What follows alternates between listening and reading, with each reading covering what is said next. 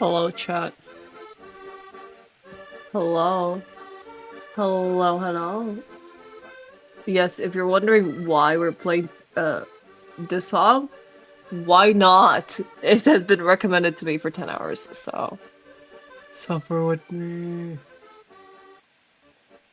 Oh, okay.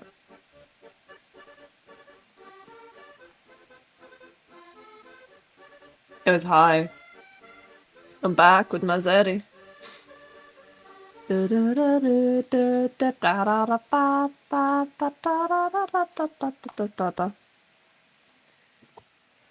my god, I love him so much. Anyways.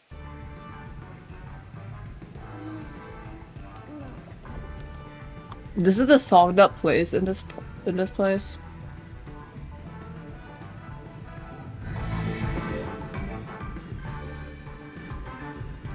Damn! Like, this is a jam. Damn. This is awesome. Anyways.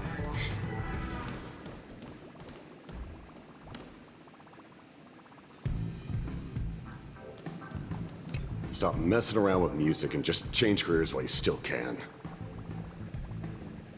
Yeah, I was. Oh, damn. He really does not like these guys, doesn't he?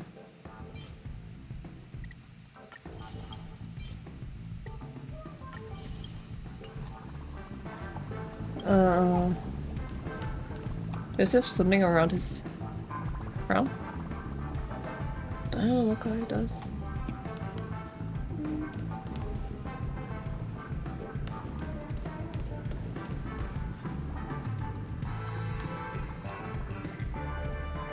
I bet Booho would be here all day if he was in Penacony. For a very long time. But just chill around here. Life isn't perfect. Yeah, true.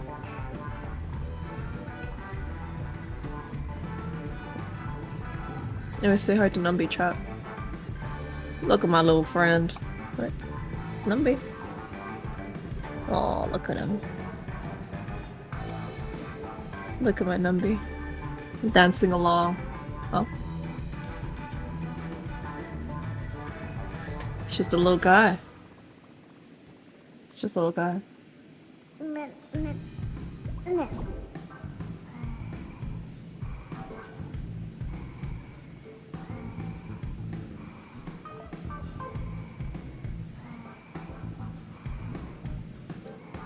Okay. Anyways, we're gonna go back to the story. Enough, cool jazz, and funk. Oh yeah! Oh yeah! A direct offensive? Or crush them from the flanks?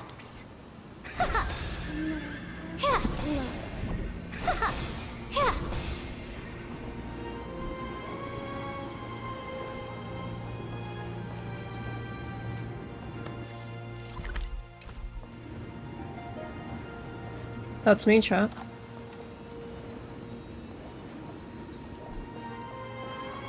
And Caster's too. Why is she here? What brightly colored annals. The journey of the Deliverer's conquest. Let me partake in it. Huh? Is this a fortress in the sky? What? We're in the Herta space station! This is the first step of my friend's journey among the starry seas. This place is called the Herta Space Station. Just think of it as a supersized grove of Epiphany. Oh, so it's the territory of that witch. She and another Antikytherian lent me a helping hand back at the banquet. Look, over there. Looks like he's talking to Madame Herta in his memory. Madam, how? Oh my god, we are interlinked. Let's go listen to what she thinks about this world. All constructed by eons and paths. Are you telling me that woman is Herta? She seems shorter than I remember.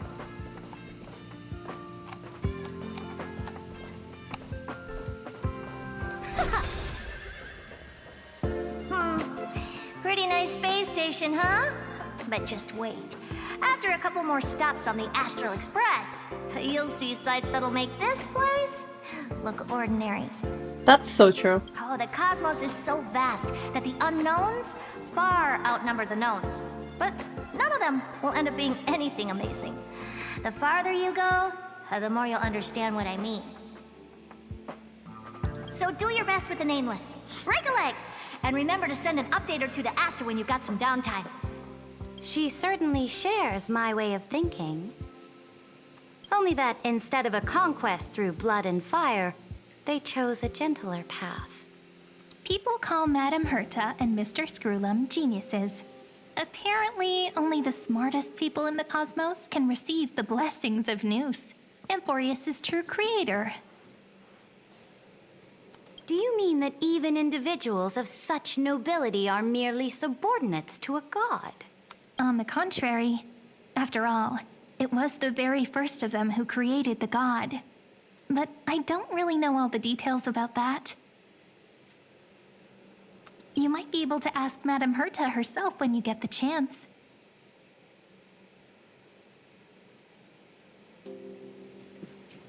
Let's go check out some other worlds next, shall we? I guess we're gonna go to the Zhenjiao. This next stop on the journey has a lot of similarities to Amphorius. A snow-covered land? Interesting. Oh no, Belobog. This star is named Eurillo 6. That name sounds so cold. Belobog sounds better. The girl we see here holds a similar station to you, Imperator. She's the supreme guardian of this world. A leader who took up the mantle of government during a disaster. I did not expect the Empress of this world to be so young. Well, your appearance isn't much older. The object in the distance resembles Nikador. Is it a weapon? No, it's called... Right! The Geological Reconstruction Unit. Just Giorios' Titankin? Disappointing.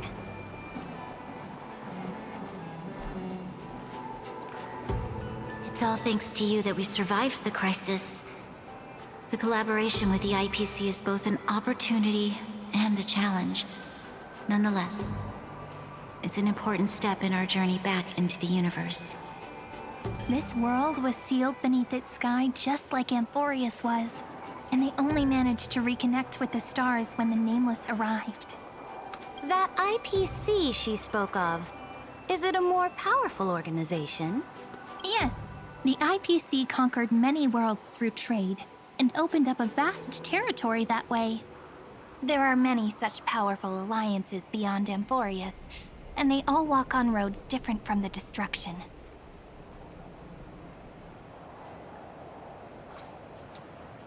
Coming back to the Supreme Guardian and her Belobog, didn't they find a peaceful way to enter the interstellar community?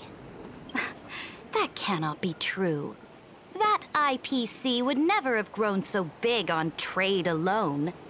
It may pretend to be a wealthy merchant with clean hands, but I am willing to bet that it grew fat on gory oppression and bloodshed. They did. Its path of conquest must have had no mercy for the weak and would have destroyed them if needed.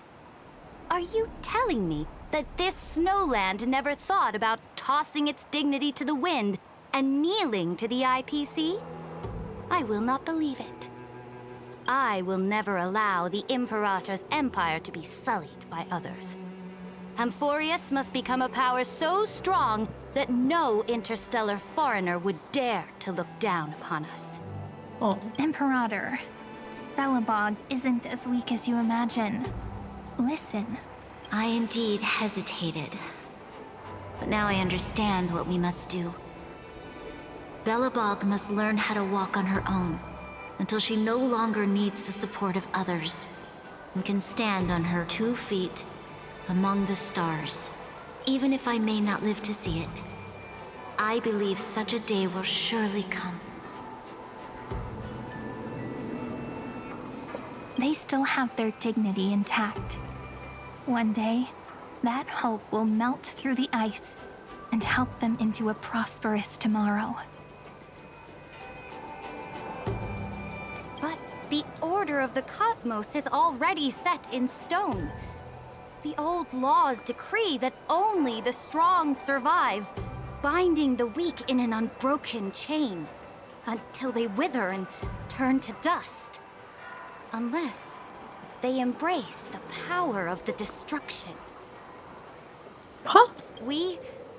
Amphorius must shatter the old law and become the new order among the stars. Speaking of the Order, another one of my friend's companions may be able to enlighten you further on that. Oh yeah. Let's go to the next page. Penacony? You said the order, so I'm like, okay. Also, can I march?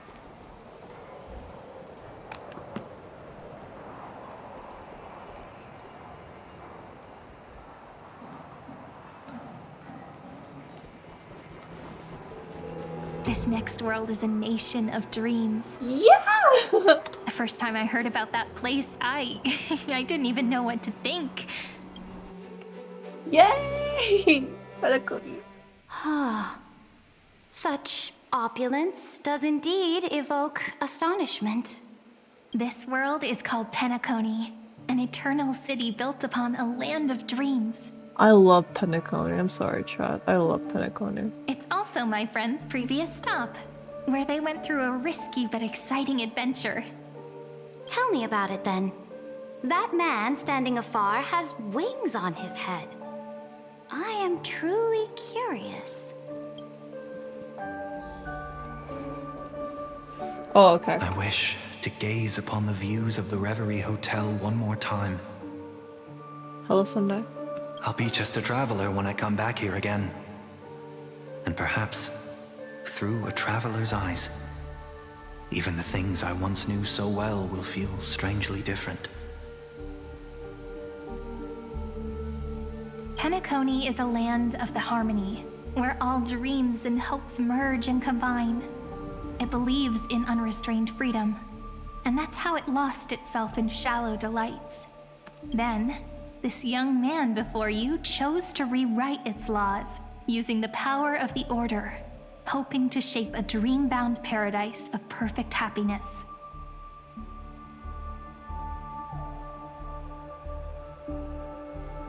Yet, the paradise of my dreams remains far away.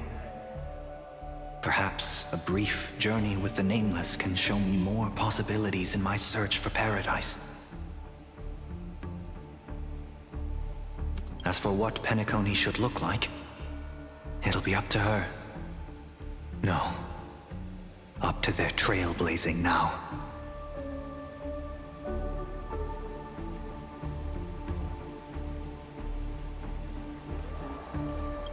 It sounds like this ideal kingdom is no more. That's right. The people chose to wake up at the end. You can't see tomorrow when drowning in sweet dreams.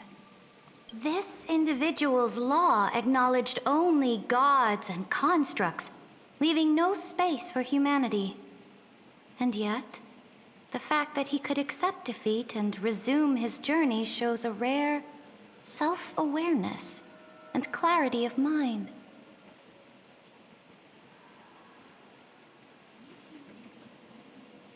You are also very self-aware, Imperator. Then you must know that the world promised by the destruction also has no place for humanity. I am indeed very aware of Lycurgus's honeyed words of deceit. I have seen enough. Take me back. Okay. Can I leave? Oh. As much as I'd want to explore more, it'll be fine. As for what Penacony should look like,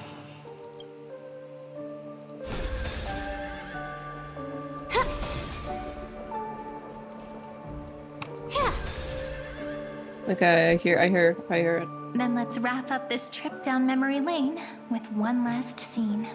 Is it gonna be her home? This absolute wonder. You're on the Astro Express? Isn't it pretty? That's our Amphorius. Our world flows and meanders in this endless band of light.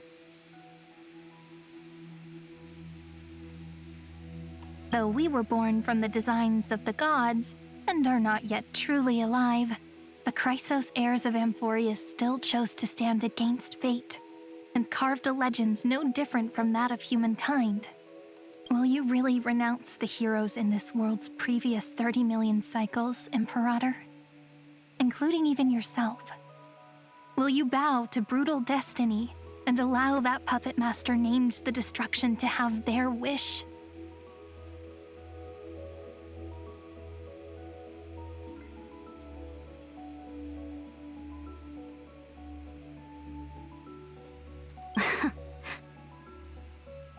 Look at these two.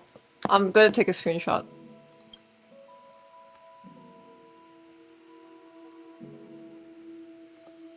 I like the little bat wings, they're so cool.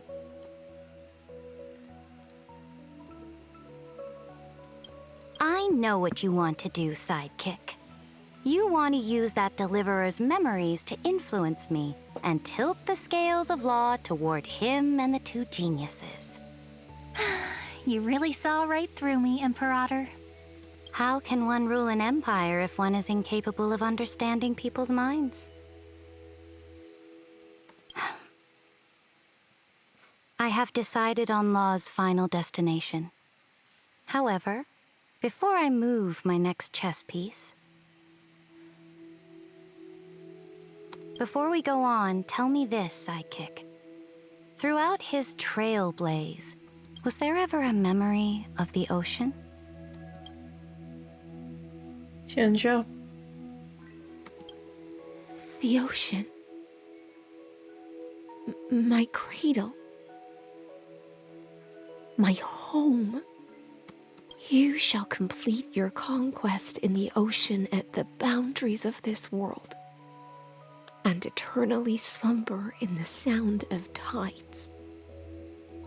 You shall eternally slumber in the sound of tides, and complete your conquest in the ocean at the boundaries of this world. Our prophecies aligned as flawlessly as a sea snake circling upon itself. An elegant loop, like a joyful hymn. Like the circulating ocean current. Like our two fates. Like Amphorius itself.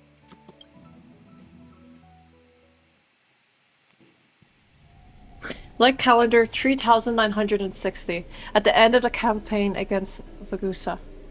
The trial is over. So tell me, who will own the divine authority of law? I won't give it to anyone. What? I am the law. Why should I give my imperial crown to any other? Both the Deliverer and the Theoros came from beyond the sky. They have no right to interfere with the lands I conquered with my own two hands. The law of Amphorius shall be determined by Amphorius's master.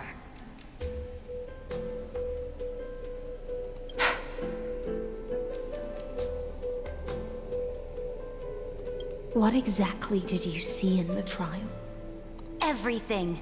I saw everything regarding the rules of this world's operation. I saw the laws of extrapolation that Theoros spoke of. I saw the ultimate protocol.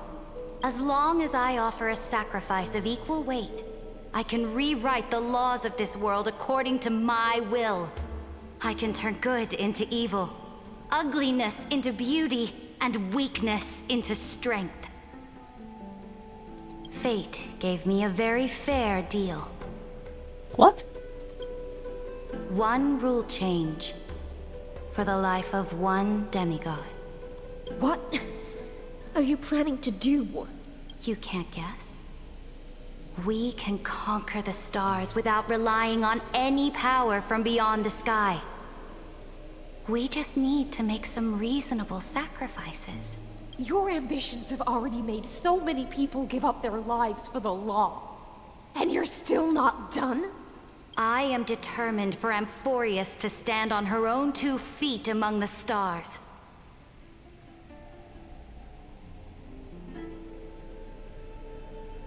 You are beyond reason. You think such a simple and hypocritical statement can justify your atrocities. There's no new without destroying the old. That's what you consider an atrocity? Ironic, for that is also the unchanging law of Amphorius's revolutions.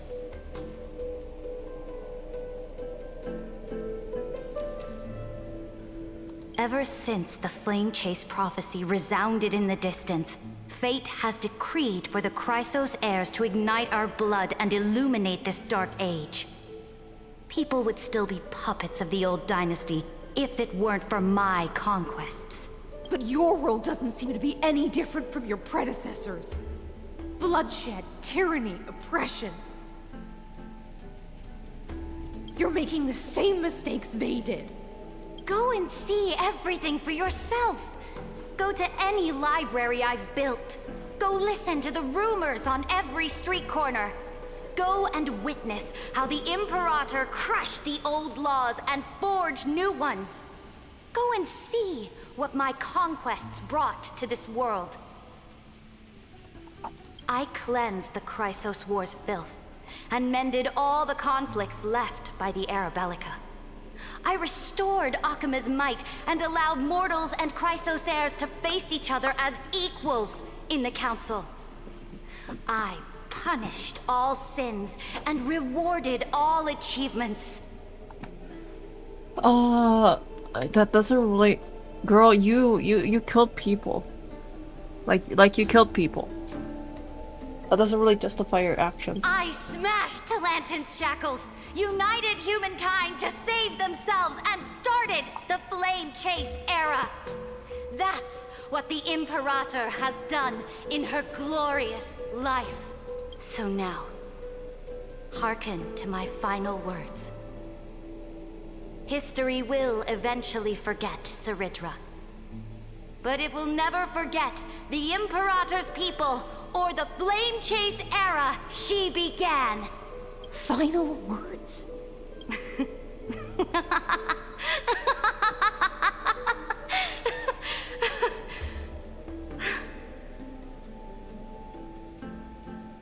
It's funny how she laughs. Amphorius is about to be destroyed. There's no time left for pointless debates. There is only one law I want to overturn to aid the final battle of deliverance. So I will only offer the life of one demigod. In the name of the Imperator, I command you one last time, Electra. Either sacrifice yourself for conquest, or pierce this tyrant's chest with your sword. Thus, I see. the Imperator concluded her final speech. There's a cat on my bed? Let's freaking go, Jack. At the end of her life, at the last moment before she stepped onto the altar, she gave her most loyal subject the choice to decide fate, just as she promised her compatriots before her very first campaign. My blood flows in you now. Heroic compatriots, follow me, and we'll seize fate's reins! My bed has no stove. Yeah. I mean, you can share it with the cat. The Imperator fell. Some say that the Dux Gladiorum turned traitor and killed her liege. Some say that she imprisoned the tyrant in a shallow pond of water, then left. Which meant the Imperator had to kill herself to rewrite the law. Like, I don't know. Chat with the cat to see if they will agree. There are countless stories about her death. All we can be sure of is when the knight left the vortex, the Imperator was still mumbling about their past conquests together, the beginning and the end of her existence. Imperator, wait! How could someone of your status come to the front lines? Let me be the flag bearer. The troops defending the pass to the west of the grove. Have they surrendered? Yo! I always loved their art.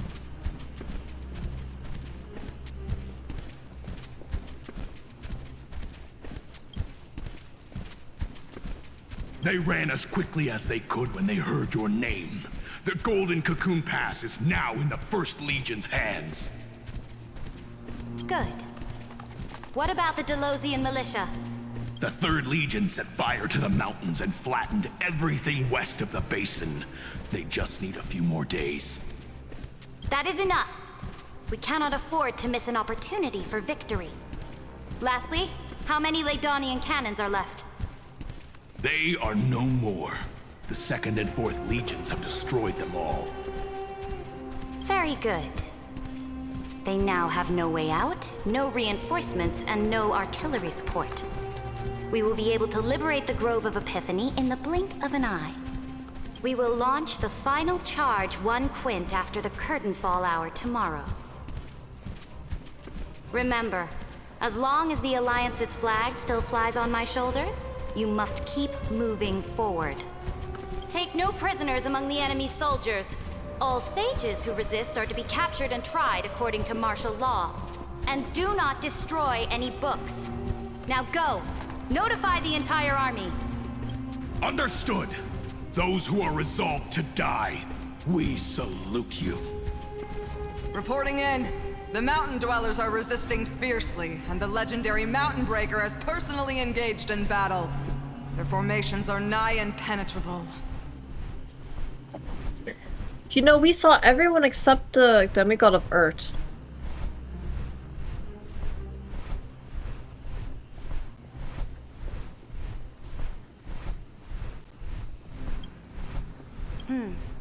Then cease our frontal assault. Send scouts to all legions and tell them to retreat into the Tritos Plains before the parting hour. What? Are you planning to surrender? It's a strategic change of plans. The seismic walking dragon is enough for that battlefield. Walking dragon? You mean that stupid beast, Terravox? What can they even do? Stupid? No. They are the wisest of all of Giorio's creations. Only they can perceive the currents of time. Let them deal with their earthly brethren. We will advance and take the lead in defeating what remains of our enemy. I will deliver the most fiery retribution for the humiliation they dealt us, and crown myself with a god-slaying wreath. Understood. I'll see to it. Those who are resolved to die, we salute you. The Temple of the Three Fates sent a letter, Imperator. They refused to surrender, and said this letter is their last warning to us. Tell the commanding officers not to launch any attacks unless they receive the Imperator's handwritten approval. Disobedience will be punished by death.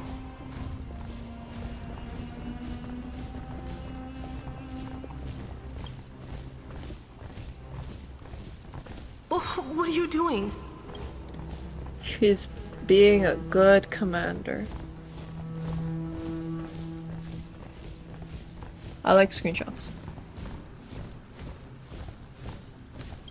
The priests of the Three Fates aren't soldiers, but politicians. Do not mistakenly believe they don't have a plan. These dying pests will wring out every idea from their brains, all for short-sighted gain. They are much shrewder than we are. I am inferior to them in that regard. They also have the prophecy to wield as a weapon, something I am not blessed with.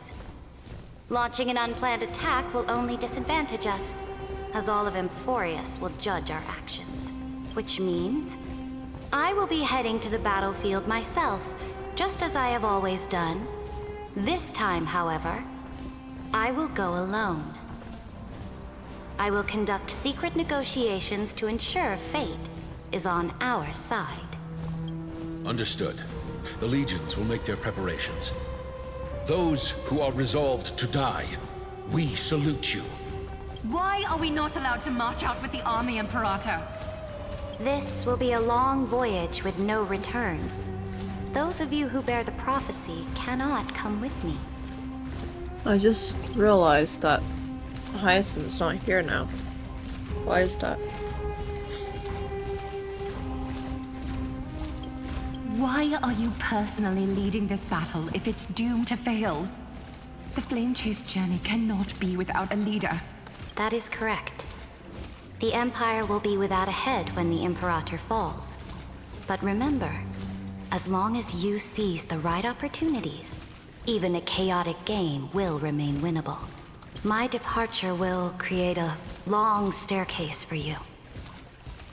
You will understand what I mean when news of my death reaches your ears. Saridra, is our journey about to be over? Destroy the old laws and forge new ones. My conquest has reached its limits within the borders of Amphorius. Since the prophecy already decreed that the Imperator would never conquer the stars as she wished, I will bow out here and try no more. More Chrysos heirs bearing divine authority will be born, and many more heroes will arise. Will they demand peace or war? Will they resist tyranny, or become the next Imperator? I do not care. The children of the future will decide for themselves. Do not mourn for me. Anyone can kill the Imperator, but the only one who can truly destroy her is Saridra. At the end, I faithfully recorded the most important battles in the Imperator's life. Her conquest was about to be completed at this point in the story. However, for some reason, a memory suddenly entered my mind just as I was about to put down my pen. It was a journey on a fantastical train. I had the honor of having a heart-to-heart conversation with the Imperator under the stars. And I asked her this question at the end of that discussion. How do you want history to remember you? As a hero who gave up her life for the Flame Chase? Or as a tyrant? She answered so quickly, as if she had made up her mind long ago. I would rather be forgotten than be defined.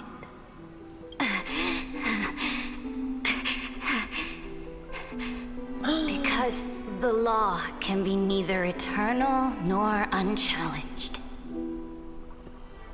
Oh. Oh, wow. Oh, wow, chat. Oh, wow. Poor Farina. Wait. Wait!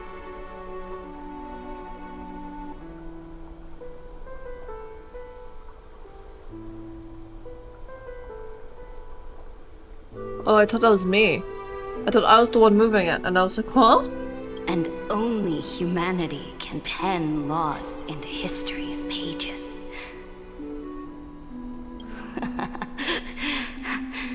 Now, I have shattered the greatest law of Amphorius. The game is nearing its end. Dux Gladiorum. Even though you killed the Imperator in the previous 30 million cycles, this time, you finally found your own law. Then, Hysealance, Electra.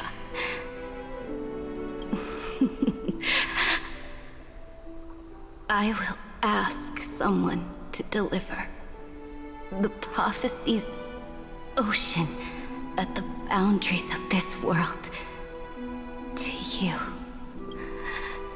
Will you choose to swim into that ocean? I do not care.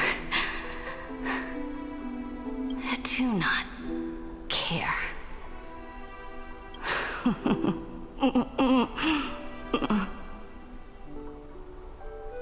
The Imperator muttered about her conquests, and news of her death spread in the city.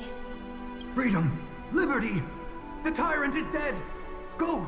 Shout this news in the streets! My people, my fellow elders, do not panic. Stand your ground. That usurper has paid for her ambition with her life. People once cheered for my ascension. And now they cheer for my fall. No matter. I am fond of applause.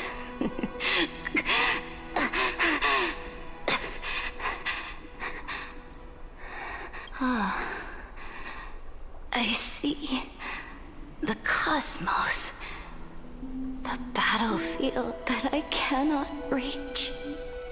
I will return in the next cycle. The stars will hear my legion's war drums. Hear the great name of the Imperator. Hear Florius's serene.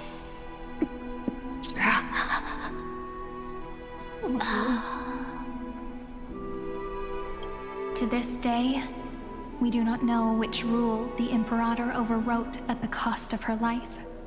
Perhaps the truth will only be revealed at the moment of checkmate, just like every chess game she ever played. We only know her death inflamed Akama. On one side of the city, those who defended liberty toppled her statues to the ground. On the other side, her supporters put themselves between the masses and her monuments, declaring loudly that the Sovereign is still among the people. It is said that golden blood congealed into the same letters everywhere they fought. It was the name borne by Akama's first and final sovereign, the Imperator Saridra. But the one who bore that name did not see any of this. Her gaze was cast far away, and the sound of tides in her ears drowned out the people's cries. What was the Imperator thinking about in that prophesized ocean at the boundaries of this world? In that shallow puddle of stagnant water, was she reminiscing about her past conquests? Or repenting for the millions killed for the flame chase? It was neither. The Imperator only saw how the surface of the water gleamed like that crude chessboard, dissected by light and shadow in the afternoon when her teacher played against her for the first time. Look at this chessboard. What do the pieces look like? They are strangely beautiful. They look like the stars in the night sky ablaze. Huh?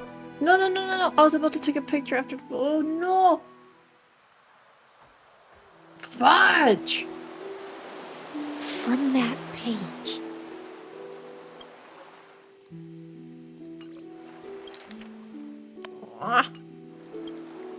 emerged an ocean. Oh, you're into Shinjo. So vast. I think. So pure. Never mind. Not a single Oh, yeah. trace of corruption. Is this Saridra? Electra, my subject.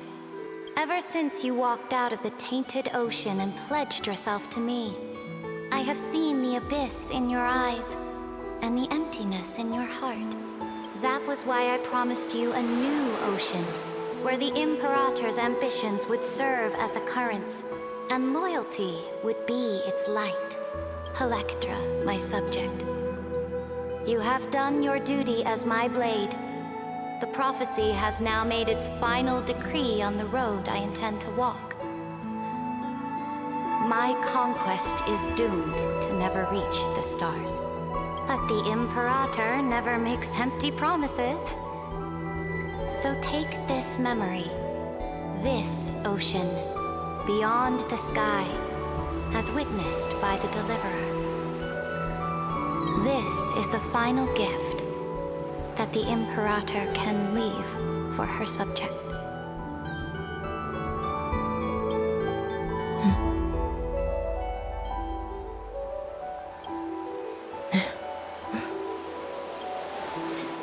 When I was still a fish in the ocean, I always felt so genuine swimming through the waters.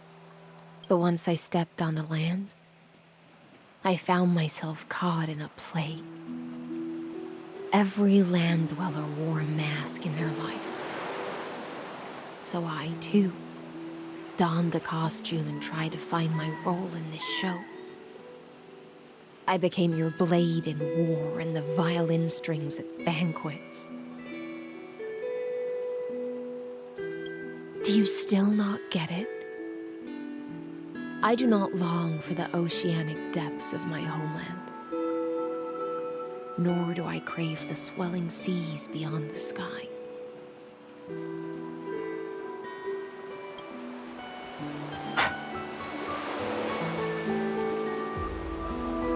Perhaps even I don't know what I want. I still don't know where I should swim to even at the end.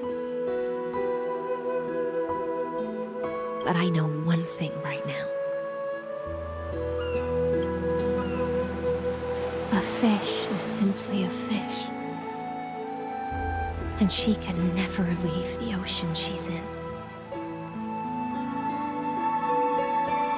But whether under the ocean or on land, we two prisoners who can never escape this cave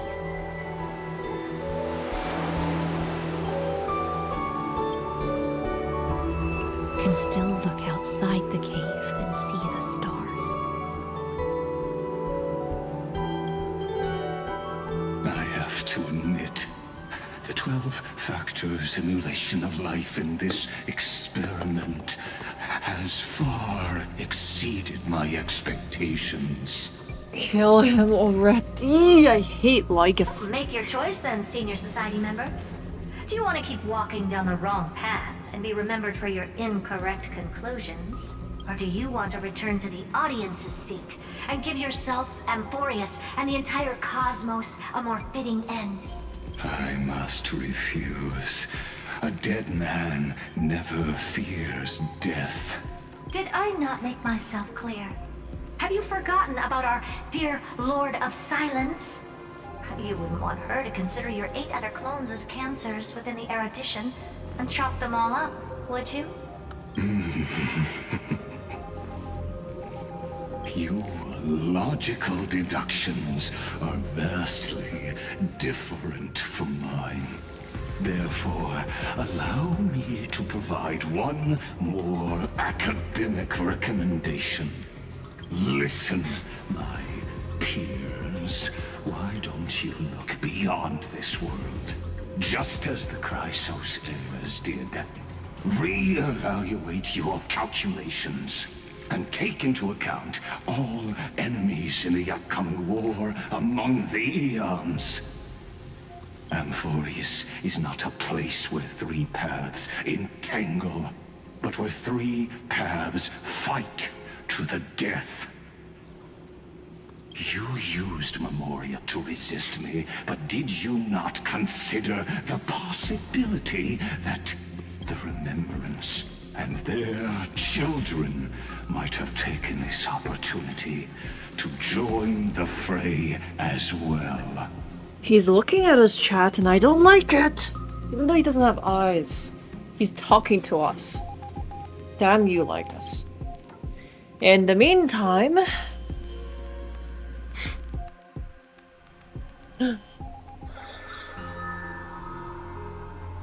Hi, hello, March. Or every night. So this isn't just silence. It's the answer. What was the last thing he said to you before you parted the waters at the Scale Gorge waterscape?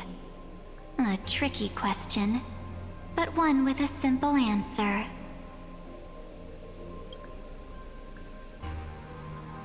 He didn't say anything back then, right?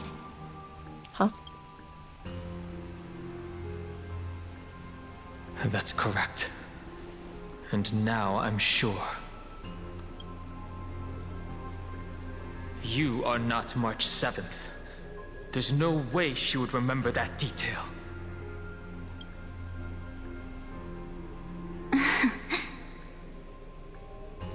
I'll only warn you once. Leave her body.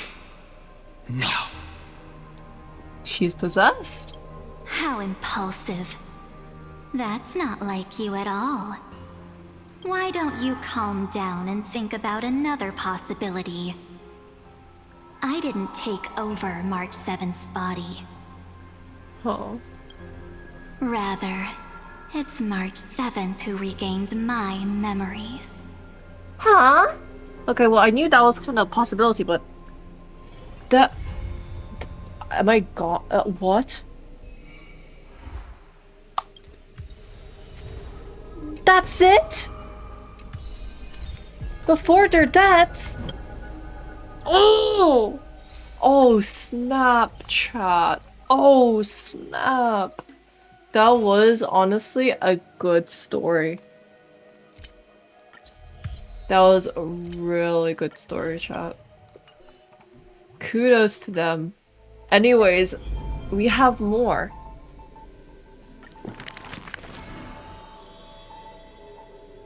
We have more now. More about...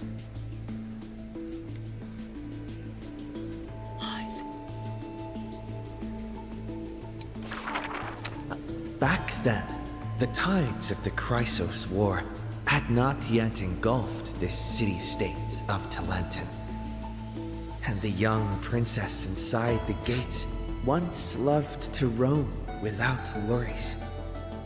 She snuck into forbidden grounds while the servants were away, but was shocked by what she saw on that day. A chessboard, a stack of pieces, and a strange woman. The board dissected by daylight and shadow, the pieces polished from rough stones uneven. Fancy a game? If you are my match, then I'll call you my friend. The stranger's voice was husky and coarse. If you can beat me, then I'll call you my teacher. The princess proudly retorted. Despite the bravado, the princess had never touched chess. The defeat made her study in earnest, acknowledging the other as a teacher. Well, first she learned the knights, bishops, rooks, and queen. Then how to defend, attack, capture, and checkmate. I have learned all there is to learn. Barely out of childhood, the princess raced into games of chess. Those who looked down on her faced many losses. Those who glorified themselves forfeited in a mess. At her prime, none could rival her at all. But she still recalled what the stranger said. My origins bring dark omens. So never tell others where your teacher is from. Then, the waves of the Chrysos War washed over the world. The Achaemens welcomed a ruler. She was deemed imperator and loved to play chess with herself. She regarded all things as pieces, whether Chrysos heirs or Titans magnificent. Before every god-slaying campaign, she thought of the stranger from her childhood, as if that woman had always lived in her mind. Isn't it lonely to play chess against yourself? The princess did not understand at the time, but now she who bore the crown finally realized the Flame Chase's beginning was like fuel being tossed onto the fire, and in the unending road of marching banners and war cries, she finally had the time to meditate. There were often jesters behind the king, curious about her past in her old city lost to time. One claimed the Imperator was cruel, executing her own teacher. Another stated the Imperator was biased, learning from an enemy hostage. Many such rumors abounded, with no origin found. No matter. That was indeed the criminal sentence I read out. The Imperator stated evenly, My teacher was an enemy hostage whom my elders had imprisoned. Her state betrayed our alliance and must be executed according to law. But she taught me chess, so why can't I chisel the word teacher on her tombstone now? when the princess personally cleaned up the possessions of the dead, she caught sight of an incomplete game on the ground. The stranger's hoarse chuckle still echoed in her ear, laughing at the eternal fate of imprisonment, and at how the one facing her was the princess of the enemy. Is this your final game for me, my teacher? The princess imagined the end game over and over. Even when she took the imperial crown, she still dreamt of the black and white board. The concealed truths suddenly dawned on her during a more difficult contest in the future. An unfinished game might be the opponent's lifelong barrier. Oh, damn. Hey, Jay. This girlie is definitely for you. Anyways, next story. You see, here's the thing. I used to read them, but now he reads them, and now I'm just sitting here like, damn, what am I here for then? Who's a better storyteller, me or the MC? I wish I could actually, like, not get him to speak, so then I could read it myself. I really just want to read it myself. Is there any way I can, actually? Huh? Why, thank you, me. I'm so... I need it! Okay. Actually, before we do that, since we are done with the story for now, speak with Cyrene. The taste of celestial Ambrosia! Ambrosia!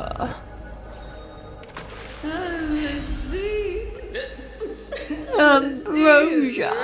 Ambrosia! Ambrosia! Ambrosia! Anyways. I'm rich! Okay. Oh, I must have enough actually. Damn. I do wonder where I can get the next one actually. Okay. Ooh, okay. Okay, let's keep reading the story stuff, and then afterwards we're going to chat. I'm finally going to get the word that nobody really liked saying for a couple of weeks before, but I'm gonna get a job. Anyways. More stories, chat. Because who wouldn't love to look at all of these stories? So this is actually my... Oh, and this is Dong. I get it now. I actually so get it now. Everything is coming in place. This is why I listen to the story. The Imperator's army stormed into the northern states for the first time, passing through city gates scorched by war. Another tyrant still! So exclaimed the angry child. The rock tossed from up high hit the girl's crown. The crowd shrieked and retreated, fearful of a ruler's flames of fury. The girl reached out, not to straighten the crown on her head, but to help up the child shivering in dread. I heard in the old laws of this land, whoever assaults the crown shall be punished. But I wear another land's crown. And your old laws should also be abolished. After many days, the gold weaver discovered in shock that wearing a crown or a hat to the side was now this land's fashion, likely to remain with the Imperator's name in tradition. The so-called heroes with golden blood in their veins all have the qualities to fight for the core flames. Who's to say this was not the gods' plan? To have the heroes at each other's throats so the divine could hide in old law's lair and laugh, play, and gloat. Who made this world a chessboard and with one stroke, one river, created the boundary between God and man? Dux Gladiorum, Dux Carminum, Dux Helcalithist, Dux Fragoris, Dux Brumalis. Heed my call! The girl stood before a mighty army with her scepter. Today, I will insist on crossing the Rubicon. Gather the might of all heroes and begin the journey to slay gods! Half of the core flames were now in her hands, and the hidden trickery titan stirred, leaving taunts.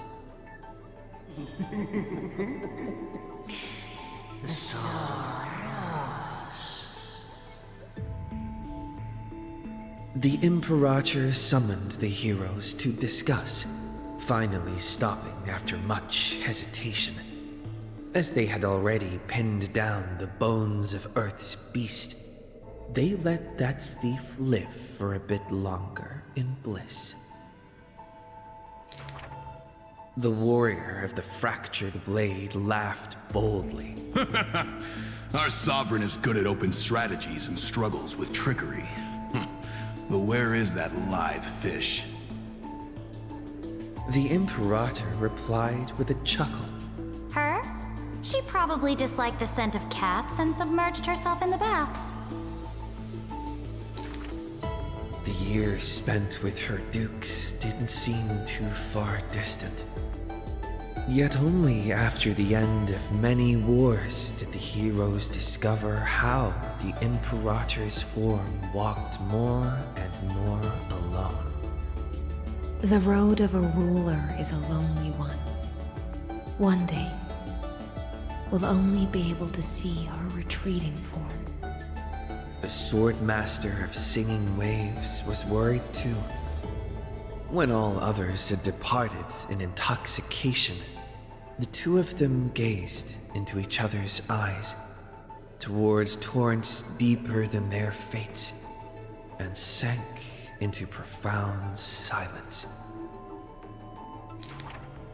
Drink one more cup with me, my dear follower. In the end, the Imperator first broke the silence. When compared to the taste of salt and blood, I sometimes miss your ambrosia. About the destruction soon to be born and the eternally occurring extrapolation, the Anti-Catherians spoke of all this in words unceasing. So this is the old world I must fight against. The girl's expression bore no sorrow or tragedy. Instead, she looked more solemn and ready than ever. Whoever stated that two kings could not meet face to face in chess? I am the sovereign of Akama. I once faced the gods. So what do I have to fear about the laws hanging behind such gods? I will chop up the old laws and let them be firewood for the new. No matter the cost. That was the Imperator's lifelong conviction. Never changed, always persistent.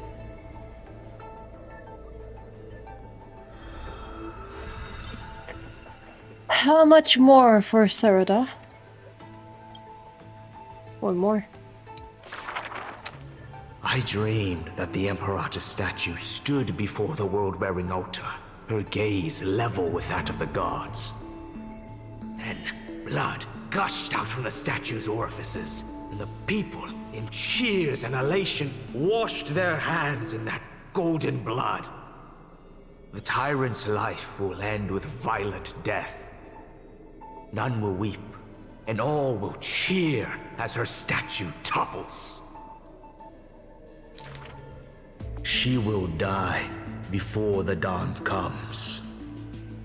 A vengeful aristocrat, one whose title was stripped by the Imperator, thus spoke. We cannot agree with your excessive deeds. You have imprisoned Trebios' split selves, demanding that divine authority regress into the ruler's mouthpiece. We will reveal your future with the prophecy, and tell in truth. Your crusade will indeed be a smooth path, yet in the same breath, we see omens of your death, a demise in an absolute pure darkness. Even so, please excuse us, as our eyes continue to be drawn to your crown's flames. Dux Futurum. We don't exactly hate that name. In the name of Yanasopolis' priestess, holy maiden, and oracle, thus spoke the Imperator's Dux Futurum. Allow me to remind you, your life is now on a countdown with the fall of law. And Fuck you, Lycus! will become law. I must confirm, is our deal still going strong?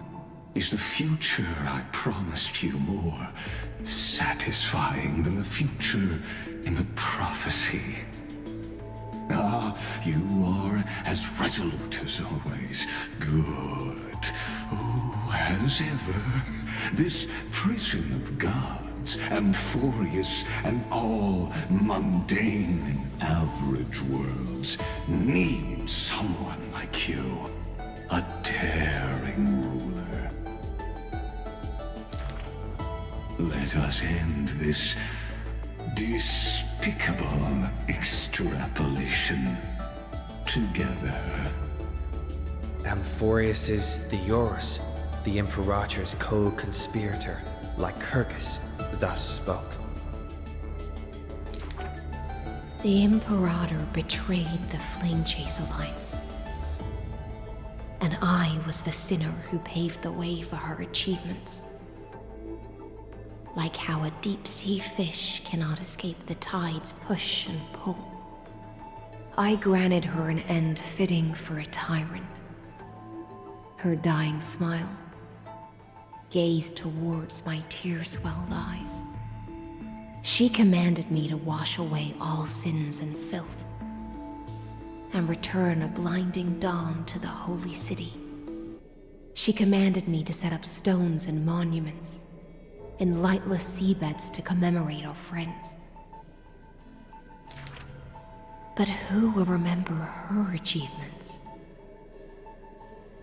I will rest with her in a lonely song. Electra, the last heir of the ocean, who played music on the waves alone, spoke thus. Please record the truth of my life, dear author.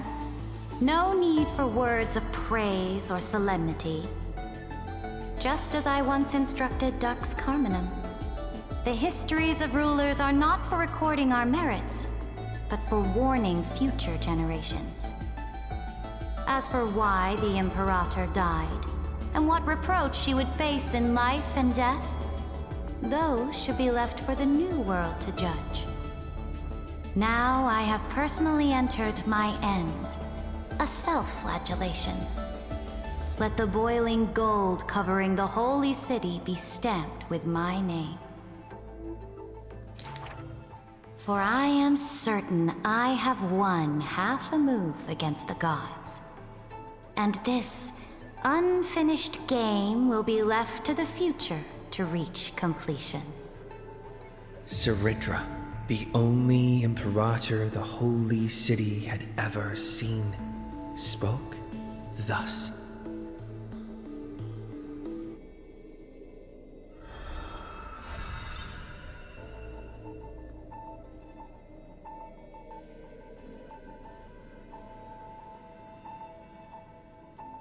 And we are done with the monarch.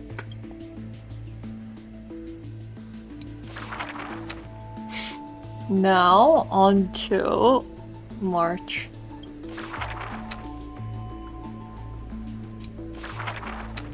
My friend, have you heard of the rosy celestial maiden? Whether in a corner of the archives or in the depths of a cave, you can always find legends about her. She had hair like a rosy pink dawn, and a smile that could thaw the most glacial ice. Some say she was Nikador's nemesis, while others say Nestia was infatuated with her. Oh, mysterious and beautiful celestial maiden, how I wish to turn into a slate, forever etched with your tale. Many claim to have seen that celestial maiden, either in the half-remembered dreams of early morning, or in the gossip and whispers after supper. She once whispered in my ear. She once saved my life. She gifted me an ice crystal! Her worshippers recite her deeds, even writing some into family teachings. Curious poets ask up and down the land, only to find that the details of these encounters are difficult to recount, even for the witnesses themselves. In the entire holy city, there are none who can provide proof of her existence. It is not known since when the Celestial Maiden was always mentioned together with time. People recite her name during prayer to beg for miracles to appear faster. It is said that even in the selection of priests of time, girls with pink hair are preferred. They still didn't pick me! Ugh, maybe I need to go dye my hair. The brunette candidate was upset, but the examiner responded with a smile. Don't forget the Healer of Twilight. Has a head of pink hair. She's a descendant of the sky. Scholars and poets discuss at length the origins of the rosy celestial maiden, but all mothers tell the same tale. That princess came from beyond the sky. Her shooting star, like crystal ice, pierced the fog of the Vale of Evernight. She made friends with the Titan, and whenever the month of Evernight descended, they would meet again. The children loved that tale. Therefore, as the moon turned and shifted phases, the story became true. But someone always questions, unable to read the air. There are no worlds beyond the sky. So how can the rosy celestial maiden come from there. Rosy celestial maiden, a world beyond the sky. The reckless adventurer takes out the photo stone, claiming it is the true work of the rosy celestial maiden. The citizens laugh at this tale, with few accepting it as true. After all, long before the guests beyond the sky arrived, the legend of the rosy celestial maiden had already covered the world. So, my friend, have you really heard of the rosy celestial maiden?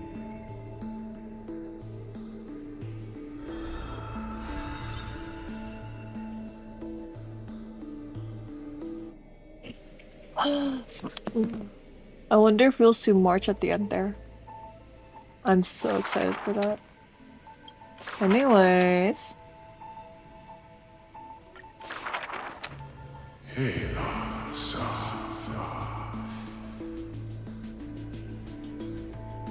In the years spent wandering the earth, the giant dragon always remembered the Titan's words for their worth.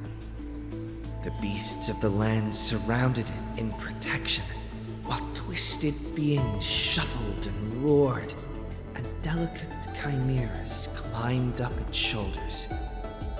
After, the tiny humans came into being. They dashed alongside the giant dragon, then, in the blink of an eye, disappeared across the land.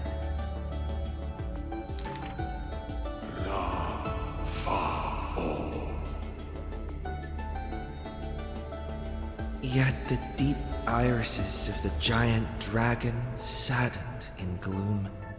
The ancient creature saw, earlier than the Titan did, hidden in the deep ocean, the incoming doom. The giant dragon recalled, at the moment that strife was born, the chalice of plenty sighed, and the heretical tide spread from the seabed. Bearing their bone-gnawing pain and agony, Giorios tightened every fiber in their body, no longer hearing the call of their creations clearly.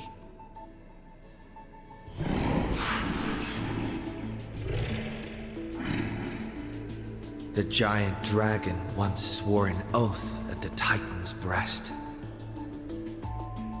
And now, the dragon silently turned and departed, leaving the plateaus and mountains of a secluded world and entering the bustling cities humankind crowded.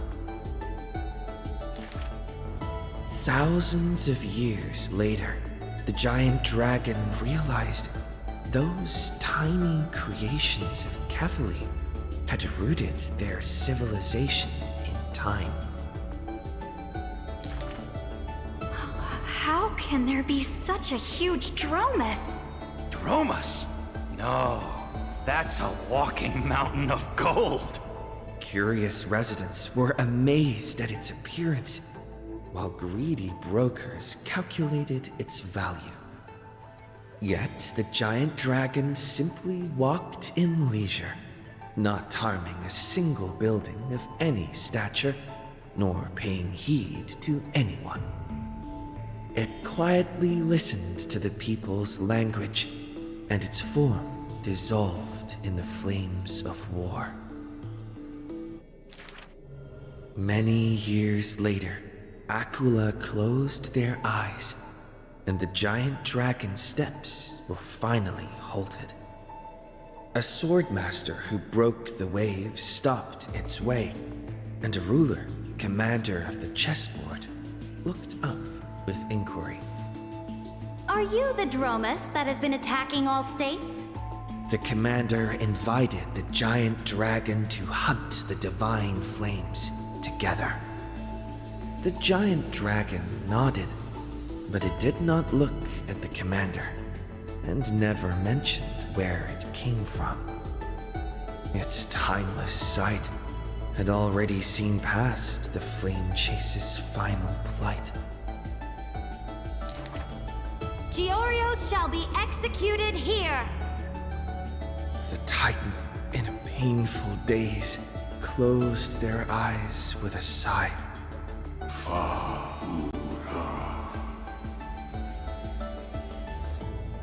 Suddenly, the mountains shook and the land cracked. The wounds dealt by the black tide, once mended by the Titan, now tore the land apart again. The calamity of lands asunder. Who should shoulder such a duty? The giant dragon sunk into the earth in answer. For the earth was the breast of Giorios, and the dragon's birthplace. And from that day forth, Amphorius had a new legend of how a giant dragon collected the broken lands and once again made the earth whole. Oh.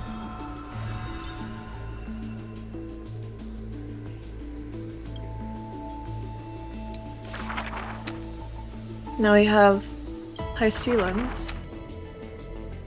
After doing this, I'm going to try out High Sealands because I haven't yet. When entering the Flame Chase's currents for the first time, all the Swordmaster saw were colorful fish. She had already experienced the Imperator's dangerous games. She had long grown used to the giant beast's silent face. Carminum's charms and Helcalithist's gentleness warmed her like a spring breeze. But as Fragoris missed his throne and Bramalis debated with joy, she was sometimes at a loss. Occasionally, the Swordmaster would sink into hesitation, and even that messenger of fate could not get her to laugh. Till one day, a golden trout's bubbles floated into her gloomy waters. In that holy city where golden figs grew, the messenger of fate led to her a maiden dressed in glamorous gowns. What kind of clothes are you even wearing? The girl snickered behind her hand, while the messenger pulled on her sleeve. Aggie, don't be rude! Such hubris, delicate fish. Are you not aware that there's food on your face? The messenger's eyes opened wide. Aggie, you've been snacking behind my back again! Exposing me like this. I'll get my revenge. The girl ran away in a fit.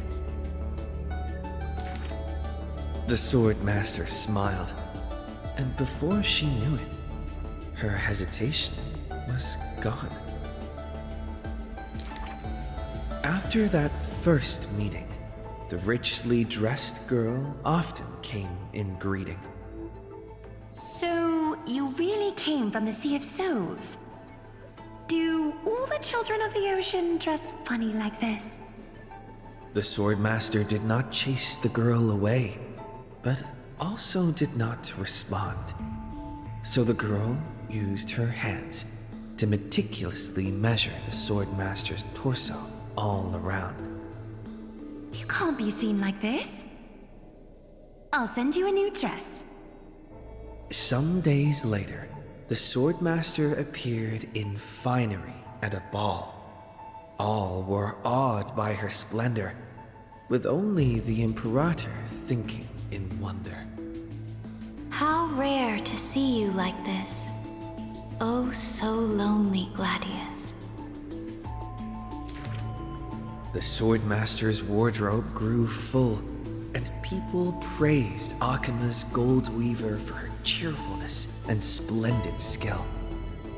But only the swordmaster noticed that the smile on the girl's face gradually faded as the flame chase progressed. The calamity of lands asunder added to the girl's weariness.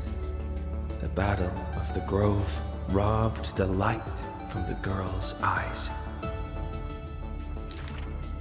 Yet another feast arrived where the gold weaver was absent. The swordmaster donned the most majestic garments and gently knocked on that door shut tight. The singing voice of Dux Gladiorum hailed the prelude of the feast. Guests clamored and cups clinked, and only the gold weaver had no thought of enjoying the ambrosia. Who would have thought? I've sunk so low that I need you to comfort me. She gave a bitter chuckle next to the bonfire. You were as gloomy as the bedrock of the ocean when we first met. The swordmaster held a tall chalice containing liquid pure, reflecting their two faces. I remember you were once curious about the stories under the sea. Then allow me to use my songs to reveal the past known to none.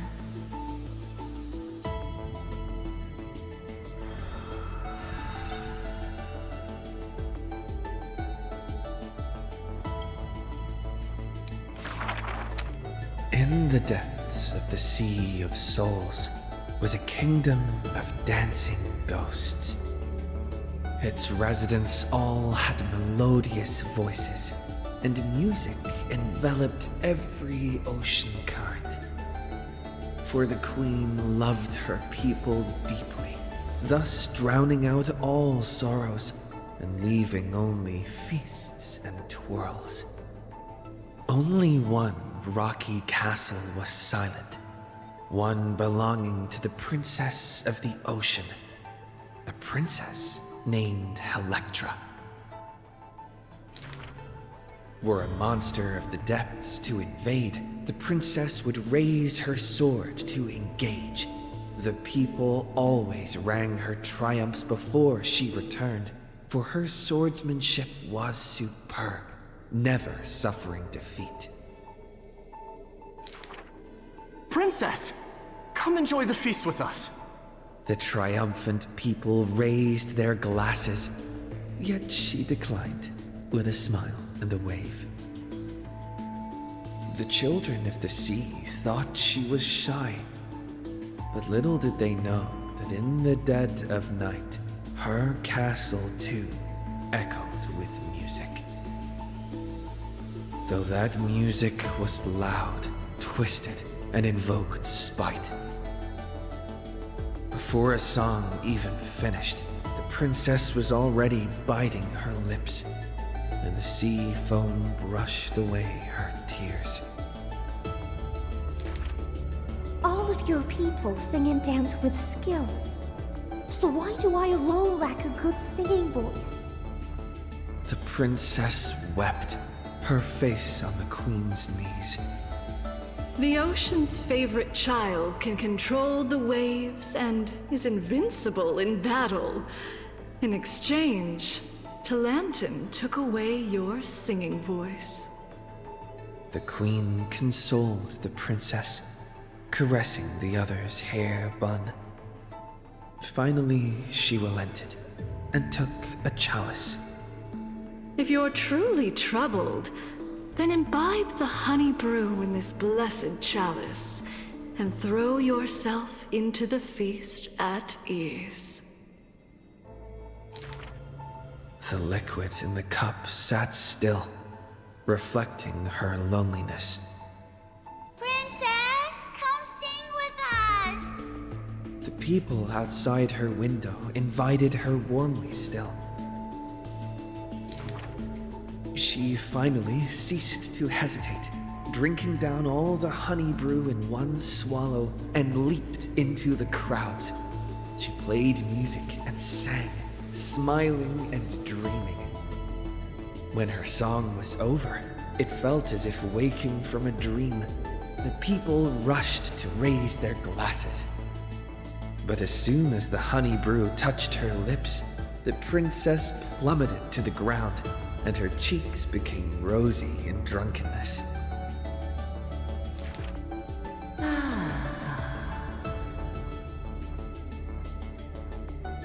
The whispers of the ocean filled her ears as the princess fell drunk again and again at the prelude of a feast.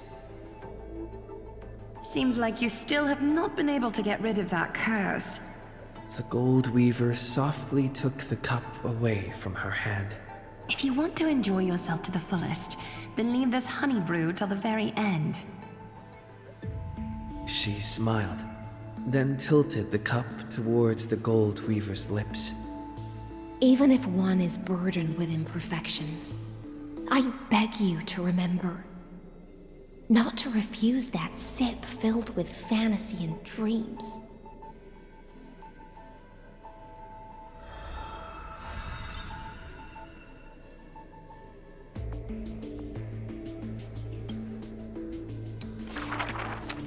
She returned home after many years.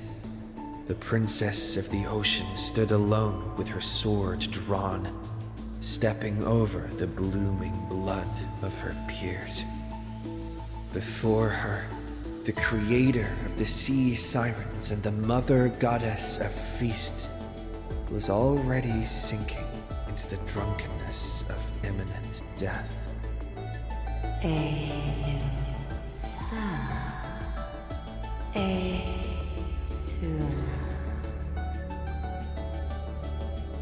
When the blood pact of the law won over the ocean's core flame, the sea siren once again lost her melodious voice.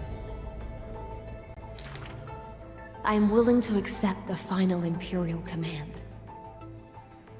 But it is a pity that our feast was ultimately a mirage. The deep sea became a silent place of dwelling. Hugging her knees, Electra locked herself in. Savage and fearsome monsters swam past her, but none dared to interrupt her tragic dream.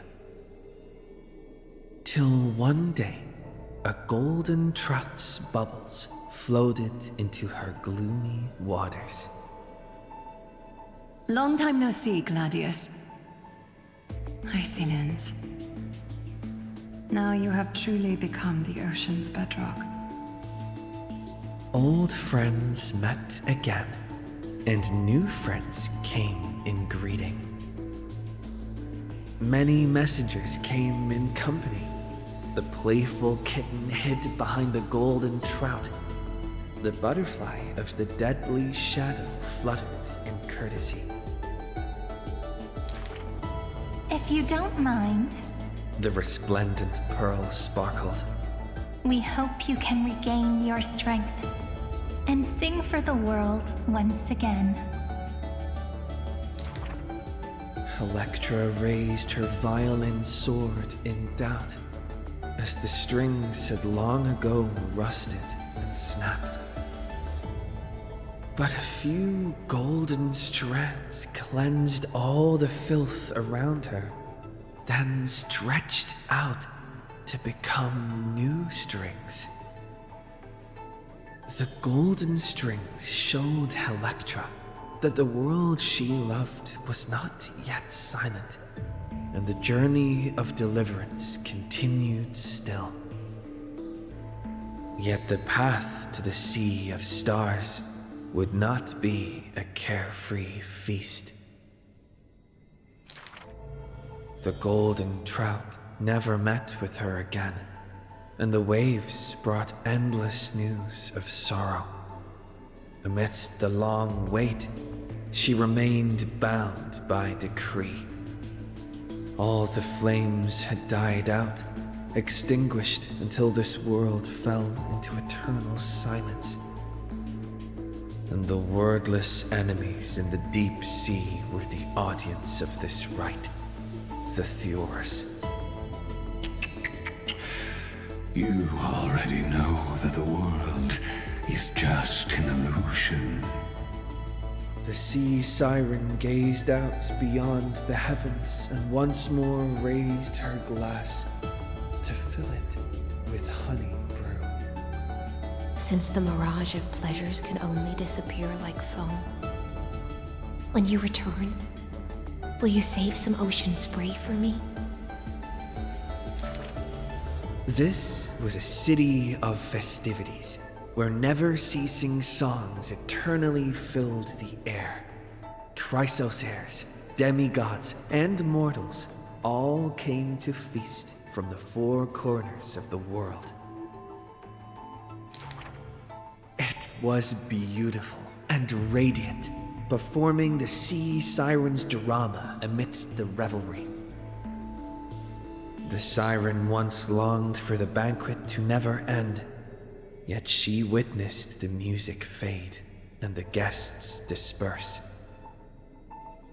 As a fish, she was destined to drift with the waves, whether amidst the surging tides of evil or immersed in the currents of the starry sea. Until a millennium later, when the fish from beyond the sky finally took their seat. I enjoy banquets. How about you, little gray fry? Aww. That's so pretty. And we are done? Yep, we're done, chat. All done for now.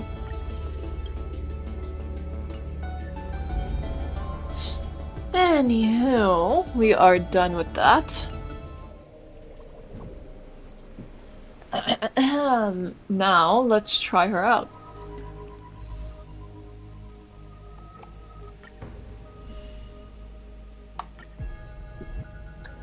Physical nihility. Is she the first physical nihility, actually? I'm surprised she's physical, though. That's the thing. Activate zone, inflicting additional DOT. Ah, of course. Of course.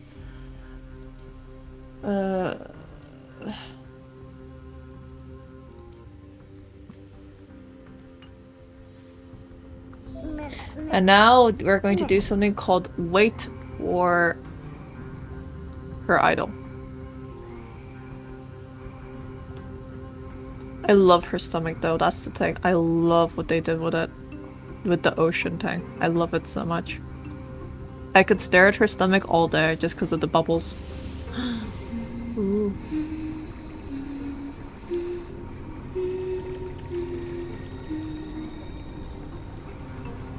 Ooh. She's so cool. She's so pretty too. Pretty women.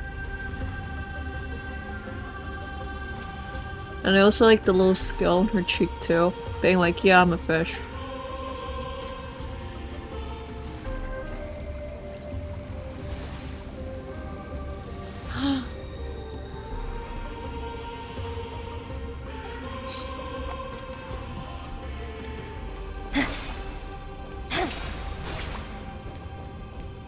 Any fish taken the bait? Huh? Any fish taken the bait? What does this do?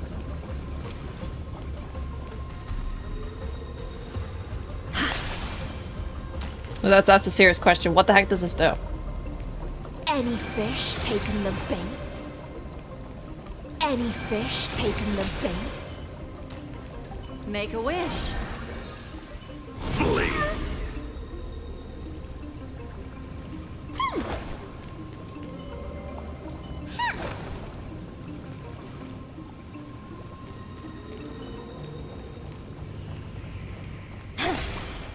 Easy now. Let it swim a little closer.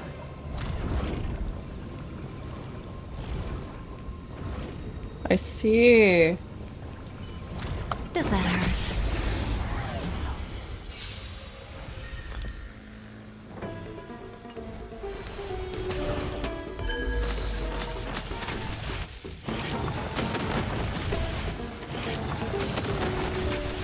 Oh, damn. Well, see ya. They're already trapped in the tank. Good times never last. Time to say Time bye. to say bye. Boom. Mind the matter. Such mercy claimed. Just in time. Stay here and listen. In this endless revel of the abyss, your cries rise. Ooh. Relax. Western Drift. Damn.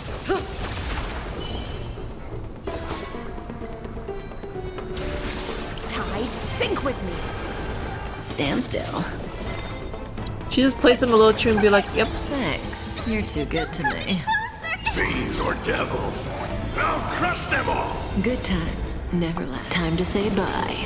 She's a pretty girl. Boom.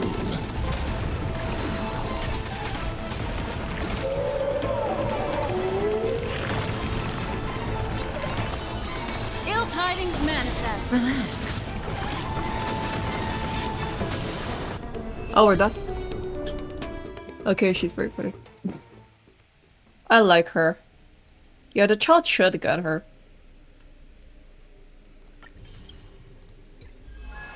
Oh yeah, and we should do this chat. Ooh, we got a new tank. A wallpaper.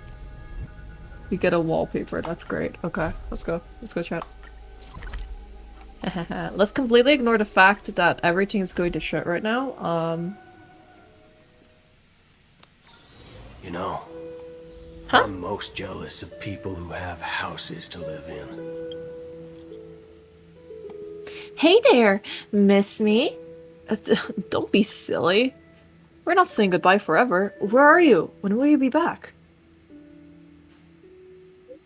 Looking for little me? Bet you're wondering where I've disappeared to, huh? Well, the trick is a little bit of magic. I worked some fairy magic to leave this message in Isis Elysiae before taking off. I won't be back for a bit, and I hate for you to feel all lonely without me. But don't worry, our memories are still here scattered around as these Elysiae. Oh, and I left you a letter too. Go check the Sacrament courtyard.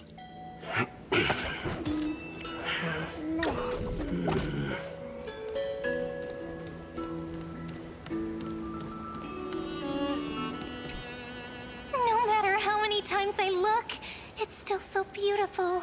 Ah, it's good to see you. Come take a look. Want to see the treasure of Ides Elysiae? Treasure? Right here! Look closely! Isn't it just beautiful? Oh, look at us together, chat.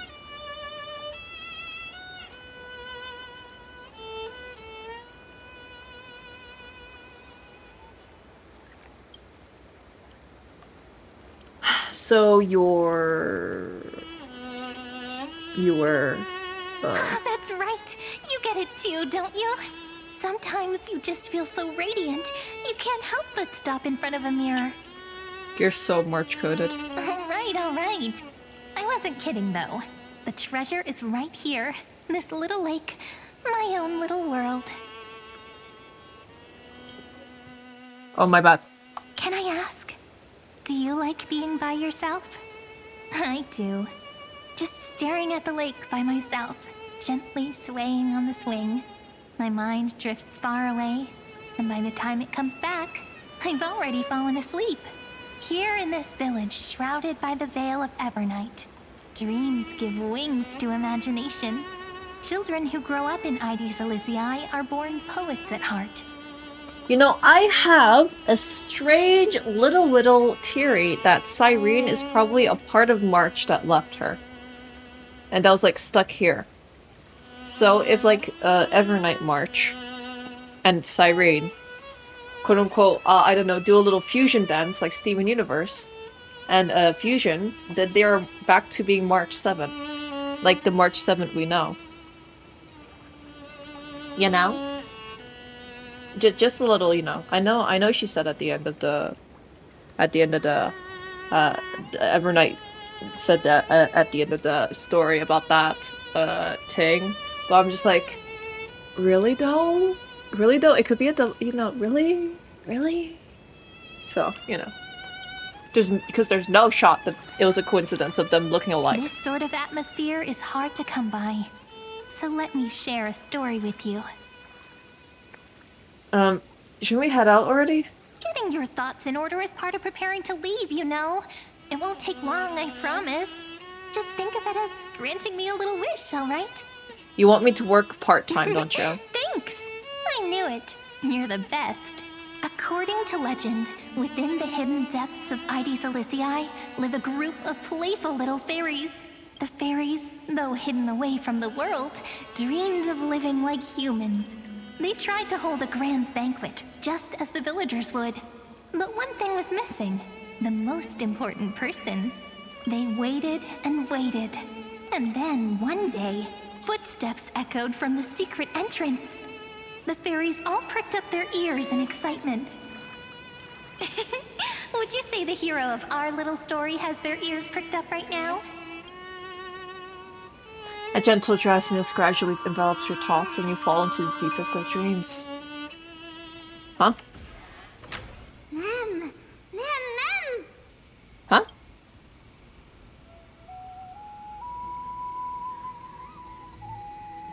I'm reading the story? Incredible! The hero has uncovered the essence of the world, and even spoken a line that's truly beyond expectation. But I must remind you, taking on the narrator's role is against the rules. Chief, over here! It's really the hero! The hero that Rini found for us has finally arrived!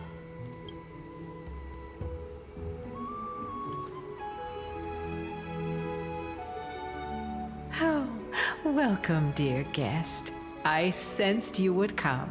When the wind chimes in the leaves rang for the 24th time, and the pink butterfly amidst the honey flowers took its 4th flight, I was certain the honored guest who will save the Membrance Maze has finally come.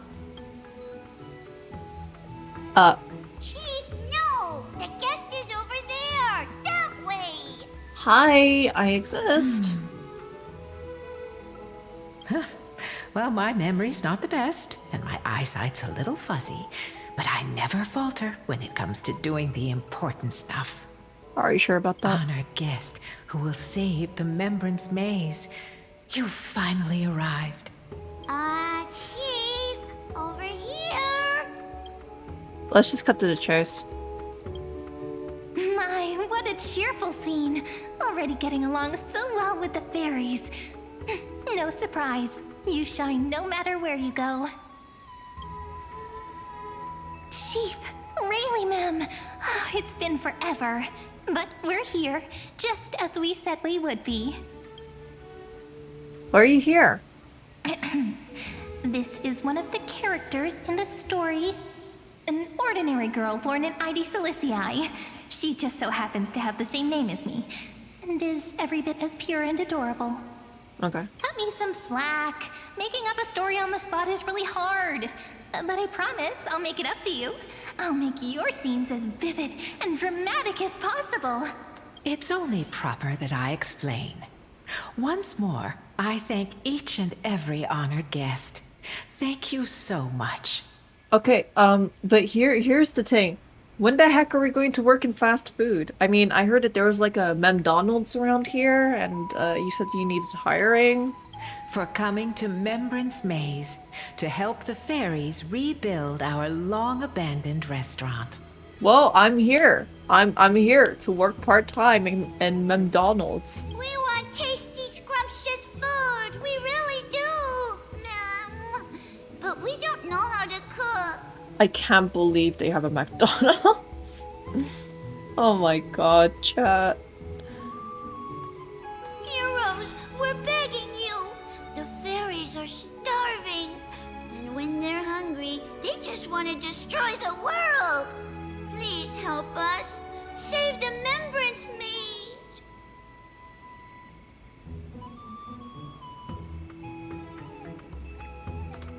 I see, so this is the saving!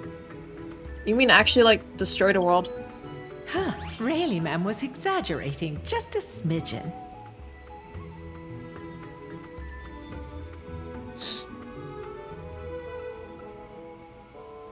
Anyways.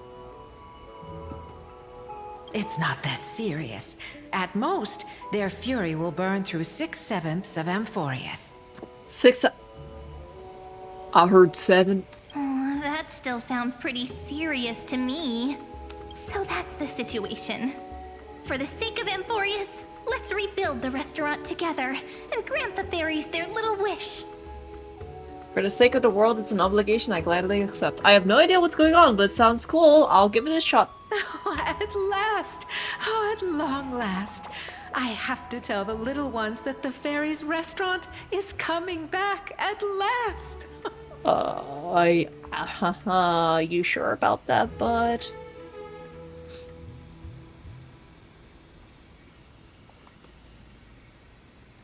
Let me lead the way. Come on, I'll take you to see it. The little restaurant in the maze has a certain charm all its own. This way, this way! Everyone's already setting things up. Everyone? Red tomato and oh, we're actually doing it. We're actually... Oh my god, we're actually doing it. We are actually doing it. We are actually going to McDonald's. I mean, Mcdonald's. It's Mcdonald's, chat. Okay? Okay, don't be scared of me. I won't bite, mostly. Okay, why in the hecky are these two here? Managing this place is bound to be full of endless, trivial responsibilities. Do you really intend to personally shoulder the leadership role? I already accepted the invitation and arrived in the fairy's home, so it's only right that I personally see to things. Otherwise, by avoiding my duties, wouldn't I be merely posing as Imperator? Huh? Where are these two here? I believe they need no further introduction. Aglaya and Saritra are prominent figures with great expertise in managing teams. Word had reached me that Cyrene found an excellent manager. Seeing you today, I must say, you do have a noble bearing. Girl, are you complimenting me? Hey, this is not her. I, leader of the Akama Alliance, Imperator of the Holy City, shall serve as your restaurant supervisor. Should you have any questions about management, feel free to come and ask. I actually cannot believe we're doing McDonald's. As for assembling the team, I planned ahead. If my timing is right, those two should be back any moment now. Is it Treeby Cypher? Right on cue! We found lots of fairies willing to be waitstaff, and Trian's onboarding them as we speak! Oh my god, it's fuck-ass Kevin. I'm so sad. The trial menu is ready too! Don't worry. These are all my best dishes. There won't be any issues. You made these dishes? Treeby, Trinan, Trian, responsible for our delivery service, and also great mentors for the team. And of course, Finan, our good friend who insists he's a fantastic cook. He's acting as the restaurant's provisional head chef. Think I can only rustle up provisions? No way. I make proper, serious dishes. If you don't believe me, I'll show you what I can do. Right here. Fine. The fairy waitstaff are all itching to start. No point in delaying. Time to test the results of everyone's training. What? Oh, things are going even smoother than I expected. Since everyone's ready. All right, let's start the first day of operations. It's all up to you now, manager. Girl, you went through like being in a battle thing, in a war battle thing. You did that too. You were enslaved and you're dead. Okay. Reporting to duty, miss. Oh, Jesus. Oh my god. Oh, I'm already...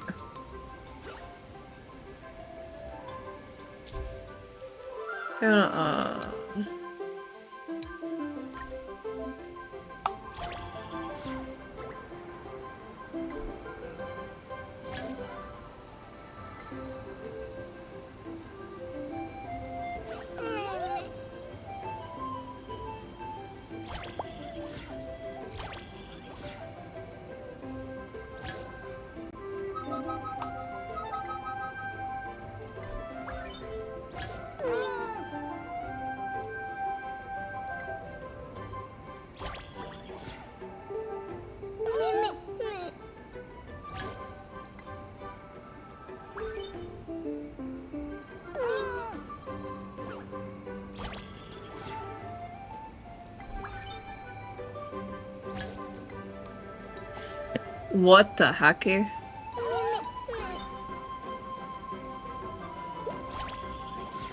Got your wallet with you?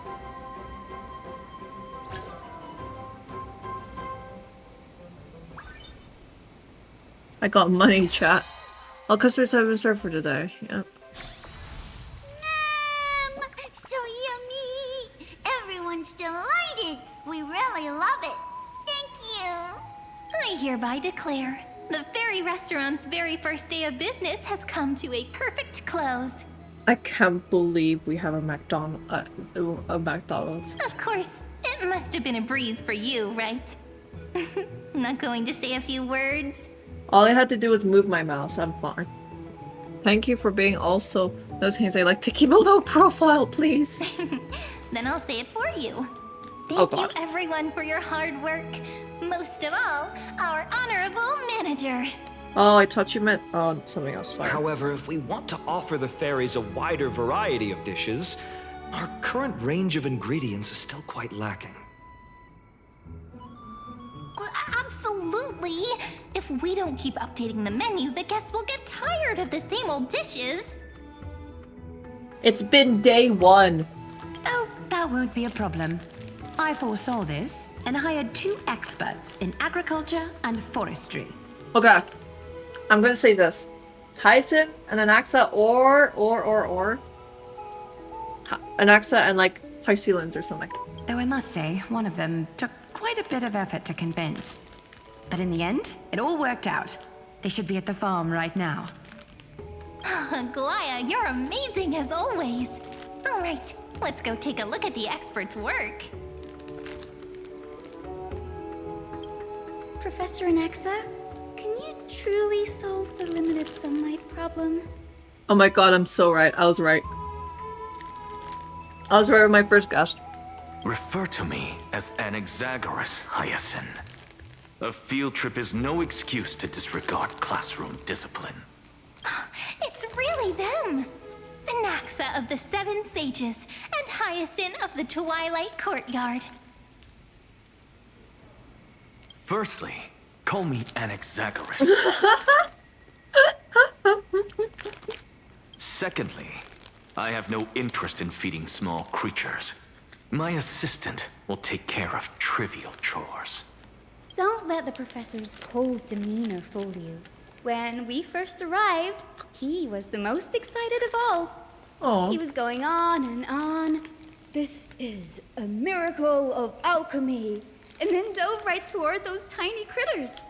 Honestly, I was worried he'd toss the fairies into a matrix right then and there. Oh, he was adorified. I wouldn't go that far.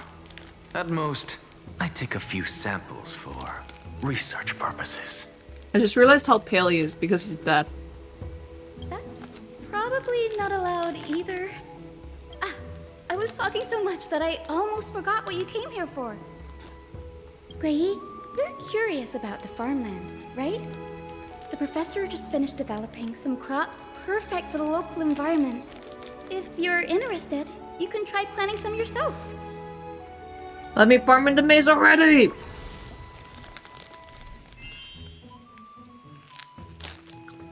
Growing crops for money.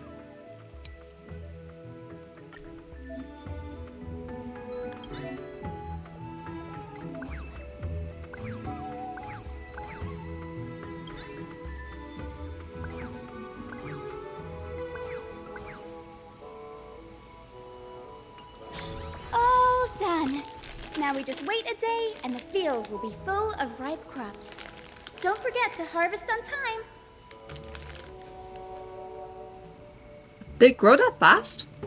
Given that these 2 are experts from the Academy of Reason, something this trivial should be no trouble at all for them.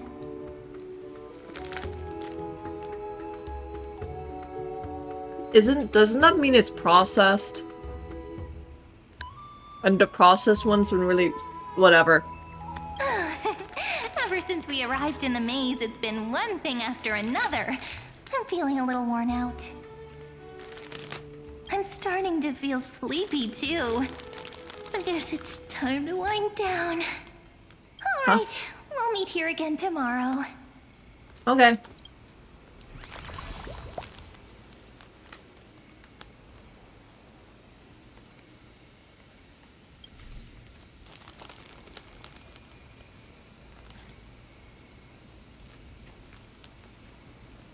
What the heck? I'm eating popcorn, bro.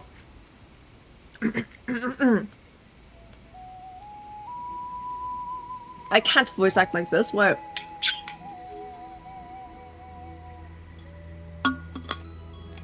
I'm only eating because they're eating. Little Gray, hurry up! Look at the fairies already lining up outside the restaurant. Mom, why isn't it open yet? I'm growing furries here. I can't believe our soft launch is already such a hit. The crops in the field should be ready too. Now time for to go all out. Killers. Looks like our head chef can't wait to get started. Why don't we open for business now? Let's not keep the fairies waiting. All right, let's do this, chat. But before we open for the day, I need to confirm. What's your vision for the restaurant's views? As the supervisor, I'll need to plan accordingly based on your direction. Up. Okay. I can do that high. A plan? I don't get that stuff. Isn't it enough for if more fairies come to eat? If we're talking traffic, we've got two approaches. Run discounts or boost table turnover. Each one puts different demands on the team, and more customers means more management pressure, which is not always a good thing. A long-term goal really would help. Mind picking a direction for us to aim toward? Become a Michelin 3-star restaurant. Now that sounds fun. Everyone working together, overcoming challenges to raise our rating, and become the most beloved restaurant in the end.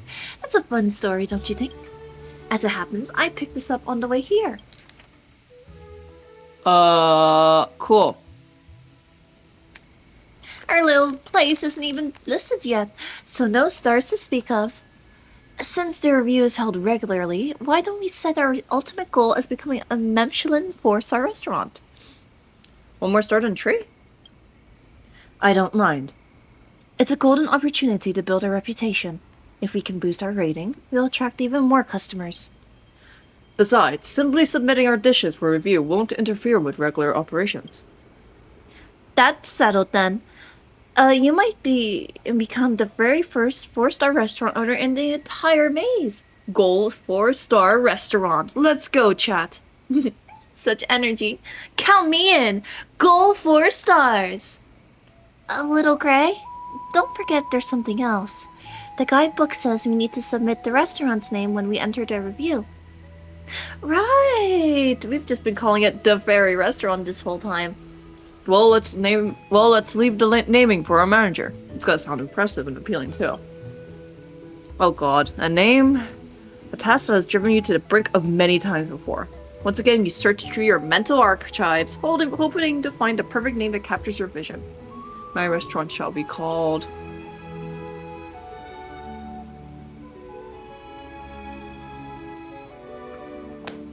I love custom name too. Custom name too. My dear subjects, all considered silence a virtue. Seems I should learn from them this time. Well, if that's your final choice, make it official. I'm going with custom name too. Got it. From this moment on, the restaurant shall be known as Custom Name 2. The gourmet review will be held after closing today. Until then, everyone focus on boosting our revenue. If we can't even meet our baseline becoming target, showing up for the review would just make us a laughingstock. Oh, and one more thing. Our mission is to serve the fairies great food. That means our dishes must remain front and center. If we keep arguing, the fairy stomachs will start growing. Let's save the rest for after we open the doors. We'll be counting on you. Now I hereby declare a Custom Name 2 is officially open for business. Before that, I'm going to eat popcorn. Okay.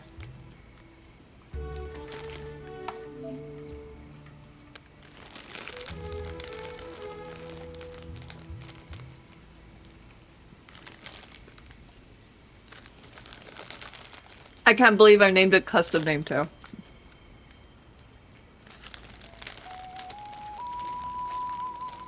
I'm eating everything, so then I can have my yeah. Mm-hmm.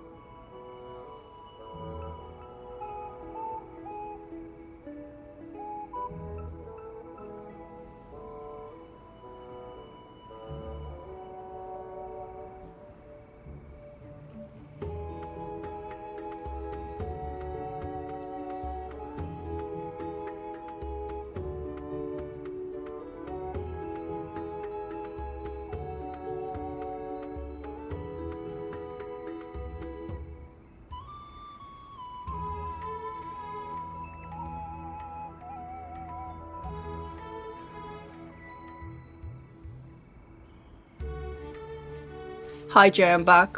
What's up? I was eating popcorn. That's why I'm muted and not doing anything.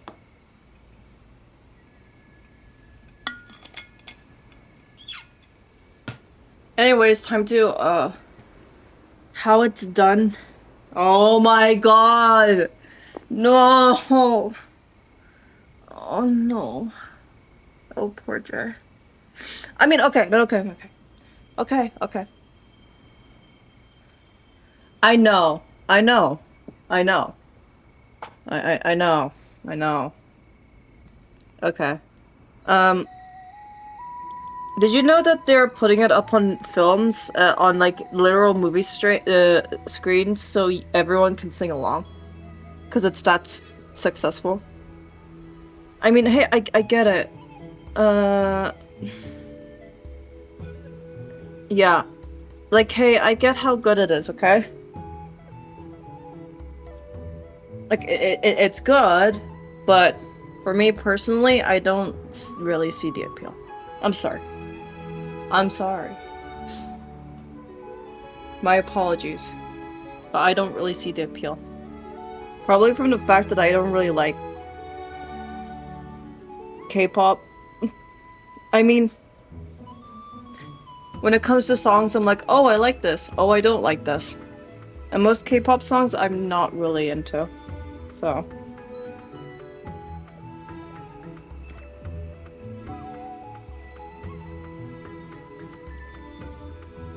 Yeah. Like, here's the thing. I watched it twice back to back. I watched the movie twice. And I'm still standing by my point in that I'm not into it. Like, hey, it's funny. And yet the music's good to the point where it's annoying because it's ringing in your head. But, you know, I see the appeal. But personally, for me, I'm not that into it. So crops I planted yesterday is really— oh, yay.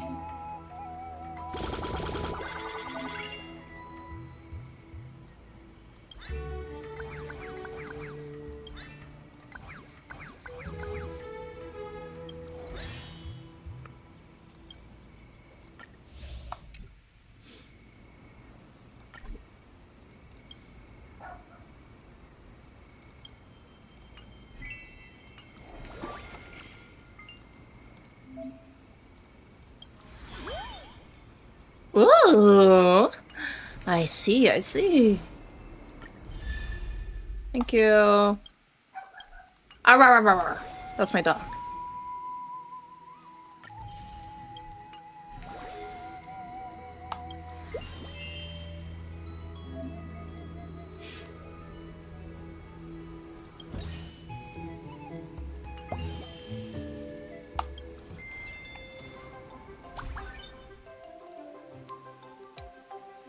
cool.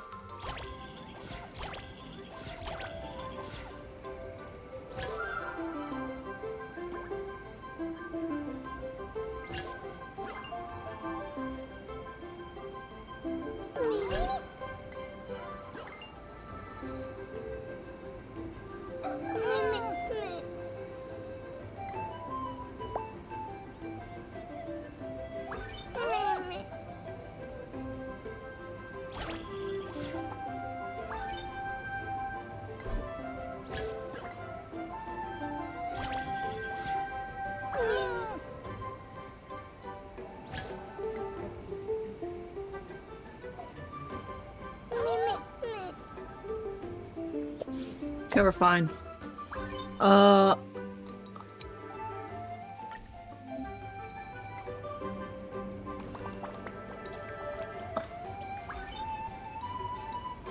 This is basically me, but being a mem.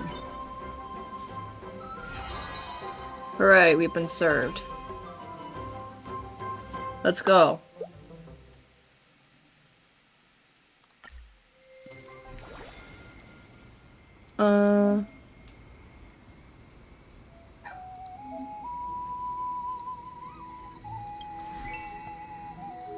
Oh boy.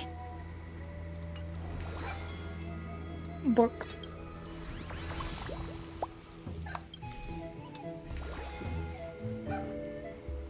Bork.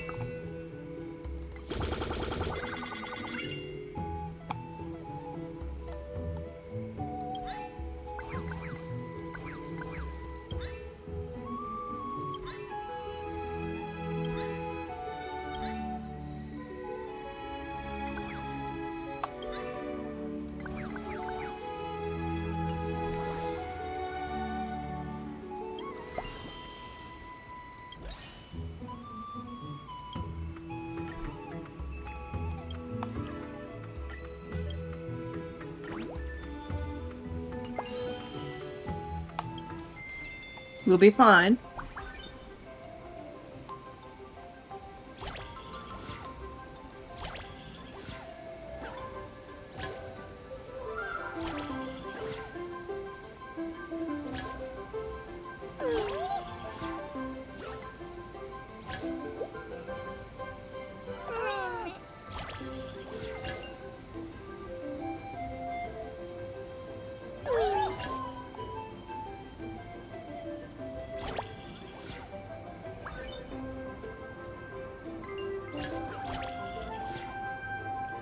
Serve him silent. I'm actually concentrating on this game.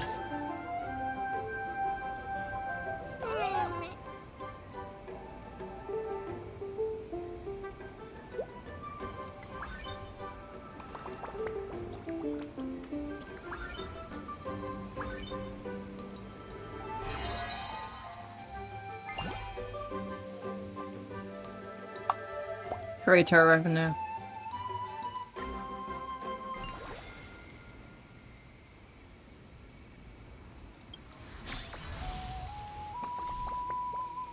Well, my tummy's full and my heart's so warm. I'm so happy, man. Achoo. Oh wait, I was about to sneeze and then I said achoo. Okay. Oh, and now I sneeze. Jesus.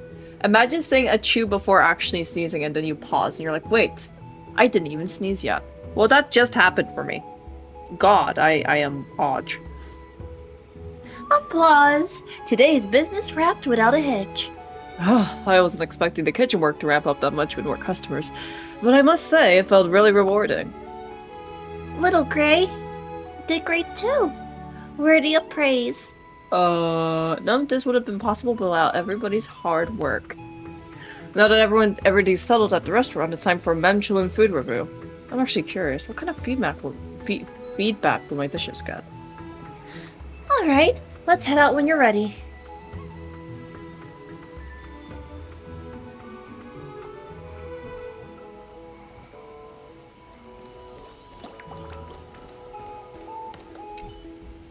The feeding review is about to begin. Ready to hit the road? Come on, let's go! It's our first time at a review like this. I'm somewhat nervous. I wonder what kind of score we'll get. Here's hoping it's a great start. Come on, let's move. Ma'am. The Michelin food review is about to begin. Please get ready, ma'am. The fairies are really serious about this. Is it that formal of an event? Fairies hold food to the highest standards. As we all know, there's no matter too trivial food quality. In the spirit of fairness, impartiality, and transparency, our judges will taste each dish on site and deliver their final verdict, ma'am. Now then, ma'am, please place your submitted dish on the designated table, ma'am. We'll need something that best represents our restaurant. The choice of our signature dish is now resting in your hands. Oh god, this is a huge moment. The food review can make or break the restaurant's reputation. This calls a thorough deliberation. Picture the judges savoring the dish, and finally the answer comes to your mind. The dish we're presenting is colorful salad. Got it. I'll place the dish you choose on the table. Aside from the two traditional fairy judges, we've also invited a mystery guest for this review. Word has it she traveled far and wide, tasted countless delicacies, and is especially skilled at preparing raw ingredients. They say she earned the title the Kitchen Slayer. It's Cypher. What kind of twist will this special guest bring to the Michelin food review? Stay tuned and find out, ma'am. You're not getting nervous, are you? Of course not. I'm a professional chef. A little food review's nothing. Totally under control. I'm lying. It's Kevin. Fuck Kevin! Who could this mysterious special guest be? The villager's chief would never mention anything about this beforehand. Troy used method of... I got a feeling it's a familiar face. Oh, it's Castorus! We see her. Did that new judges? Mr. Scrappy, it's been a while. I didn't expect to meet you all here. Miss Castorus? So you're the special guest judge for the fairies invited? Cass? You here to play with the little fairies too? I'm a bit embarrassed to say it, but I actually applied to be the restaurant's chef. Unfortunately, my skills didn't pass the village chief's assignment. Still, I do have a decent palate when it comes to gourmet dishes. So I accepted the fairy's invitation to act as a guest judge today. You're all friends here, so maybe let's pass? I'm afraid I can't. The results are determined by a vote between me and the two fairy judges. I can't decide it alone. Now that the dish are in place, I'll help myself. Ma'am? Ma'am.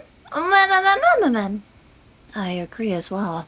Then allow me to announce the outcome of this food review. Your dishes were excellent. Yes!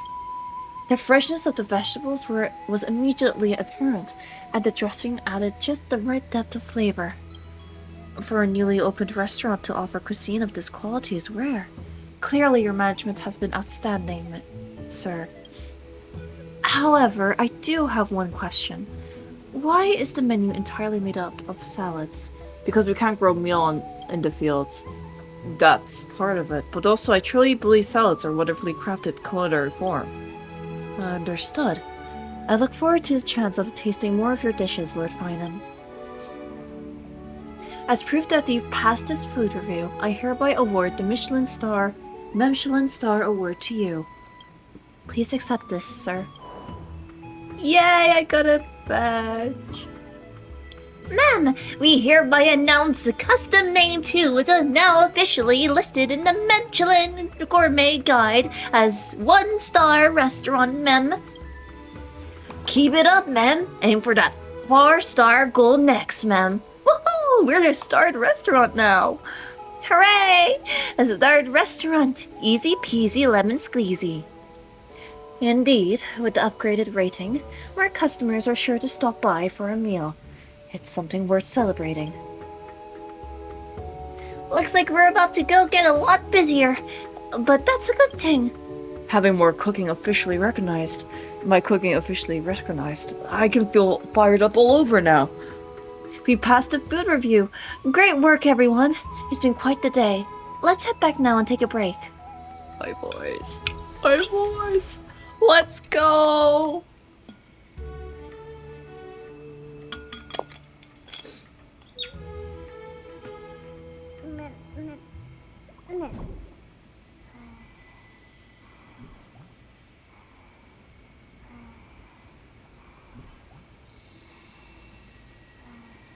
Okay. It was a bit laggy.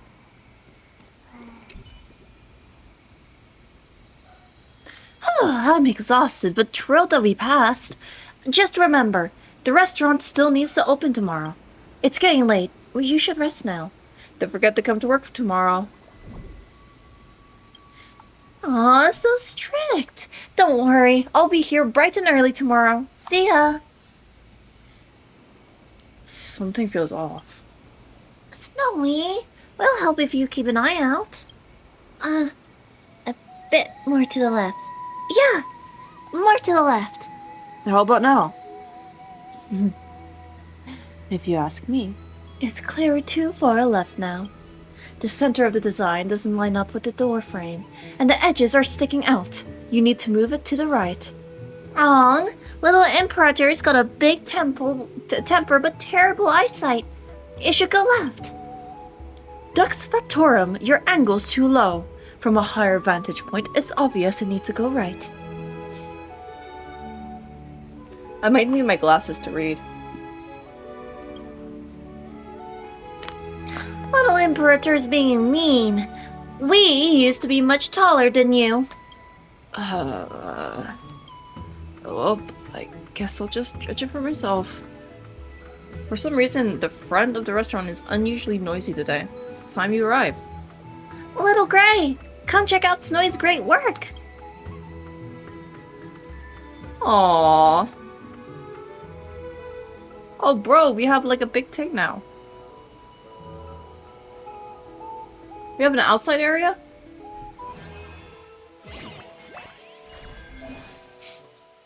When you level up your...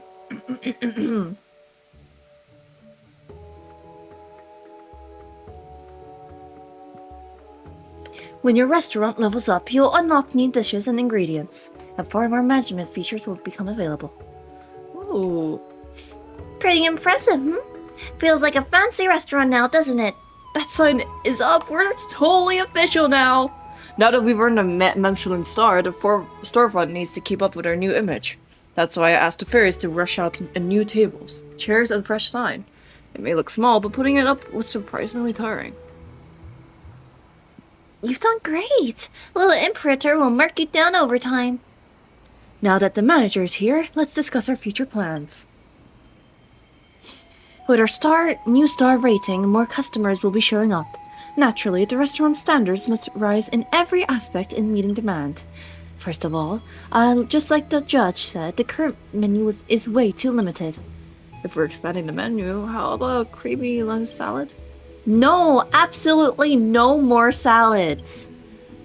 Sure, the sugar content's a bit higher, but it's more flavorful. Refreshing fruit and veggies can whet the appetite, and they also work great as a dessert. Snowy! Stop being so obsessed with salads! Anyone else got an idea? Speaking of which, there wasn't another person that applied for the chef position earlier? Okay. Yeah, but he lives pretty far here. Coming all the way to Asdes Elysiae takes time.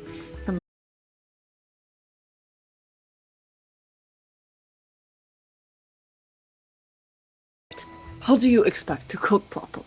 No wonder the menu's just grass and leaves. Then let's hear it from our new chef here. What do you have in mind? Watch closely. My idea and the fairies spring into action. Before long, a massive pot just suddenly summoned right in front of us. I've heard the construction in Castrum Kremnos is ridiculously fast, but seeing it in action really puts things into perspective. I can't with man. Approach a chef without proper tools just won't cut it. So, you want to expand the menu. Let me check what ingredients you have. Cindy just dropped off some veggies from the farm. You can fry it using those, Dee. Perfect. Let's start the fire. Okay, so things might be a bit laggy because I'm not having an off day, but it's okay. Running a restaurant is no different from governing a city-state. Every move must be cautiously considered. Manager, are you ready to open for business? Let's do this, guys. Let's do it.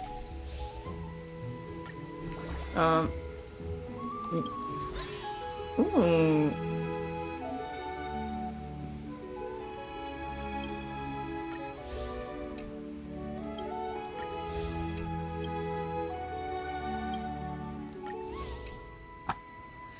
Wowzers, chat, we got so much!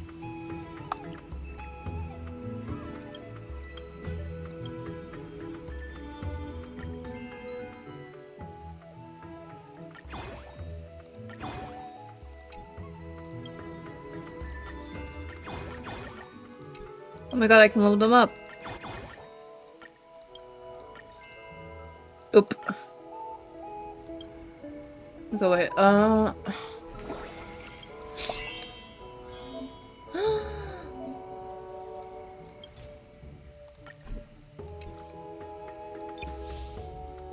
Thank you. Okay, we need lots.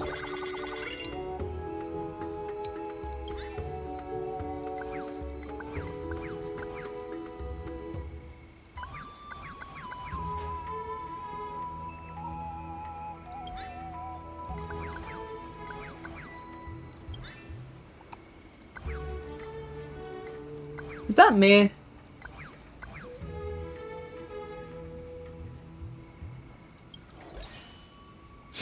Okay, we need this. We have enough.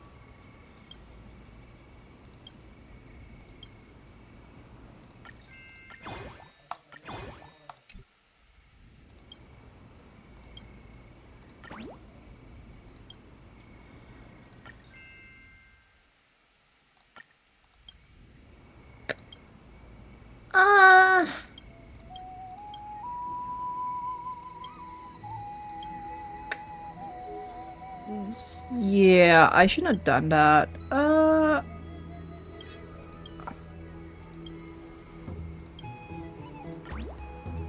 Hey, let's not go bankrupt, chat.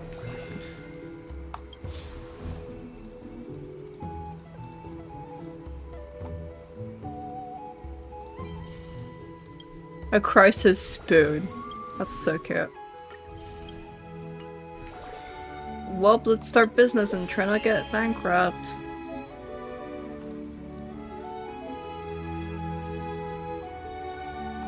Okay, well... Okay. Hey, how long do we need to wait for this?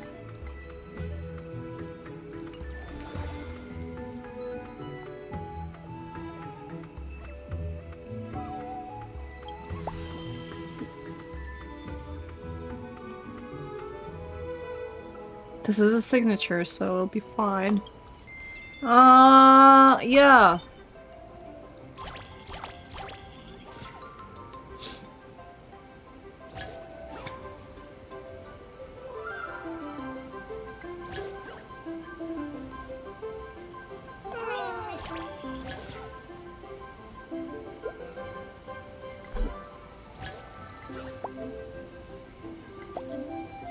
Different approaches will lead to different results.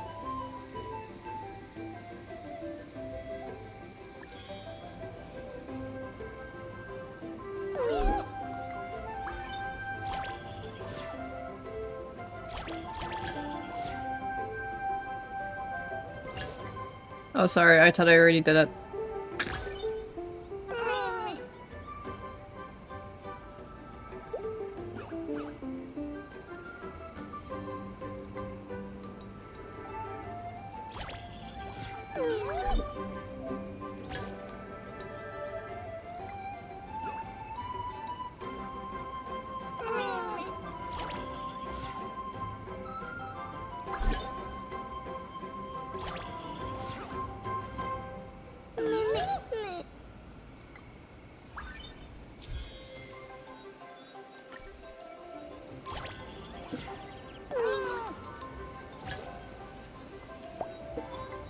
No one's getting these. That's actually sad. There's so much purple ones!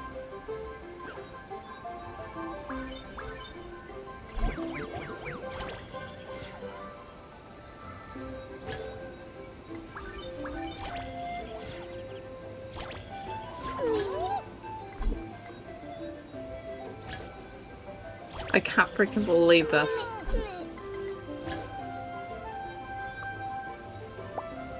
Hi! How are you? Anyways, this is- oh yeah, that's all. Okay, well, haha, you have that done, yay! I wasted so much food! Finally, I could catch a stream. Let's freaking go! I did a great job, for real, for real. Let's freaking go, chat. Okay. So basically, right, I'm so poor, so we need more.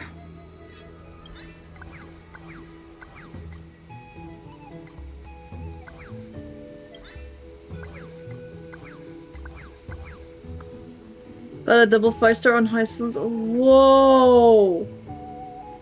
Did you get double Iceland, or did you lose 50-50 but then like gained the 50, but like got her instantly? Even the last for oh, wow. You're guaranteed then. That's like amazing. I reviewed today's business data and customer feedback. There are a few issues we need to address. First, with the increasing customers, we clearly don't have enough servers. The wait time for food has gotten way too long.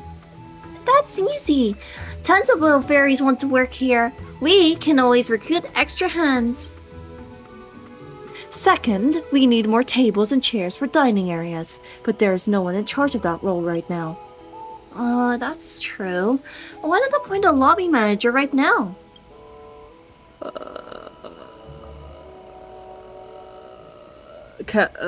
E1 Icelands or Serda for my finance, so I don't know which one. Nah, get her. Get Sidra. Get Sidra. Anyways, hey Kevin, I'm gonna put you onto that now. I think I can manage.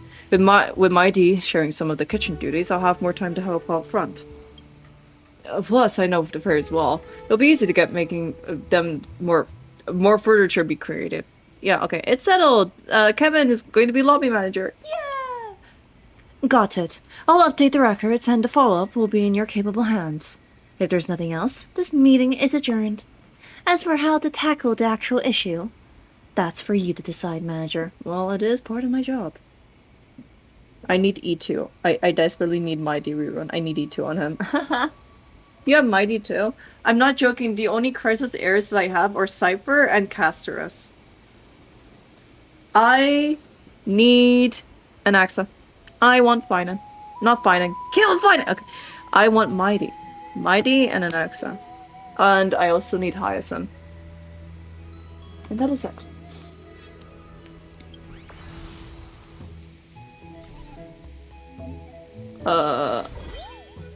Hooray!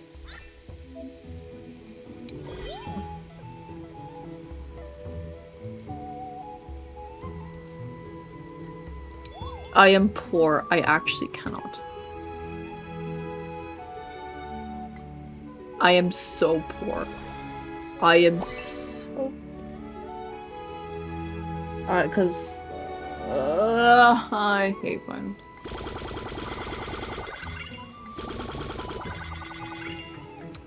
I think we'll be fine for now.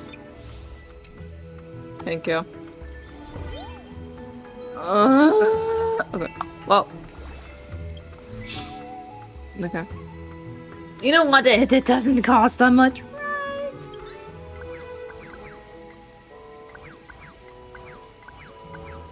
Let's just have this and then cry about the fact that I am poor.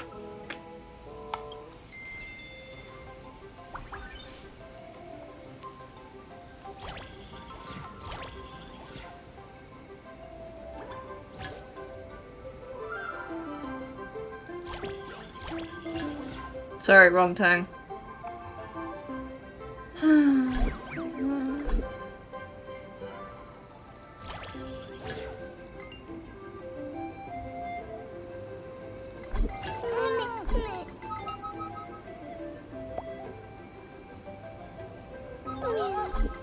I'm sorry.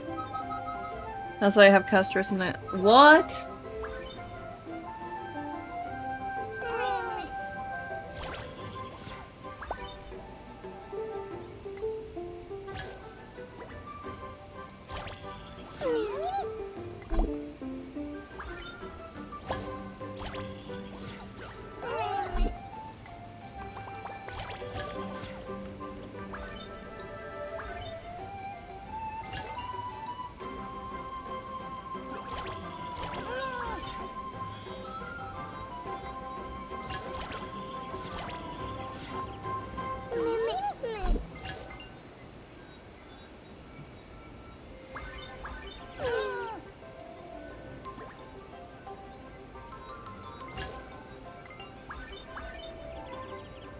I need to recipher.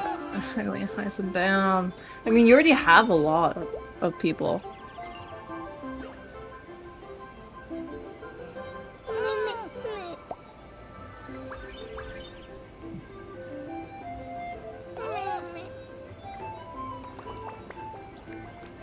And I'm done serving these little guys. I don't know how to write the names. It's fine. I already know. I already know who you're talking about. Do you have Saber? New message. I've been setting up golden threads across the maze. That's me! That's me, boys! Oh. I messed up this event on the day it came out. Stop typing so quickly! I've been setting up golden threads across the maze. You'll now be able to access the world-round web freely. Garment maker, deliver your report. Today's summary. Business performance remains strong with continued growth in customer satisfaction. I don't have Saber. I don't like her to be honest. Aww. As someone who watched Fate. No. That's okay. No negative reviews were reported. The menu has received lots of attention. This probably has something to do with the additional— oh my god, my dog is so loud. Addition of the new chef. Wow, Aki has set up a discussion group. As the restaurant's star rating improves, the number of issues to handle will also increase. You can discuss them here. And hey, just chatting for fun is perfectly fine too. Garment maker, what a chimera you are! Little Gray, Aki didn't invite Garment Maker here so you can just play around. How am I supposed to respond to that? Just say awoo right after me. Awoo! I hereby declaring this entire group chat muted. I'm sorry, Aglia. I'm sorry, I don't know what came over me. I didn't think I'd type this down. My apologies. No. I'm sorry.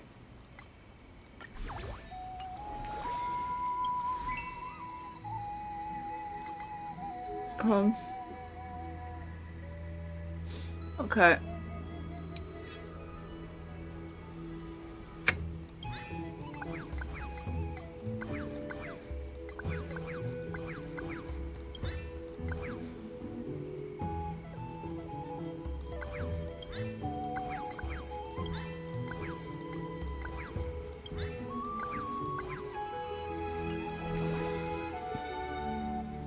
I'm looking. I am looking.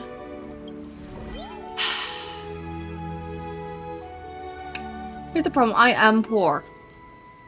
And the only reason I'm not doing that is because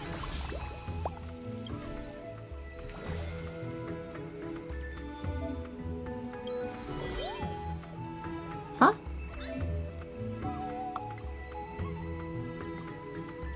I'm poor.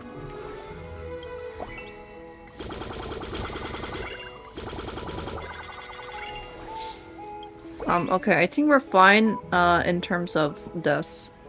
Just maybe trade. Now leave. Shut away. Thank you.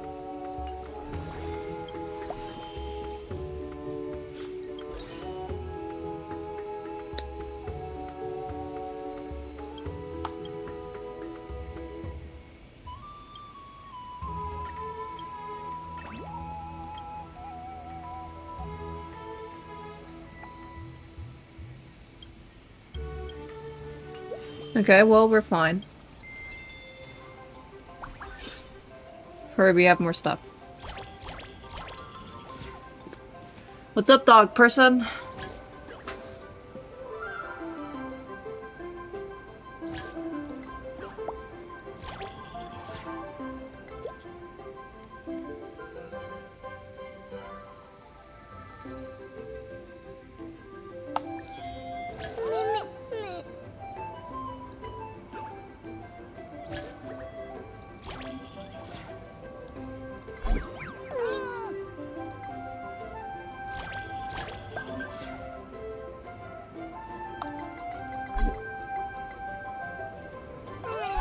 Are you actually trying to tease me right now?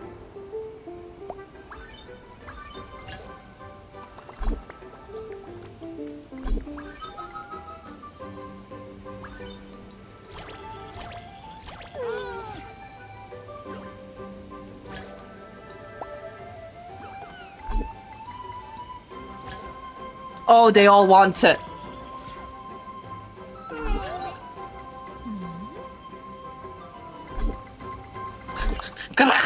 Sorry, so sorry. I actually got way too into it.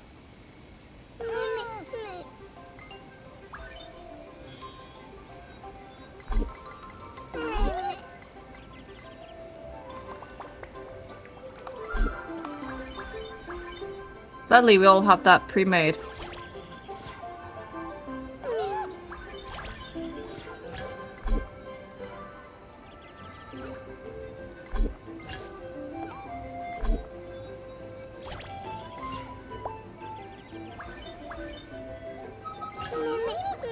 No, please.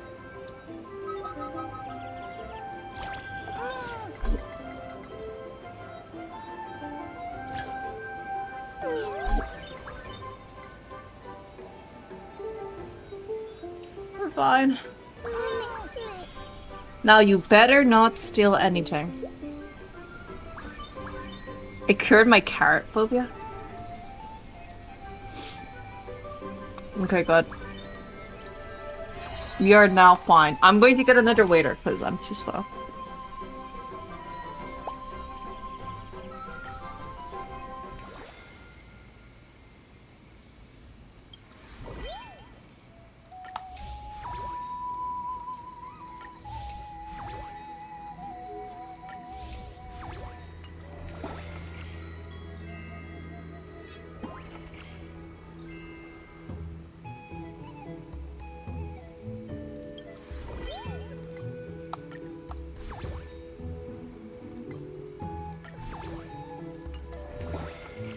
Hooray. Money.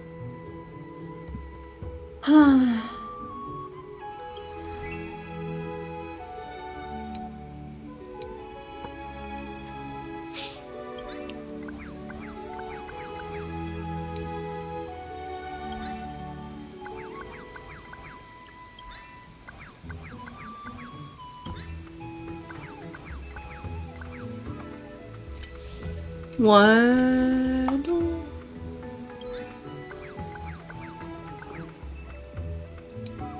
Terrifying. Sweep boost? Aww. Everyone! Before we open for the day, there's something I'd like to discuss. Our restaurant's starting to make a name for itself, and day-to-day operations are running smoothly. I think it's time we try something more fun. We're in! Well, what do you mean by fun? You know how shops in the city-state host seasonal celebrations?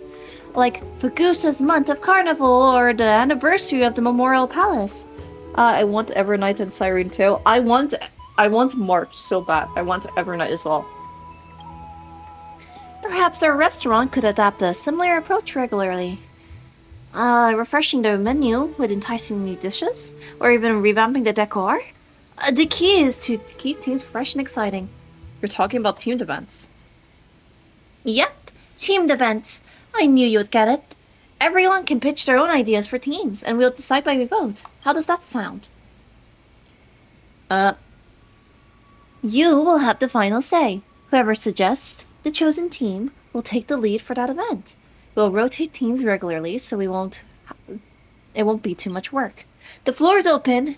Feel free to speak. That said, I am kind of drawing a blank. It is hard indeed.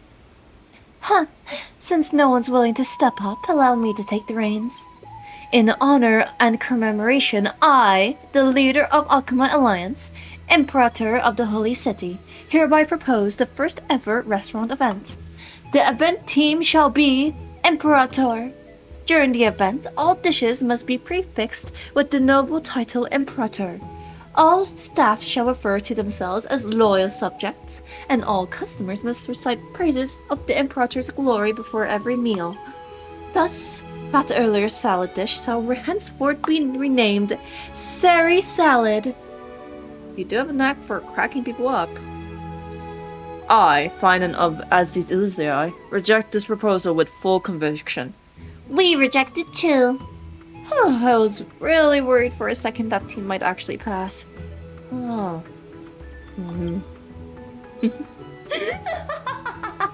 Well, at least that's one way to shake things up. Now that the spark of creativity has been lit, I'll leave you to brainstorming. I do have a proposal. Since we're a restaurant in a maze, how about a team out inspired by Asdes Elysiae itself? When I think of Asdes Elysiae, the golden wheat fields come to mind. During the event, we could serve wheat-based dishes and decorate the place with bundles of wheat, symbolizing a bountiful harvest. But if the team is Asdes Elysiae, wouldn't that be too difficult for the little fairies to understand? We have an idea! For the first event, it has to be something super appealing. Let's build a team around the dish everyone loves. Can you guess? The answer is sweets. We know no one can resist the charm of desserts. The team event will be Sweetie Festival. Alright, both proposals are on the table. Time to vote one per person, so think carefully. Everyone in favor of Chef Fina's proposal, raise your hand. Me. Oh dear, only Finan voted for himself. Now that in favor of Lady Treeby's proposal, raise your hand. Revote for it! So that's Treeby, Scruffy, and me. 3 votes in total. Which means the final tally is... You miscounted. We all raised our hands. That's 3 votes. A landslide victory. Oh. Huh? I yield. No one can win over Treeby when it comes to voting. Then it's settled. The restaurant's event will be Sweetie Festival. And the event leads will be Treeby, Trian, and Trinan. Manager, do you approve of this arrangement? You'll be held responsible if everything doesn't go well, you know it. Don't worry, we won't let you down. Rock, paper, scissors. I pick rock. I picked scissors. I pick paper. Oh, another tie. We just can't convince each other. Let me join in and give it a try. I can't with myself. A little gray. Perfect timing.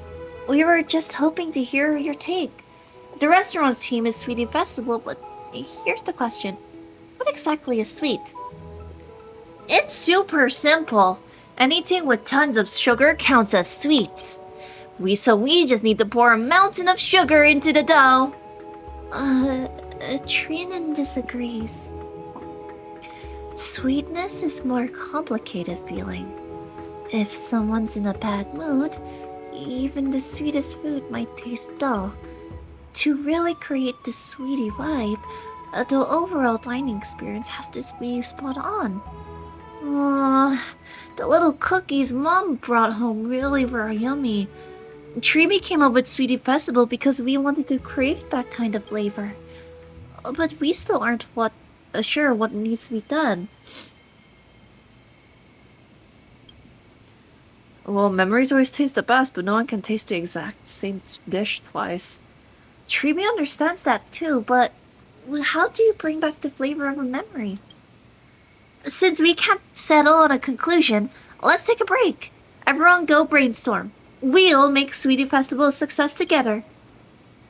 Treeby, you're forgetting something important. A Sweetie Festival needs sweet ingredients. Well. What do we have here? Could it be you're running into a little supply issue? From fruits of the bow to beasts of the field, I've got everything. Care to take a look? Well, Sophie, you're here too.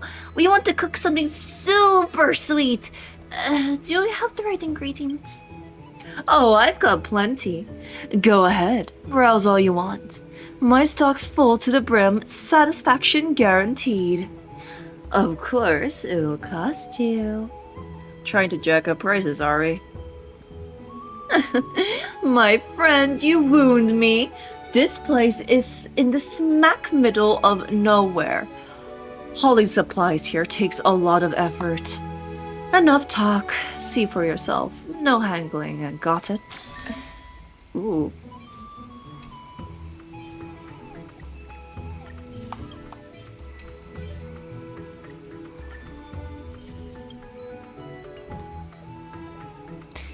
Connections are everything in business. Consider this your welcome gift. Whoa! This honey is super sweet. Little Syphy's prices might be steep, but the taste is totally worth it. Of course. These goods cost me a fortune in treasures. All of top-notch quality, I swear. Come back anytime, my old friends. Not like you've got another shop to go to anyways. I'm telling the village... Wait, I'm telling the village chief on you! Hey! Oh, how does the saying go? Knowledge ain't free these days. You want the good stuff? You gotta pay up. Anyway, the little critters say your restaurant is quite something. Got anything tasty for me to try too? You want food from the restaurant? You gotta pay. Even if you don't get a free pass, little Syphy.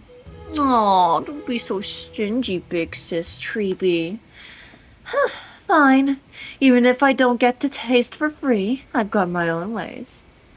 I've also sent you details of my purchase methods, but buy whatever you need, anytime. Later. Okay. I need water. I actually can't. Wait, I'm actually getting dizzy. BRB.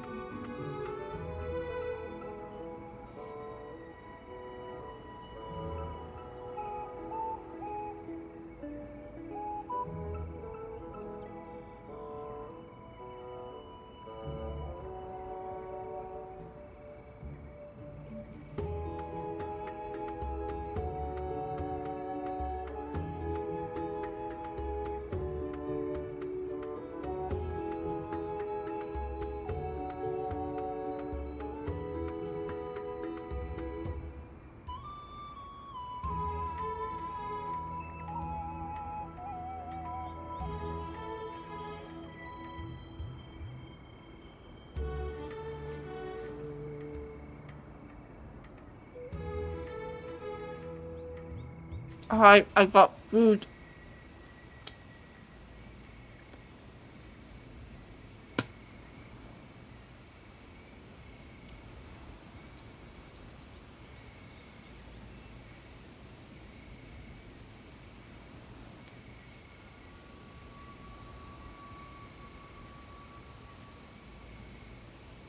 I'm in a standstill. Yeah. Food. Love food.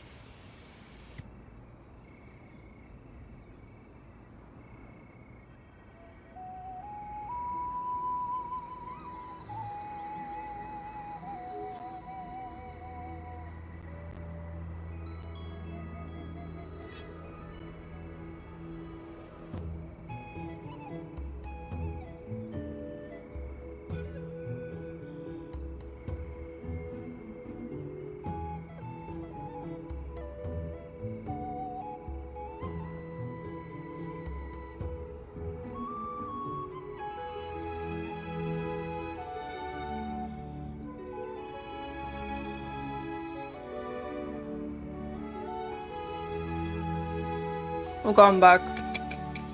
I was hungry. Again. I'm always hungry, chat. I'm always hungry. Okay. Okay. Okay. Okay. Little Sipey hasn't changed a bit. Still, now that we've got honey, we can whip up a whole stew of sweet dishes. Little Gray, let's open for business. I can't do her voice. I don't know, man. Oh, yeah. Wow, I love being so poor.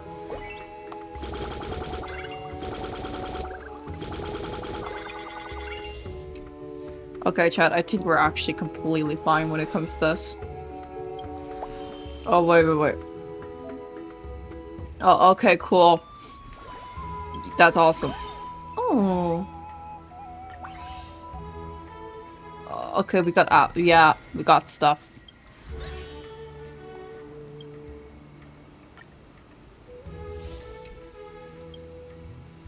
Chat, they're going to eat meat.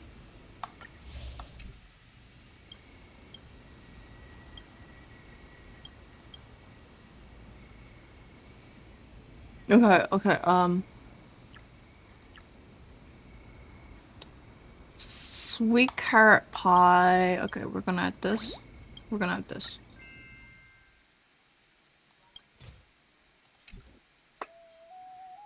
Oh, well.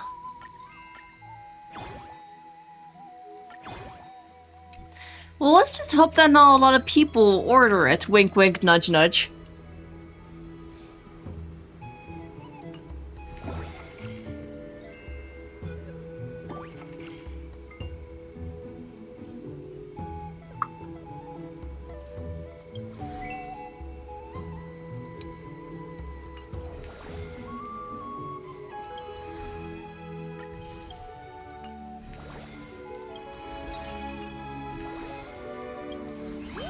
Okay, I don't care.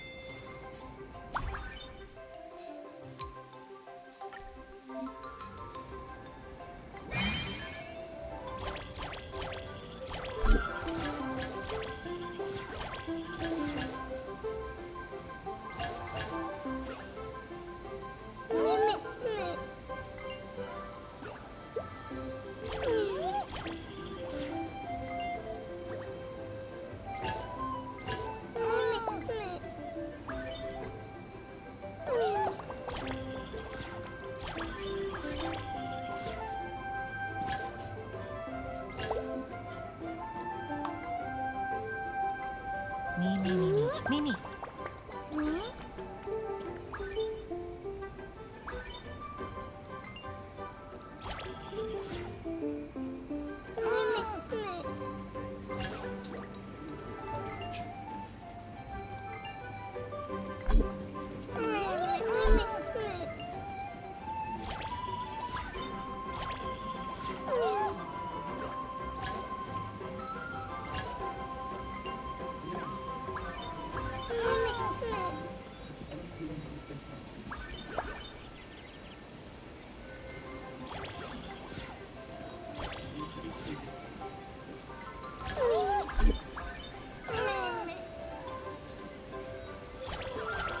Sorry, I can't believe I'm concentrating on something like this. You have the Borgor.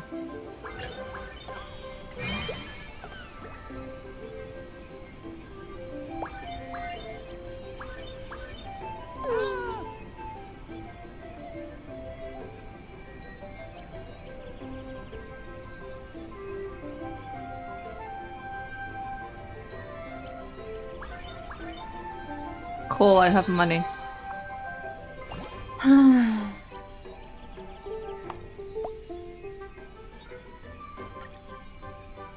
Sweetie Festival kickoff day. Customer reactions outstanding. Mem. Bullets instead. Sweetie Festival kickoff day. Customer reactions outstanding. Complaints handled. 1. See below. Mem, I'm stuck in a weight loss plateau and can't get out. Handle high-calorie food right now. I need dishes that are sweet without sugar, crispy without grease, and both tasty and good for me. Quite the picky eater. How should we deal with this one? Just respond with, would you like some magic bullets instead? Hyacinth, over to you. Research from the Grove scholars show that eating a full calorie meal once a day.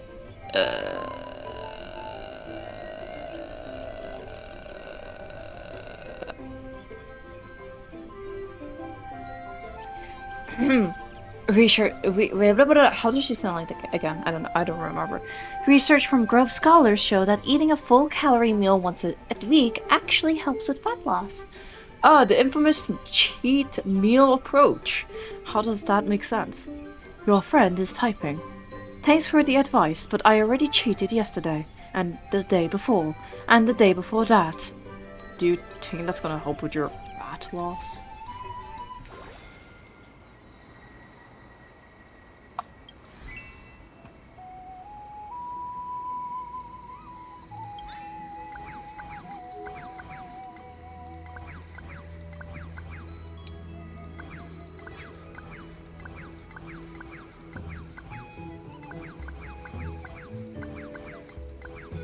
We'll be fine now.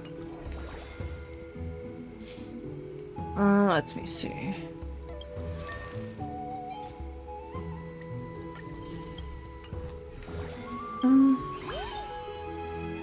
Whoa!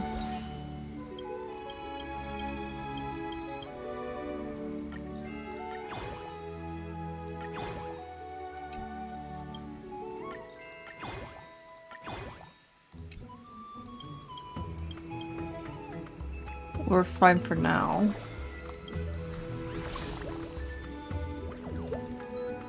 Yay.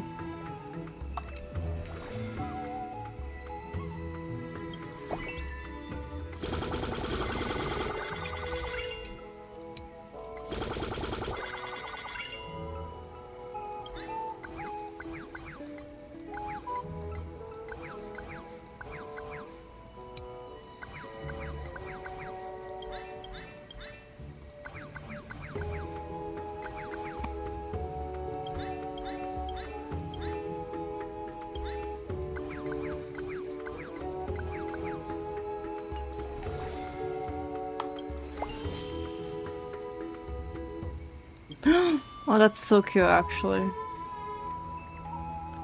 But yeah, we'll be fine. Let's start the day, chat.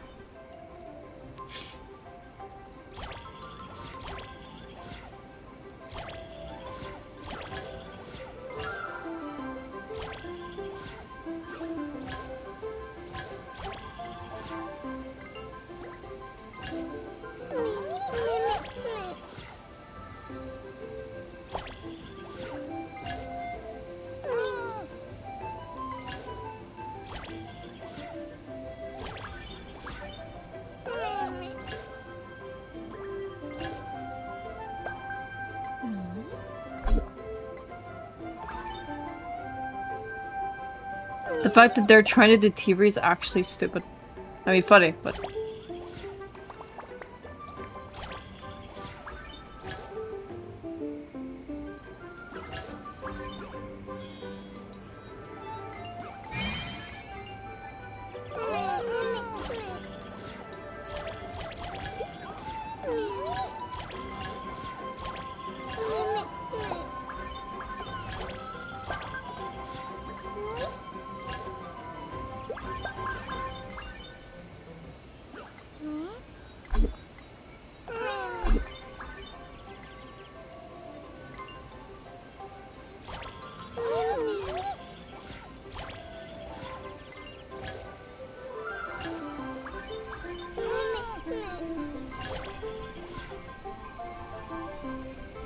Oh, never mind. Don't make any.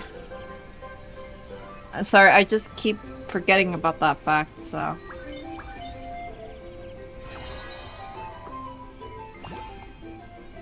Let's freaking go! The fairies are undisciplined and keep spilling customer dishes. The kitchen situation is much better. Steaks frequently come out undercooked. At least the farm section is running smoothly. Probably because Professor Anaxa runs such a tight ship. It's simple. Just make any fairy who doesn't follow all orders plow the field. We need better staff training. How about training them with creme note and military discipline? I can help with that. Or we could simply cut the lowest performers and regularly terminate the staff who fail to meet expectations. You're the real evil boss.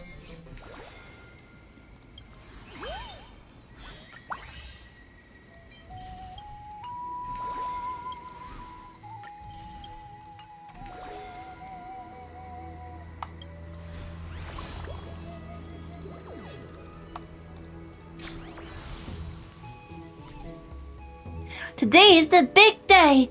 The judges are coming! Trian, are you ready? Trian poured an entire jar of honey into the dough. Trian read a mountain of books and complied tons of tips for making food taste even better. What about Treeby? Trian saw it! Treeby was out playing in the fields all day! That's not that true. Treeby was working super hard too. Treeby just wanted to prepare a surprise for Cass. Alright, little Gray's up and about. Let's get ready for... My voice crack.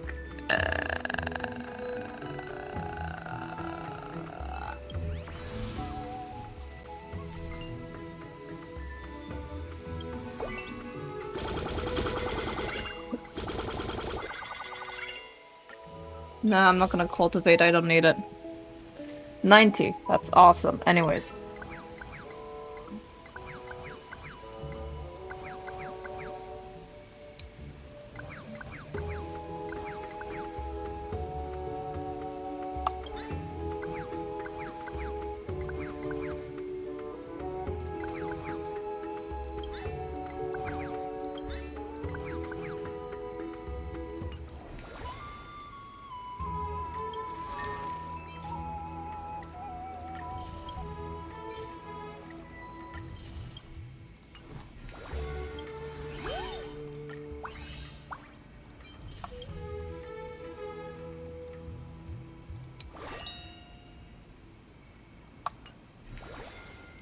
Sorry,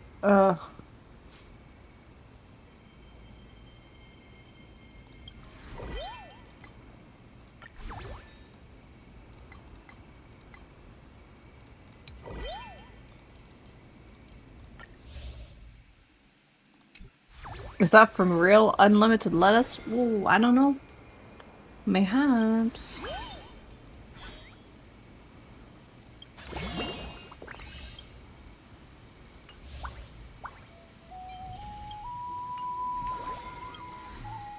Give it to me.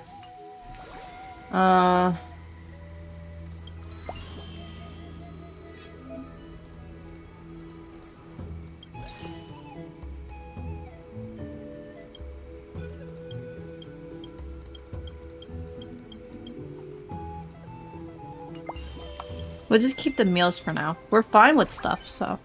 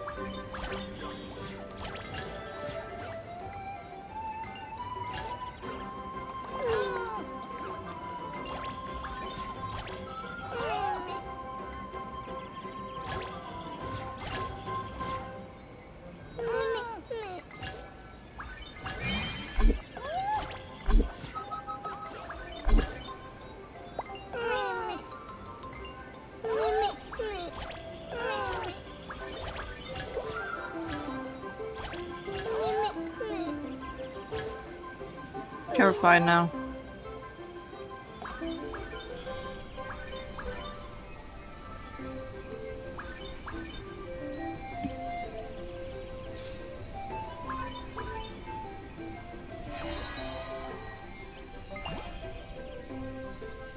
Let freaking go, revenue.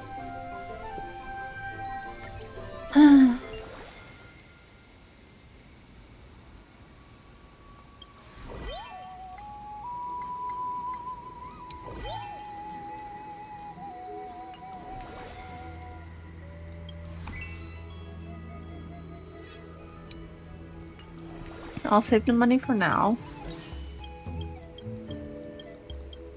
Everything's level 3 right now, so... Okay, I've done everything. Let's go. Man, eating here feels so comfy. Like I'm coming home, man. Sweetie Festival wraps up for today. Thanks for stopping by, everyone. Thank you! Thank you! If you liked it, come back often!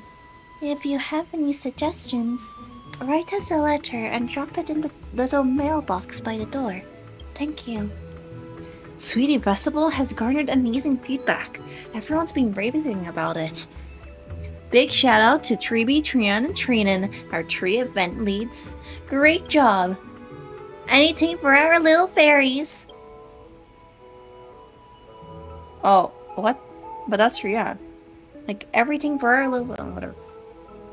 Well, for now, we've got something more important to take care of. Now that we've hit our sales target, it's time for the food review. Let us bring some sweetness to Cass.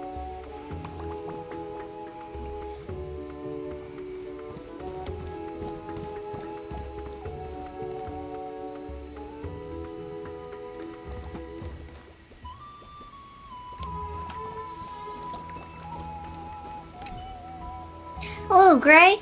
You ready for the ready to head for the food? Fine. Let's go.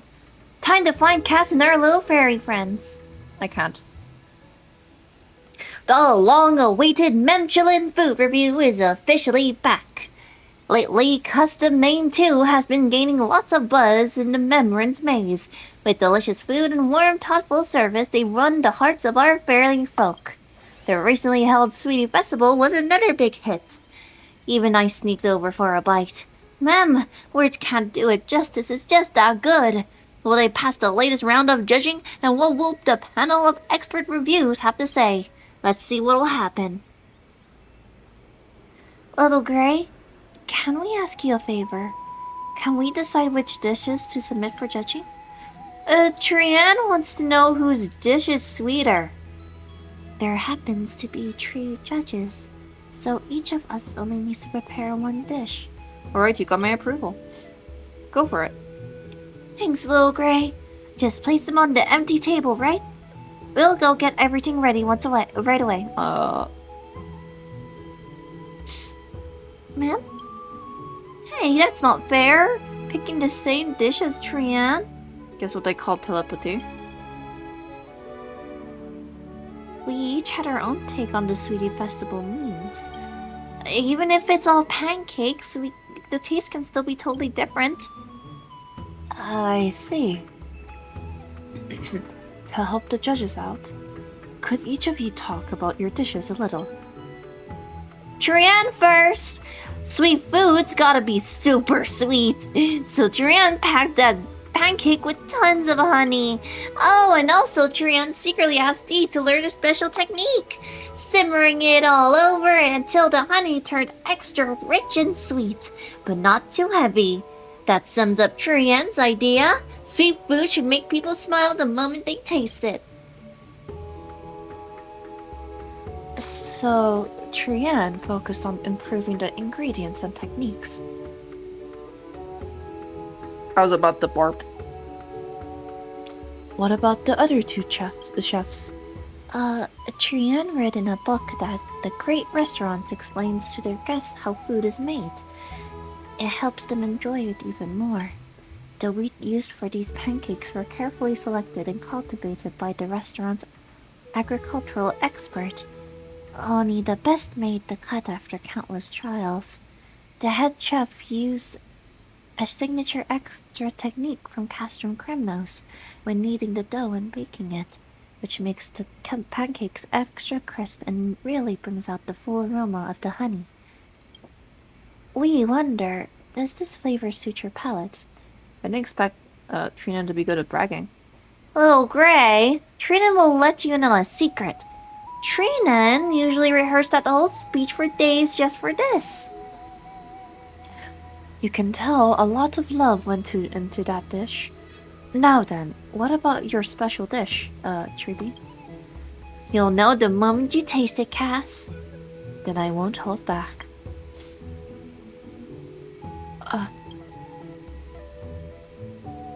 Beside the crisp crust and the sweet honey, there's something else. Something familiar. Wait, is this the scent of Antilla flowers? Cass figured it out. Treeby added Antilla petals to the pancake. I feel the heart of the Sweetie Festival is making people feel happy, but happiness means something different to everyone. So that's why a restaurant should tailor each dish to the suited guest's palate taste and preference. So I made this honey pie just for you, Cass. Indeed, it tastes just like my memories. A very much taste of Anadonia. Thank you. There's no about that Treeby, Trinan, and Trian. Each brought something amazing to the table. Choosing just one is not easy. But since this dish is going to represent our restaurant, I think we've got a clear winner. What do the rest of the judges think? Mem! Agreed. That's what I thought. Looks like one judge has to step out halfway. So by the rules, I'll go ahead and announce the winner of this culinary showdown. Oh, hold on, I haven't voted yet. Sorry, I suddenly had stomachache and had to step out for a bit. My bad, everyone, ma'am. Has everyone else already given their verdict? Then let me grab a bite, ma'am.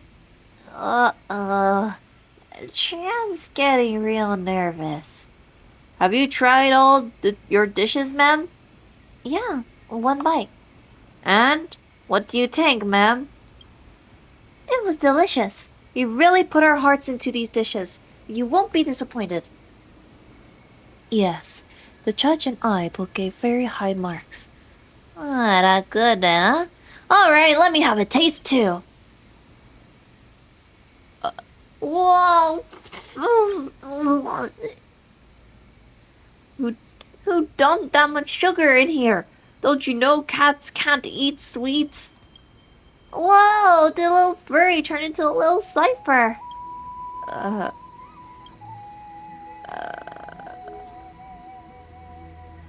A mew? Wait, the sound of those little critters, ma'am. Ma'am.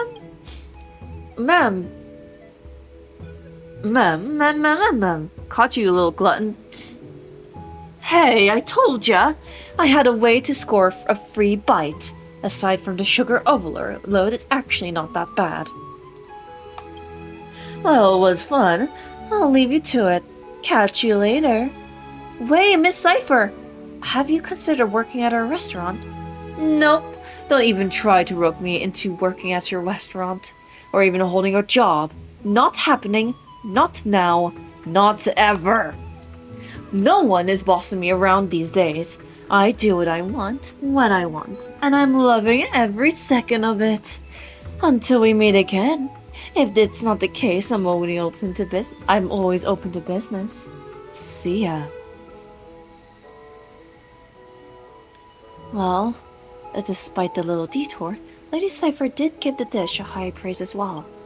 Now then, let's wrap this up. Please accept this medal. Ma'am, congratulations! Custom Name 2 has passed the culinary review. You're now officially a 2-star restaurant, ma'am. Keep it up and shoot for that 4-star rating next. Hooray! My voice is so tired. My voice is so tired. And with that, the Sweetie Festival comes to a perfect close. The restaurant's doing better than ever. What a fulfilling day. You've been working non-stop. Thank you for your hard work. Yep. Then hit the hay and have a sweet dream. Rest up and we'll see you tomorrow.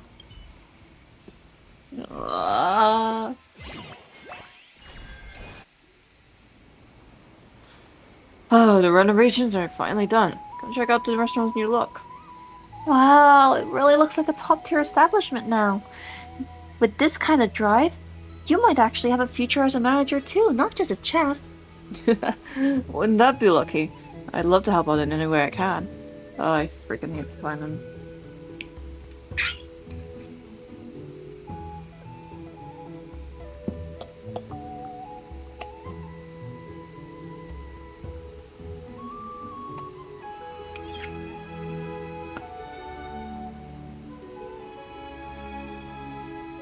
Okay.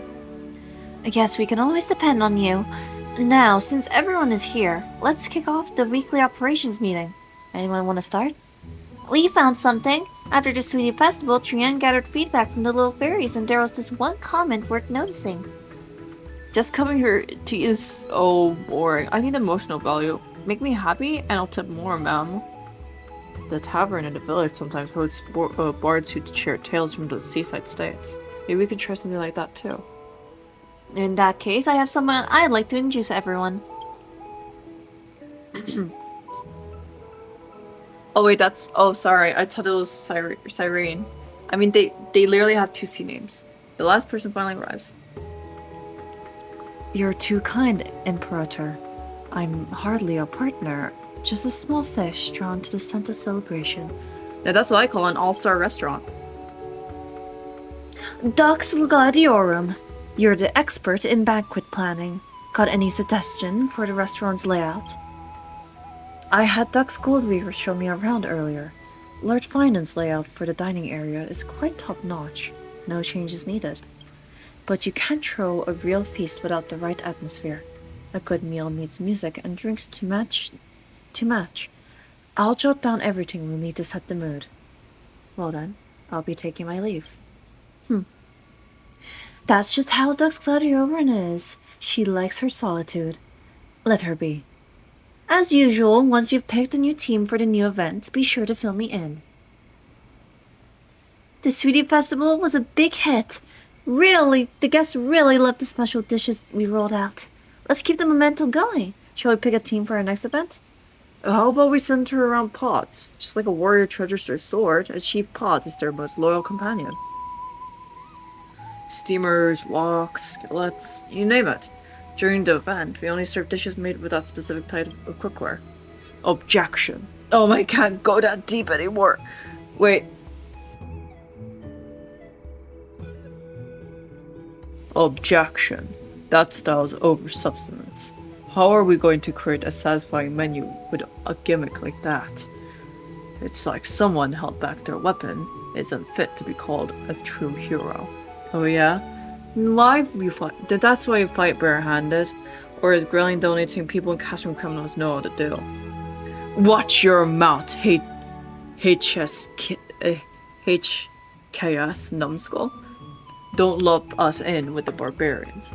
Enough! Save it for the after the meeting. Stay on topic. What's with all that tension? Maybe we should have you two co-run the kitchen. Some healthy competition might be good for business. Actually, I got an idea. Why not make it a competition? Oh? You want me and Mighty to go head on in the kitchen? Fine by me. I'm in. You make a decent pancake, I'll give you that. But this time, I'm cooking up something that'll blow yours out of the water. Huh. We'll see about that. Just don't show up with another salad and call it gourmet. We're in too! This competition will definitely be the focus of these little fairies' attention. It's so done. You, me, 3 days each in the kitchen. We'll see who's the better chef. Sounds fair. It's been a while since you cooked, so I'll let you go first. Hope your confidence doesn't come back to bite you. That's a lot of excitement in the air. Then it's decided. The team for our next event will be, as the owner of suggests, Chef's Showdown. Let's go! Snowy takes the first move and Dee goes second. I'll be boring your kitchen for the next few days. No problem. You're bound to return it anyway. Oh my god, my voice. The chef showdown has really stirred the pot of public interest, and that white-haired chef has been cooking up a storm in practice. Looks like we're in for quite the culinary battle. Let's begin. I'm not gonna speak for a bit.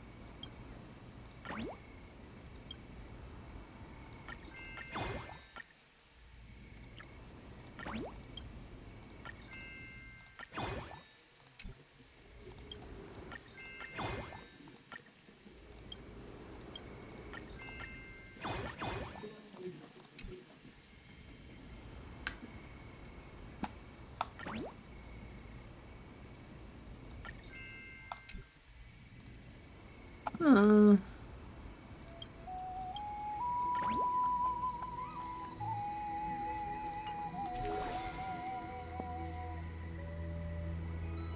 To level tree.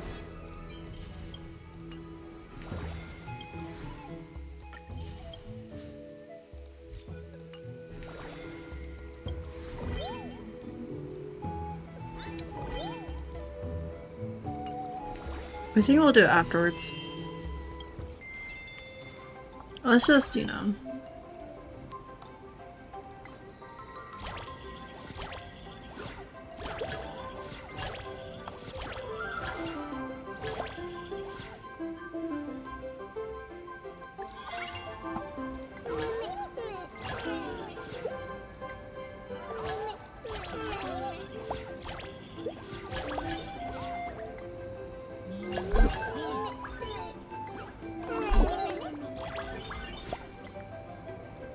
Huh? Oh, someone left without paying. I just realized.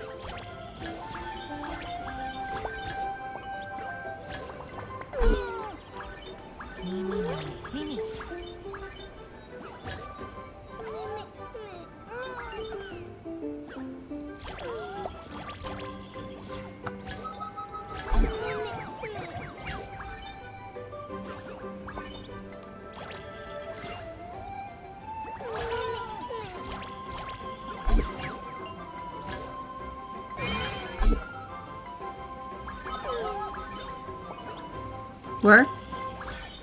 This is me like Loki, like where?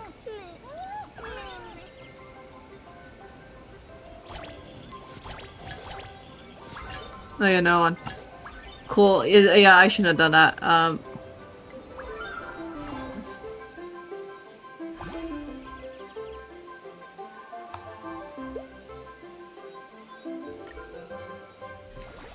Okay, let me find something. Okay, now.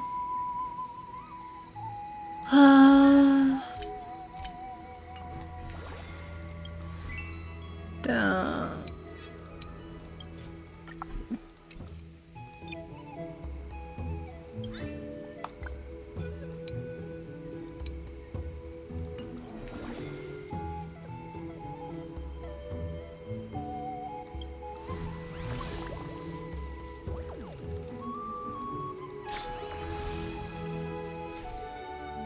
Ma'am, after searching all...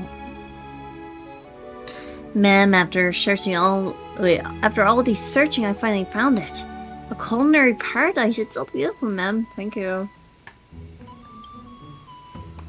Ma'am, so it's you, the one who runs Custom Name 2, the legendary figure leading the world of golden gourmet cuisine. Ma'ams call you the trailblazer of flavor, the mysterious owner behind it all. Ma'am, meeting us must be the worst luck you had all year, ma'am. Sure it's not the other way around? Ma'am, alright, listen up. We are the famous names whispering in every restaurant in Remembrance Maze. The 5 Gourmet Overlords! And we're here to completely deny your so-called culinary philosophy.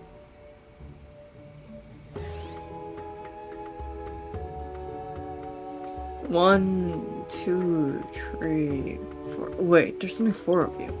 Exactly. Aren't you supposed to be 5 gourmet overlords? Where's the 5th? Ma'am?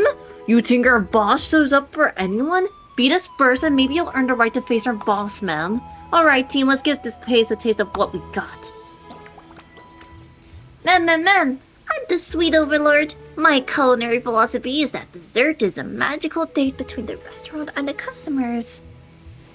Ma'am, to be slain by the taste of chili peppers is the ultimate bliss for any true foodie, ma'am.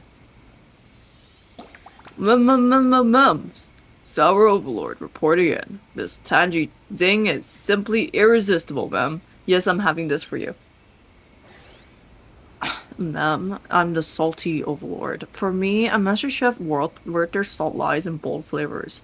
Not just more salt. Together, we are the 5 gourmet overlords, ma'am. So there's the last one. We'll challenge you one by one, ma'am, to see if your cooking can satisfy. I'm actually, like, done with this. Big appetites, huh? Treat them well. If you win them over, it could mean big business. Perfect timing, mighty. These competitive eater fairies make ideal judges. No need to remind me. I can tell that. I'll let them test you first. Ma'am, glorious mammal, fairy overlords, unleash your fury, ma'am.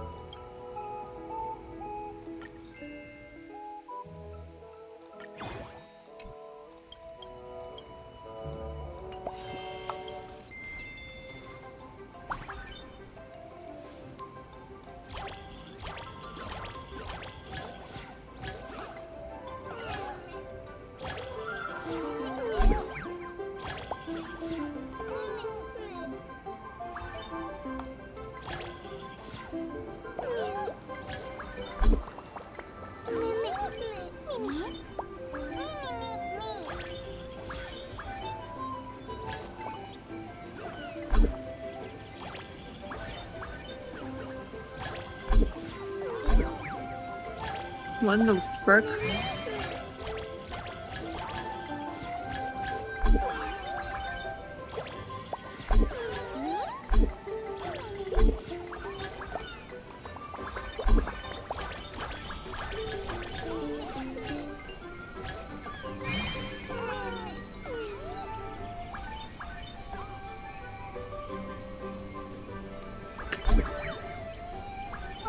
We have nothing. I'm sorry. You need to leave.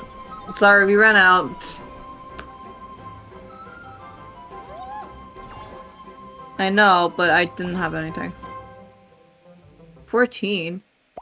Who's the ones that I forgot to serve? Which one of our chefs is on staff and meal duty today? We don't have anyone to sign. Maybe Gray should make the call. Fine. Kevin! With pleasure. It's if the manager's request. I'll certainly bring in my A game. Let me check my kitchen notes. The manager...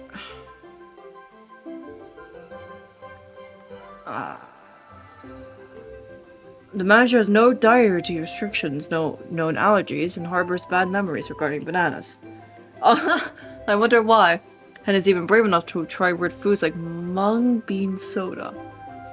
Oh, Snowy, that's incredibly thoughtful of you. A chef who can't remember their customers' taste isn't much of a chef after all. Just a moment, I'll begin preparations right away.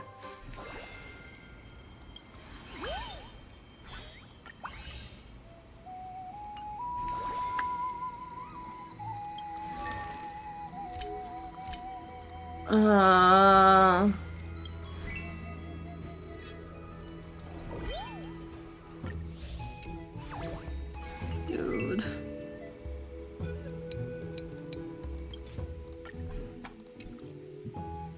We have 0.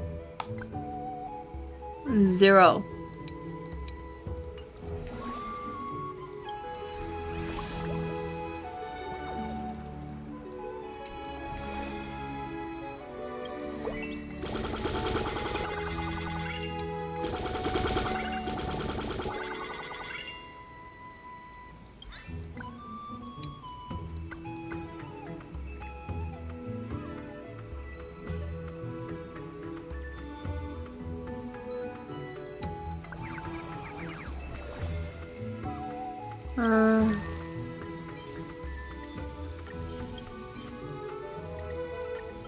Can we barter? Nope.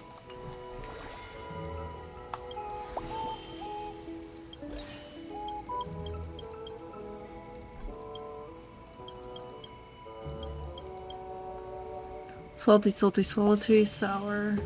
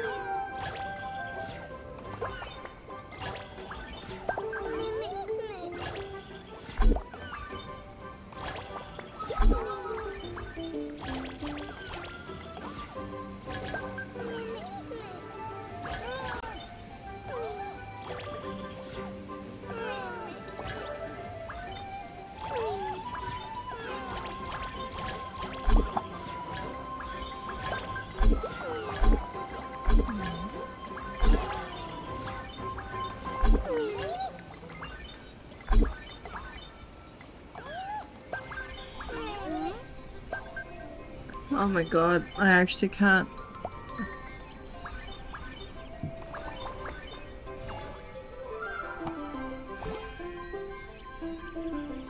Two. You know I'm not that. What is that now? Oh.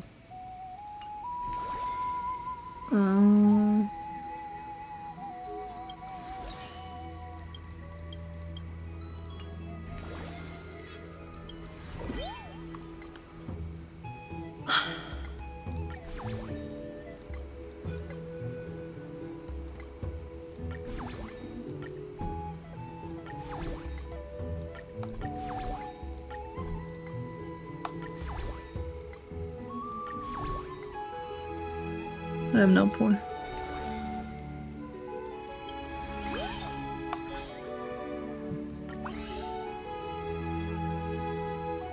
I almost have it.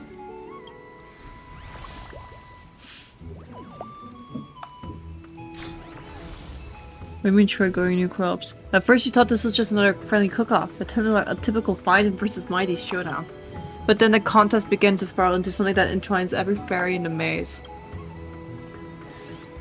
Supporters of Chief Finan, let me hear your passion, ma'am. Ma'am, Chief Finan, ma'am. Kevin. The enemy's drawing near. Should we back down? Should we remember, ma'am? No! We'll give it everything we got to defend our chef, ma'am.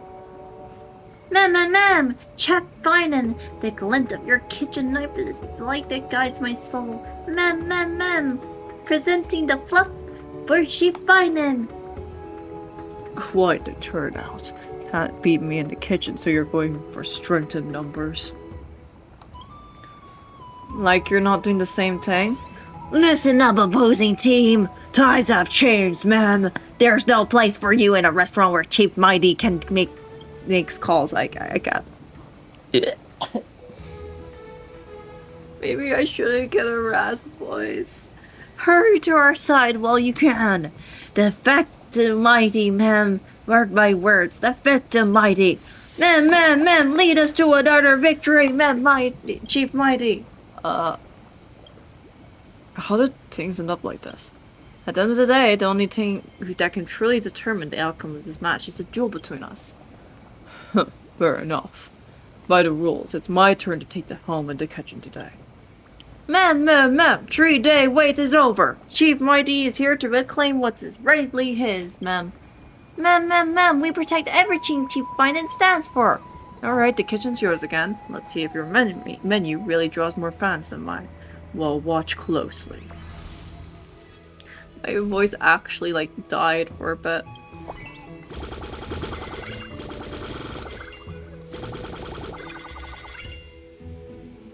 I need more. Oh,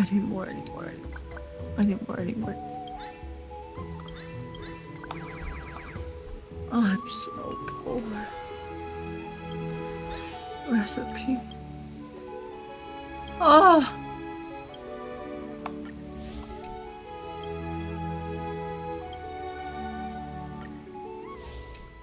Oh no.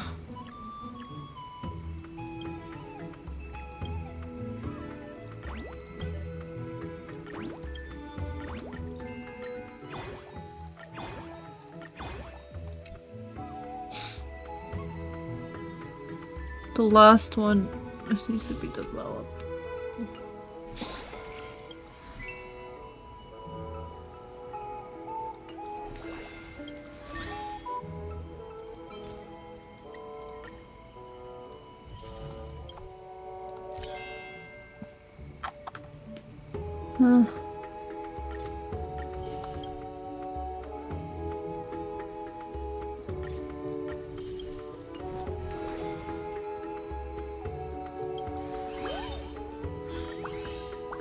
You got it, chat.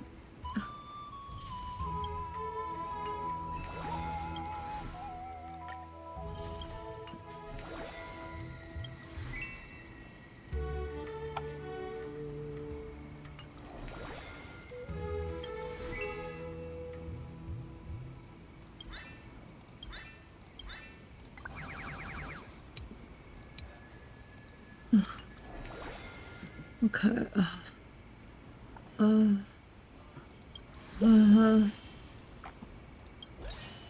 You want me to put... Okay. I'm not level... Okay. 1. I'm leveling up twice. Cool. Okay, that's all I'm doing. Oh god, this is gonna be awful.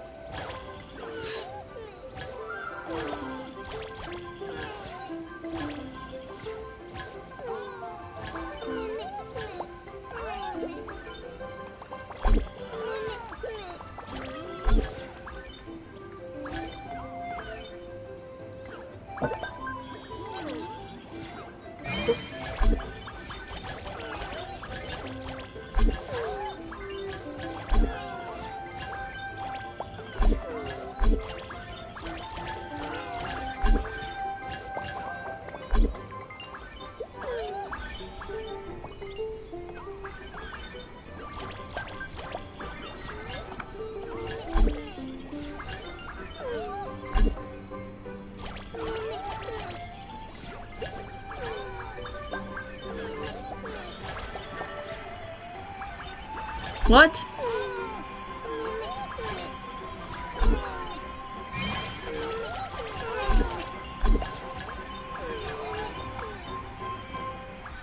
Uh-huh.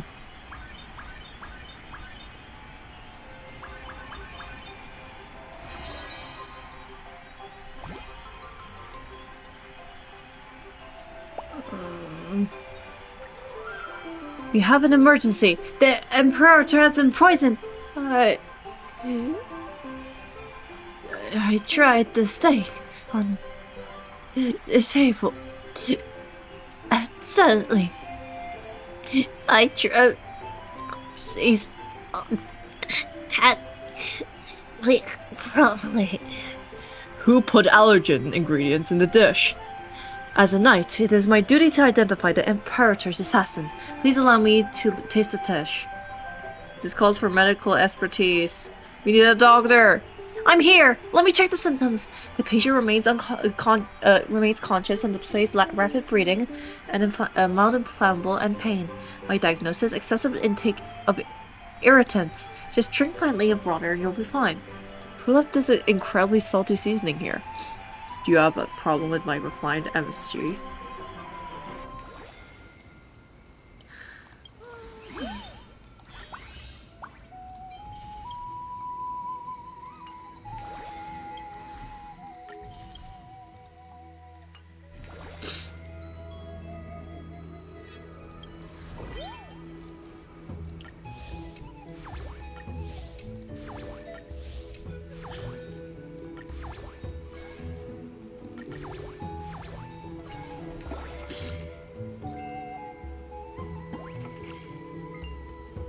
Everything has been met.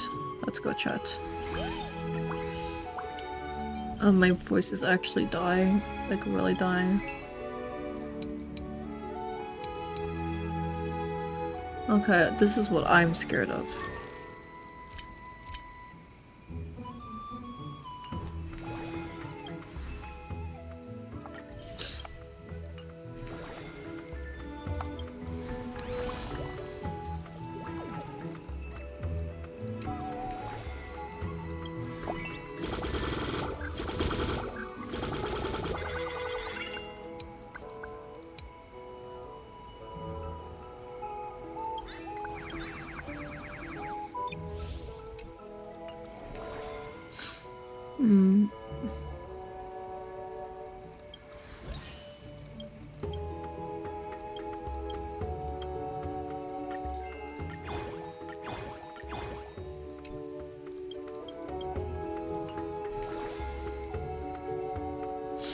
I'm actually like really doing it.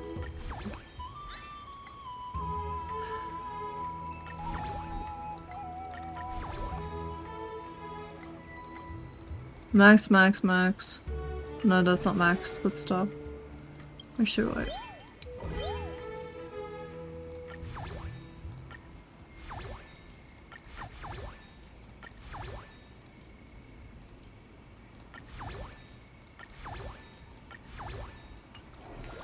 Okay, chat. Let's start the business day.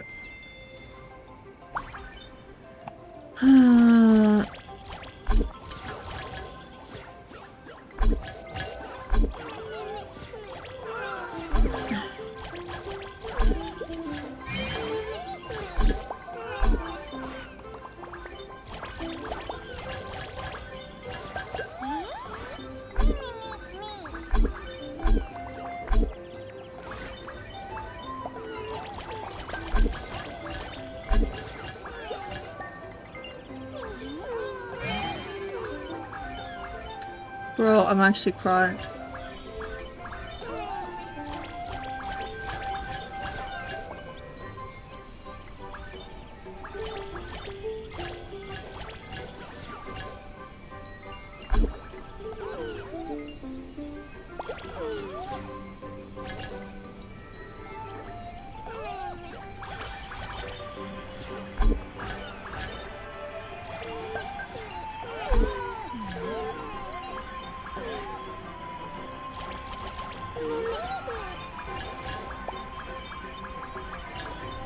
Oh, nothing.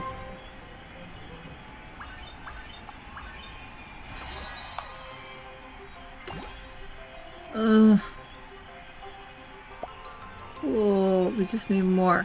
Head chiefs, if you're not too busy, could I learn some basic cooking skills from you? We want cooking lessons too, so we can make yummier oatmeals for Aki.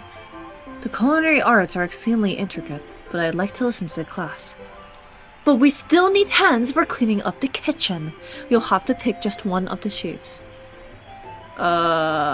Mighty should take the role. He's better than Kevin. Hands-on practice teaches faster than any theory could. Take this pan, light the stove, and see what you can do. This sounds so heavy! Honey brew helps eliminate Persian taste and brings out flavor. I can be generous with it, no? Oh, there's a fire in the pan. Lady Hyacinth, that's enough! Teacher Treeby, will they stop tossing everything? Perhaps you should start with theory after all.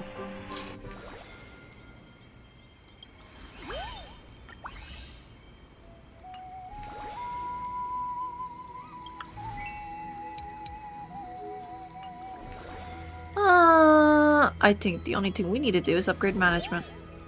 Oh.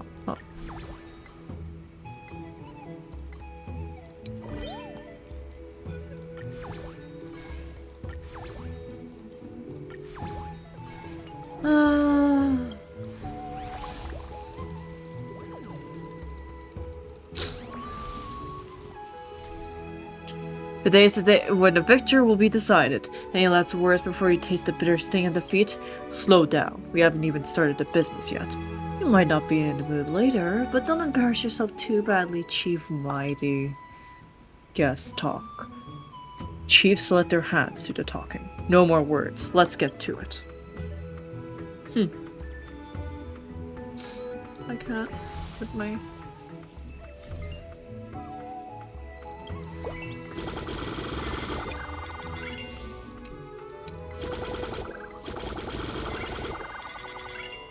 I'm completely poor, by the way, so...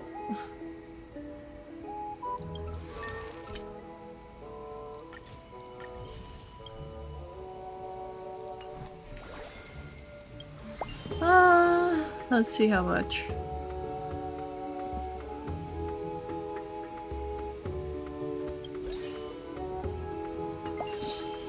I mean, everything is fine with the dishes. It should be fine for now. Okay.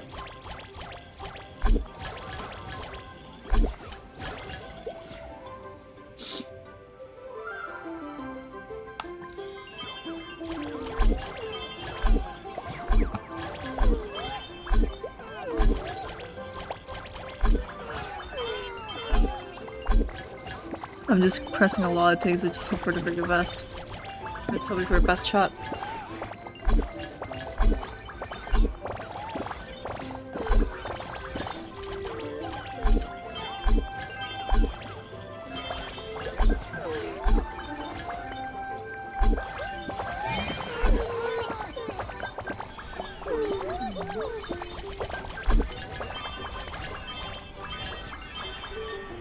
Oh.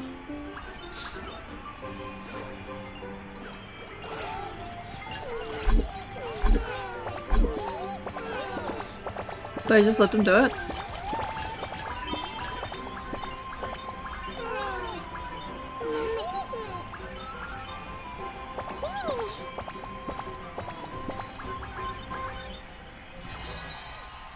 Cool.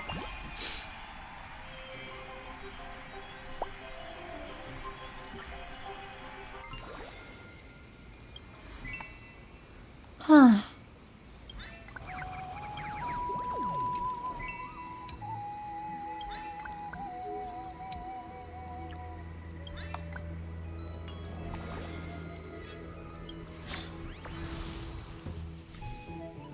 Who will win the right to represent Custom Name 2? Please cast your vote, ma'am. The Chief Showdown is heating up. Will Chief Mighty from Custom Kremnos rise to the top? I'm not worried about this. Surely folks can taste different between Sanguine Honeybrew and boiled water. Or will Chief Finan fighting on home turf here in Asties and Lizzie win over the crowd? That honeybrew might be a niche trend for Kremnoans, but don't assume everyone's into it. What a tight race. Both chiefs are brimming. Brimming with confidence, ma'am. But before we announce the result, let's sneak a quick word with the owner. In your opinion, who has the edge in this culinary clash? Mighty. He's a worst-class chef who's led criminal detachments across the world, learning many city-states cuisine. His experience alone makes it hard to beat. Ma'am, thank you, owner. Now let's bring in our deputy owner to reveal the results, ma'am. Wow, all these fairies staring at me. Kind of nerve-wracking. Thanks to Cydra for compiling the numbers. I'll just read them straight out, okay? During their respective turns in the kitchen, Chief Finan and Chief Mighty each sold exactly the same number of orders. Huh? Oh, looks like you leveled up your skill. How about another round? Sure thing. What's the challenge this time? But waiting another 6 days sounds way too long. Let's settle it today. We'll let those judges decide in the upcoming gourmet contest. Sound good for me. I'm in. Time to bring out Casterus. Sure, just about time. Let's go to the gourmet contest. Or somewhere. I don't know. Hey.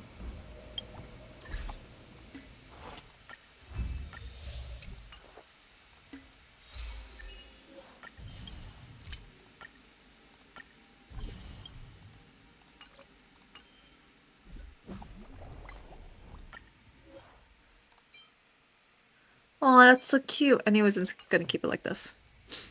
I'm still Cypher.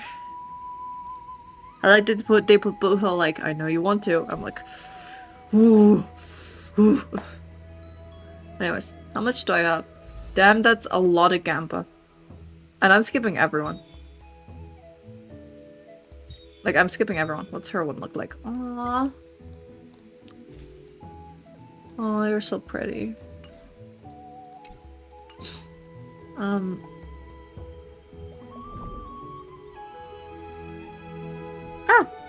That scared the living life out of me.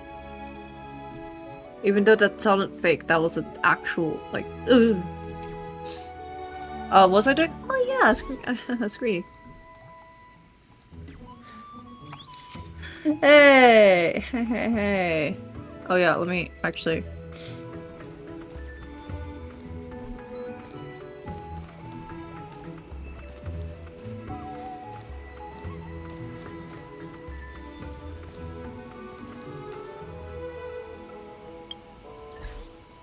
Actually, no, I don't want to be beside. Why do I have to talk to Kevin? They're all staring at me like, what the heck are you doing? Shh. Let a man do his work, chat. Oh, can I hide my pet? Hide pet. Face the camera. They're all like, what the frick is happening?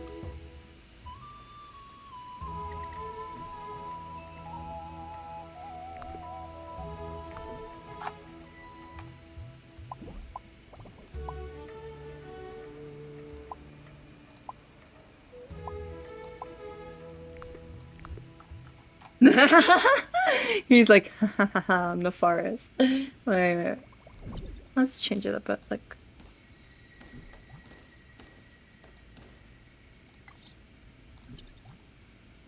Oh, balls. Thank you.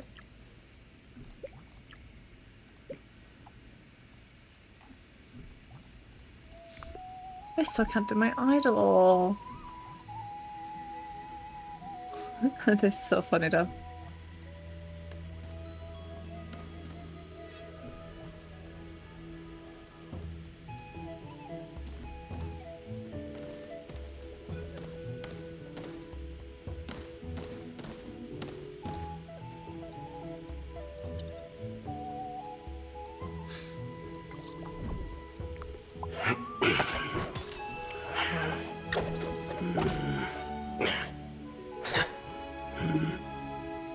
They're like, what in the world is this guy doing here? I want you to face the camera, chat.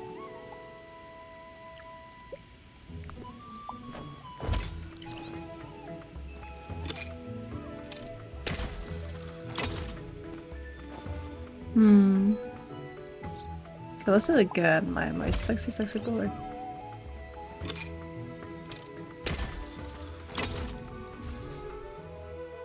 Haha.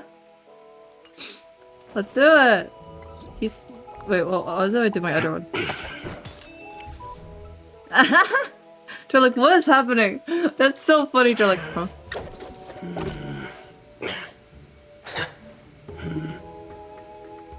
That's so funny. They're like, what are you doing?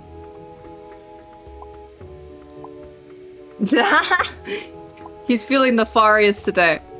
Let's go! I was I just hide him and they're like, wait. They're like, what? No. Oh yeah. Oh yeah. Wait, put a, huh? It looks like they're looking at someone. I mean, wait, no, they are. Wait. Oh yeah, it doesn't even show me because I'm. Well, what?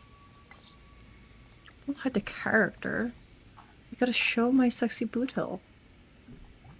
You gotta show him. Show them his boss. Okay, we're not going to let Kevin have his little moment. Okay, what happens if I'm like... what happens to it?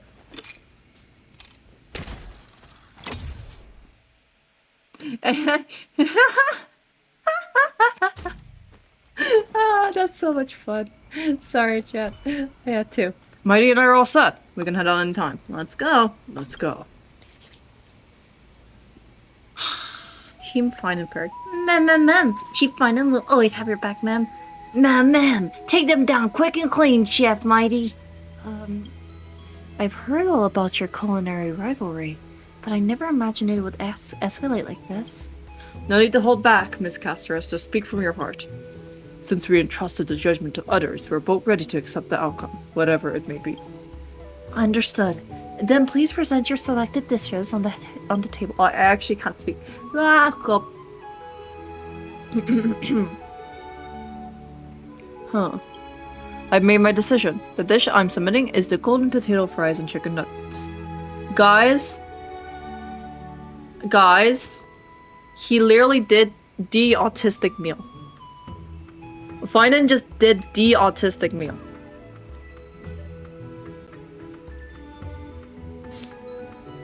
You see, I can't eat chicken nuggets, so I would instantly be like, no. Great dishes start with great ingredients, and I believe the wheat fields and Azis Elysiae, I know exactly how flavorful this land's crops and meat are. Their unique taste is sure to leave a lasting impression. Well said. As for me, I'm going with hearty vegetable pottage. Aren't you gonna tell us why? No need. Let's get started. Ma'am. Lord Finan's dishes may look plain at first glance, but one bite reveals its true depth. Rich grain and oil-fried aromas, a crisp crust and tender center.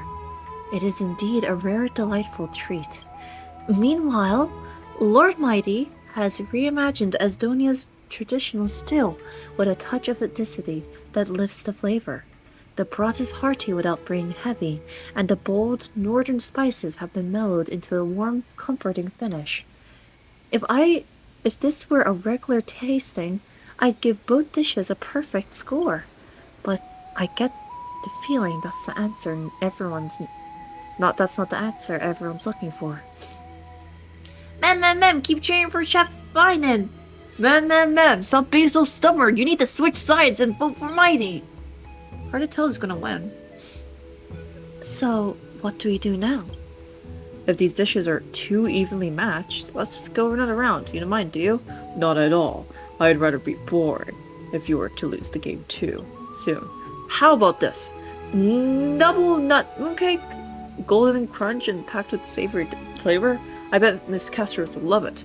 Try my feast gravy roast chicken. It's juicy, full of flavor, and just a taint to balance out that overly salty taste of his. Ha, elk fighting. Well, I'll have a quick taste, but you two please stop cooking. No more new dishes. Hey now, I haven't even brought my signature dish. Presenting my cloud sheep ribs. Judges, please enjoy it. Wait, was that even on the menu? Freshly made sweet and sour braised chicken. Coming right up. We're not done yet. This salty smoked meat is the pinnacle of my culinary career. My magnum opus that outperforms every other dish. You have to try. Here comes pickled bean purse. Enjoy. I can't eat another bite, ma'am. I motioned to pause the tasting. What are we even supposed to do with all these extra dishes? Ma'am, that's our cue. Our stomachs are like bottomless pits. We can handle anything, ma'am. You done already? I'm just getting warmed up. You think that you've seen it all. Costume Kremlis' cookbook is way thicker than you imagine. Let's keep going. Alright then. Salt seared ham and figs. Dig in. And here's roasted horn swine with lemon cream sauce. Have a taste. Tried this one. Surfeit and turf. Deluxe stew. The name says it all. Honey crusted fried octopus. Enjoy. We surrender. Seriously, we're full to bursting. Boss, help us. Help the maze, ma'am. Huh? So I just need to eat every bait, right? Alright. I'm going in. The two chefs keep bringing out dish after dish, but somehow the food is vanishing in an alarming rate. Delicious. This really is the ultimate feast. But, chefs, is there anything left you haven't served?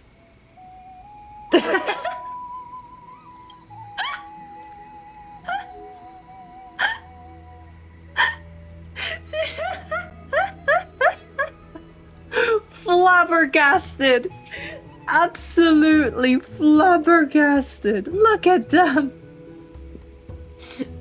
They're like, what in the heck?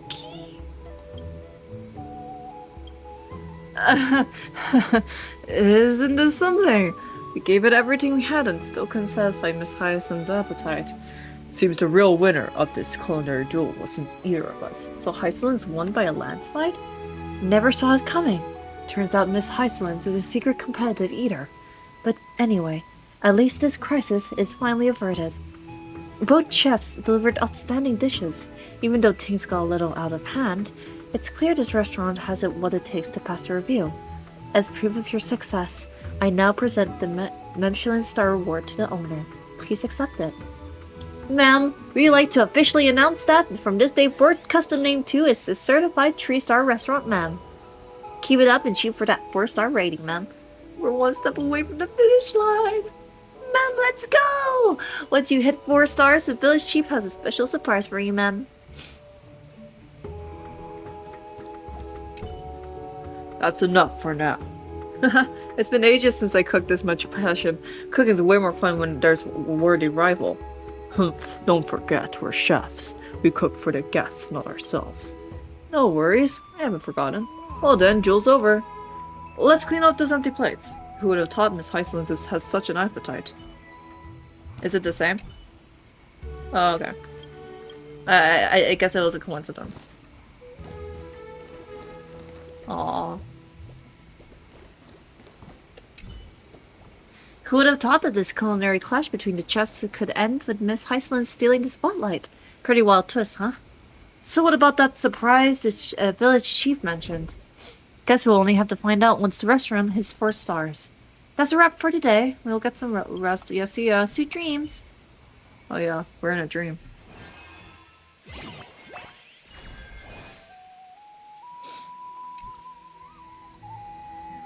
You two? Do you realize what you've done wrong?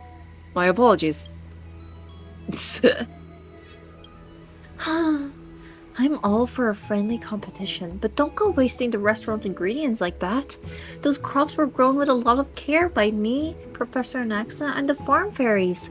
We just wasted everyone's hard work. What a real shame. I'm telling you off now. Boss, I'm sorry. I got too caught up in the cook-off with Mighty and didn't think things through. I won't let it happen again. Also, thanks to that surprise feast, our inventory is nearly wiped out.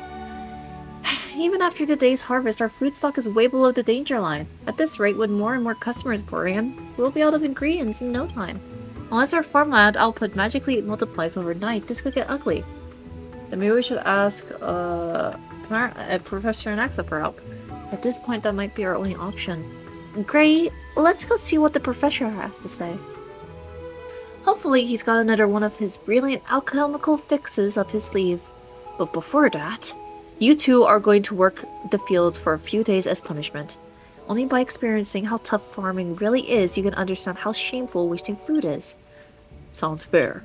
Alright, just hope Professor Anaxa doesn't get mad at me over this. It's not impossible. But first, I need to come up with a solution. It happens that I'm in a bad mood. Hyacinth, go round up my students. It's time for another lesson.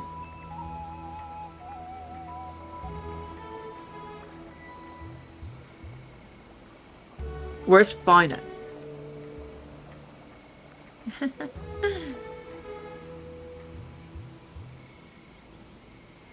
I'm not gonna lie, working the land really gives me a deep appreciation for cooking. You swing your hoe better than a sword or cleaver, I'll give you that. Is there a break from cooking these days? Where should we hang out later? Let's finish the farm work first. Aw. Professor Anaxa?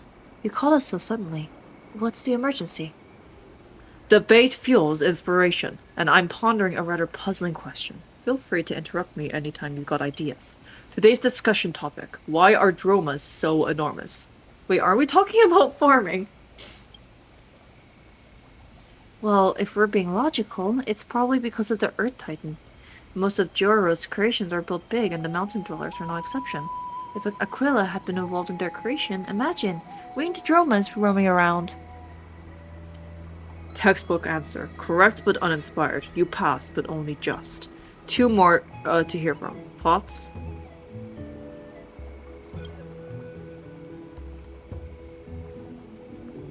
Blink blink. Point taken. I'll go first. I read an interesting theory once that dromas started out normal-sized, but were desperately lonely, so they roamed the world consuming every creature they found. As their hearts found fulfillment, their bodies expanded proportionally, eventually reaching their current enormous size. You wrote the story, didn't you? No, I just found it by chance in the bookstore. I couldn't write something so peculiar. I think that answer is only going to make Professor more upset. That's it! Why didn't I think of that? Plants really exceed their natural size limits. With true alchemy, we could connect or even merge multiple crops to create something more extraordinary. What the heck? Come, help me prepare these alchemical concoctions. Cloud sheepwool, cognose bloom ichor, black-tide creature claws, noontide griffin egg whites, chimera horns, and last ingredient, a fairy's tail. Wait, did you say a fairy's tail? Relax. It's just a plant from the maze that happens to look like a fairy's bushy tail. Perfect. Ingredients collected. Time to start the alchemical transformation. Alchemy shares with cooking, combining specific ingredients in suitable containers, applying proper techniques and manipulating environmental conditions until you achieve your intended outcome. Observe carefully, for this shall be the most magnificent.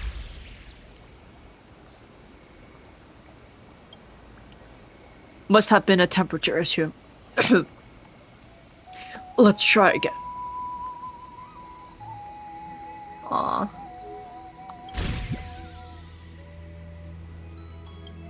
Ah! What's this on an earthquake?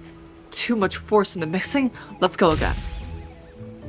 Kaboom, crash, bang, boom, crack, pop. Again.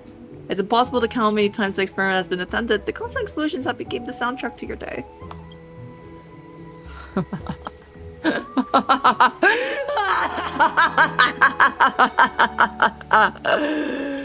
Behold, my work is complete. Rejoice, for I have discovered how to break true crop's natural size limit. Did your alchemy actually work? Come with me. I'll show you the birth of an entirely new species.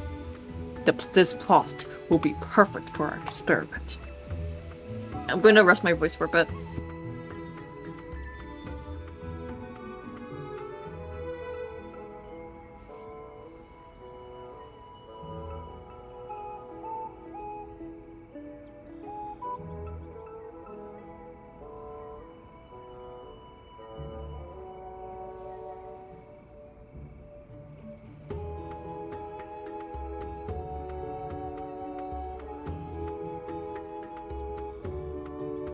Okay, dokie. Wow! Okay. I'm well aware of the professor's alchemical expertise, but using it for crop cultivation, that's certainly a first. No need to worry. Maybe something amazing will actually happen. In your trance-like state, you detect rustling noises like plants stretching towards the sky, and then appears before you is an enormous pumpkin that's bigger than a whole fairy? That's incredible. With these giant vegetables, food shortages will be a thing of the past for a restaurant. The alchemy's yield fills the field. Not too shabby. Let's see how other crops will turn out.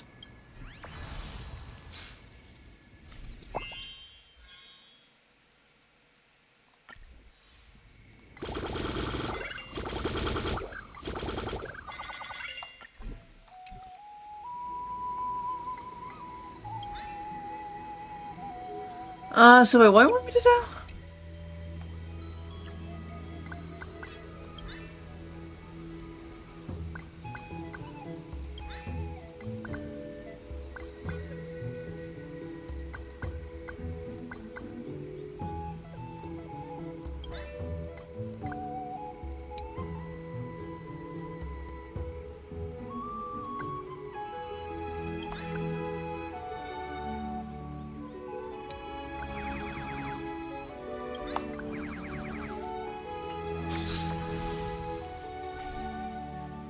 Given that the professor created these giant vegetables, I'd like to make a proposal. Gray, the restaurant runs teams events periodically, right? Why not let Professor Anaxa take the charge in the next one? But is he actually interested? Lord Finan and Lord Mighty will be managing the field, so Professor, wouldn't you prefer spending time somewhere more lightly? Being a figurehead is acceptable, I suppose. But to be clear, I have no interest in mundane tasks like feeding small animals. And also join our restaurant staff, Professor Anaxa. That's Professor Anaxagoras to you. Okay. I've never seen such extraordinary giant fruits before. The scholar appears satisfied with the current results and is working faster on new varieties. Hopefully without another fruitful disaster.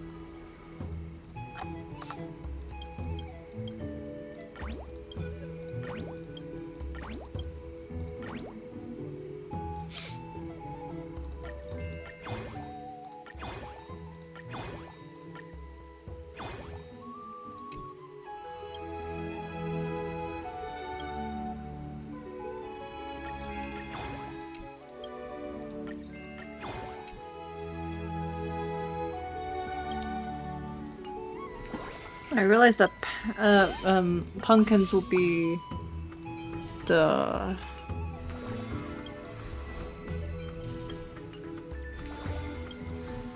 pinnacle of this whole thing.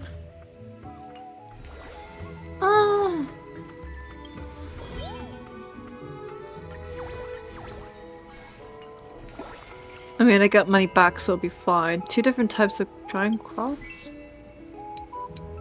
I don't know. Let's just hope I don't go bankrupt.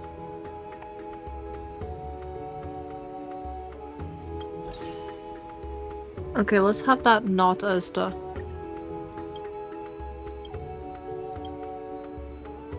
Oh.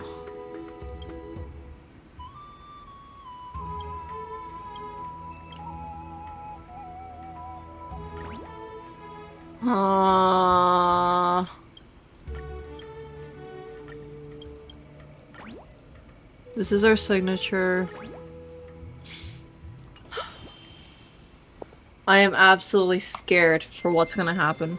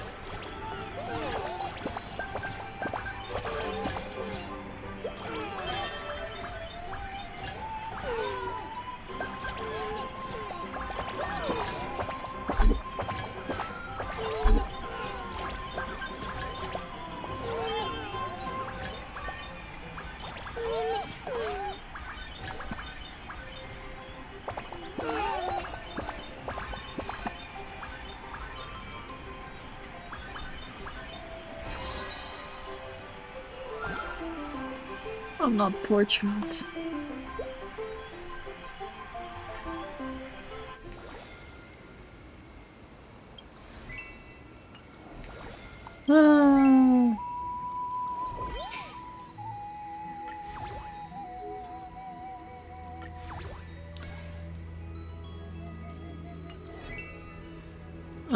Actually, let's go to our...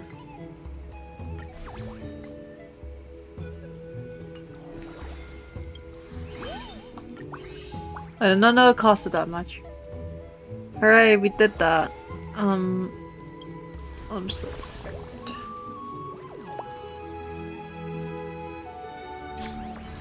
Let's go, so...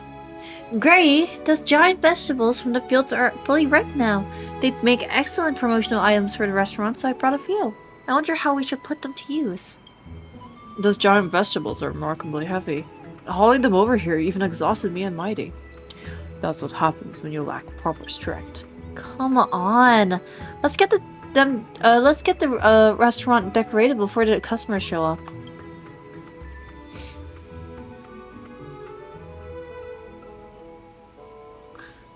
Very good. That is exactly what I had in mind. Professor, stop admiring the giant crops and help us get ready to open. You know what Hyacinth's doing? It's like she's looking after Anaxa like an old man. He is an old man, though. Looks like our agricultural expert is pleased with the results. The fairies are starting to arrive now, too. Time to open business. The Harvest Festival at Remembrance Maze is finally opening today. Oh my god.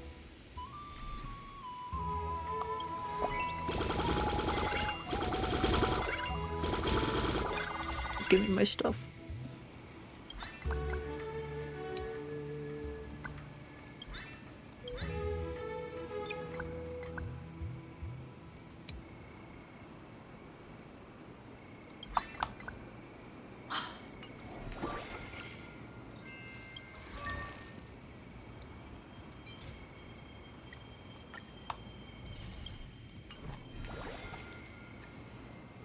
Purchase all restaurant facilities.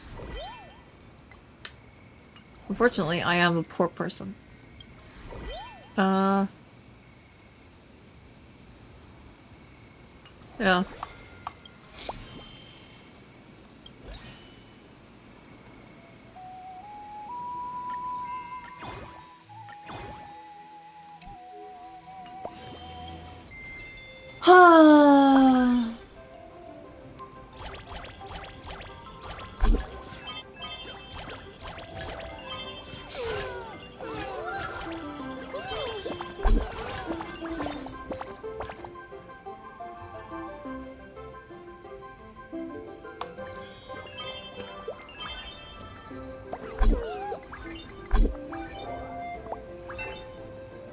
Aww.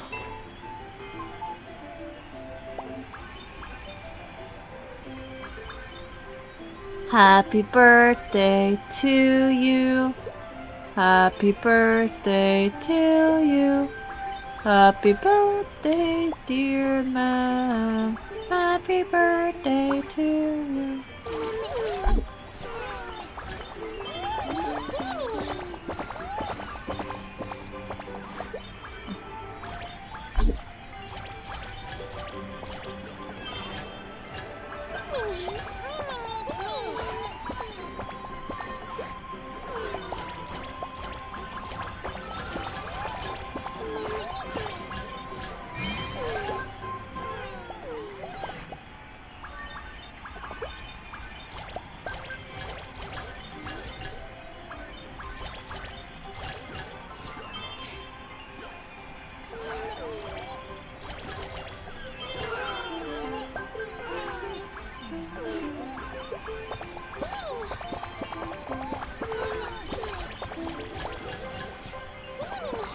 I think I'll be fine in terms of this.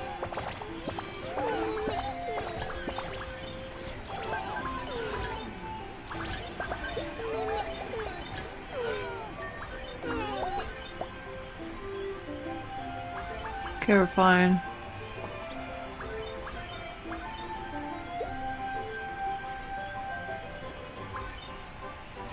Thank you.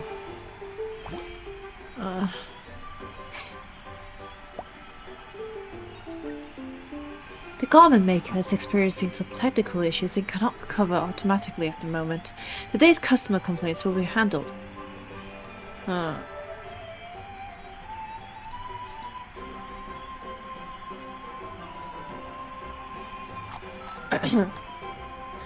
Today's will be handled by the person in charge. Professor Naxa, we're counting on you. Forward them to the Groove Chief and chat and I'll take care of them. Ma'am, the monster toy that came with my meal is hideous. Can I get a fairy design instead? Only those who understand geometries may enter. Ma'am, the texture of those giant fruits is horrible. All the fairies I know say the same thing. Sure enough, the truth is always in the hands of the minority. Maxie, that's not really the proper way to respond. Ma'am, your new manager is super mean. Is the restaurant actually legit? I want lessons too. If you're not going to use those either, you might as well donate them to someone who will. P.S. Or better yet, donate it for alchemical research. I have no need for them. Clearly, I've made a mistake putting you in charge of customer service. Yay.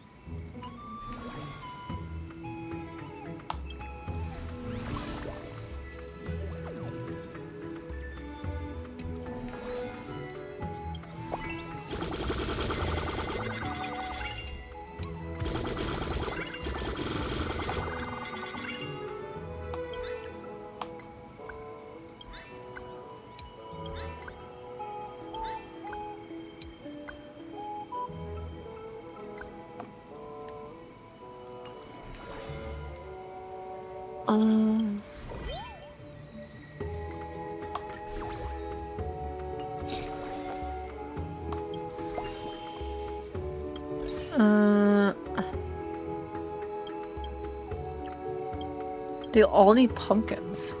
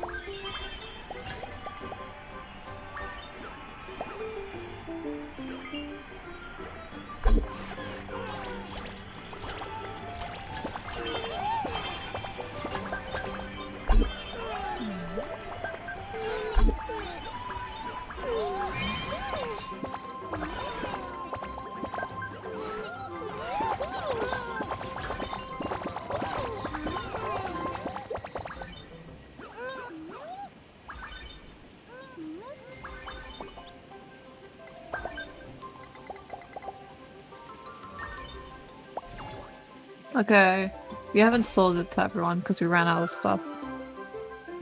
For now, shut up, bro. I have enough. It's just when it comes to food, we don't have enough.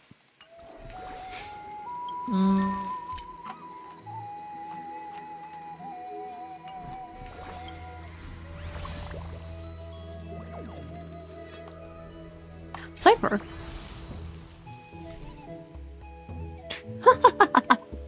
This is what they call too much of a good thing, I suppose.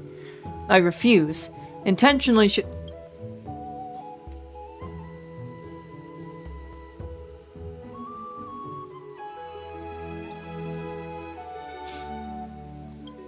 choosing the wrong path when the best solution is clear is nothing but stupidity. What's up, guys? What is it this time? Gray! Thank goodness you're here. Help us talk some sense into Professor Anaxa. The giant vegetables are overproducing drastically and we've run out of storage space in the kitchen. There's no way we can use all these ingredients during regular service and they're starting to rot. Everyone's totally stressed about it. But the professor refuses to reduce crop yielding, no matter what we say. First, crop productivity isn't something you can just dial down. It's not that simple. Second, even if it's possible, I wouldn't do it. After finally achieving this breakthrough, going backwards is unacceptable. This short-sighted approach is entirely out of the question. But wasting food is just so wrong. Huh! Is wasting my research achievement something to brag about? High farm production and using up all these veggies? Huh! Sounds like we're stuck between a rock and a hard place. That's nothing. We just gotta sell it all. Trust me, this is right up my alley. Leave it to me, and I'll make sure everyone's happy. Help, our vegetables are piling up. Since it's grave mystery asking, I couldn't possibly say no. With our history, how could I refuse? Listen, you're making this too complicated. Selling stuff comes down to two things. Either make it rare, or make it cheap.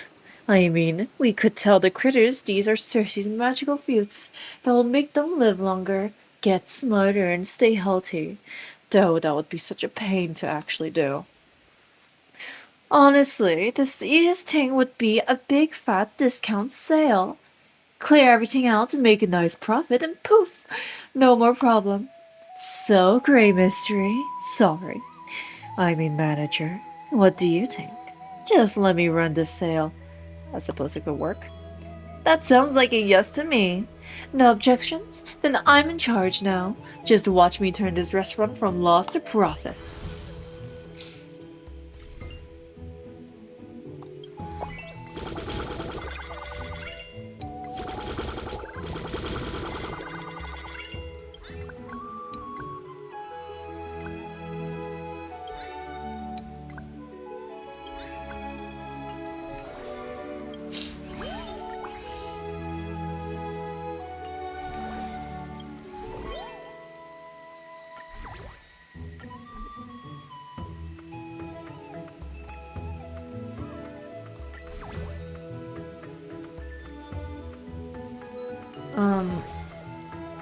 I don't know.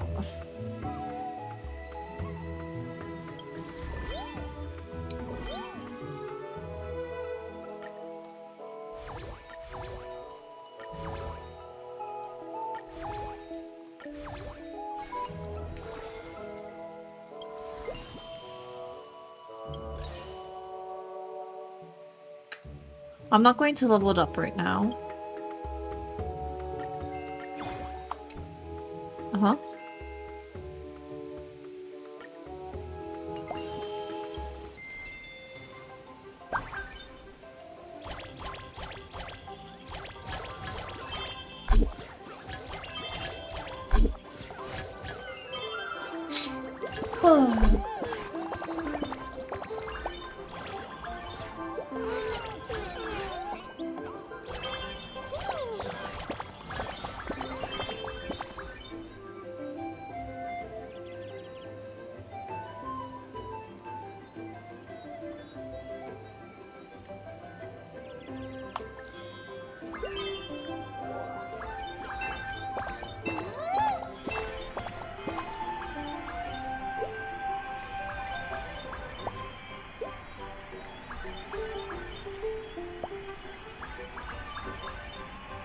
That's very cute, chat.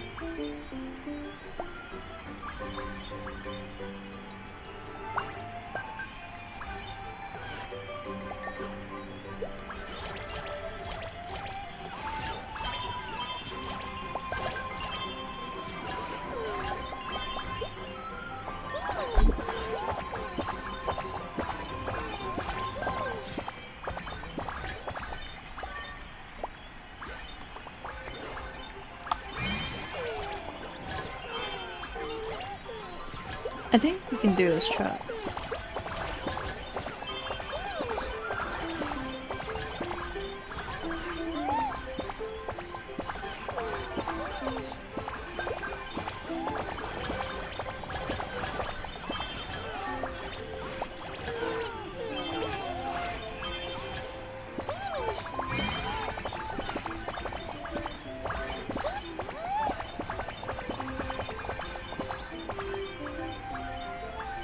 Thank you.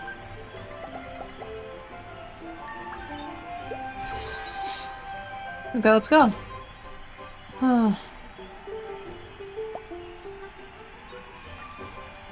Urgent PR crisis. Customers complain about slow food delivery affecting taste quality.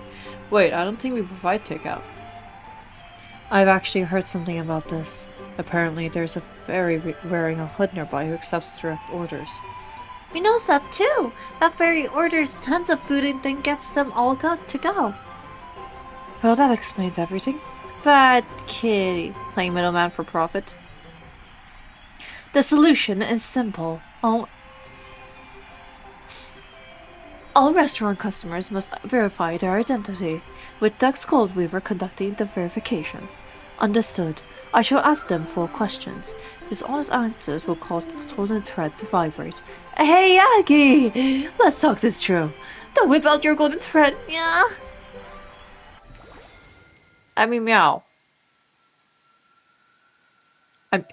Oh, that was an awful sound. I am so sorry. Oh, that was awful. I'm so sorry. Sighs. I'm so sorry.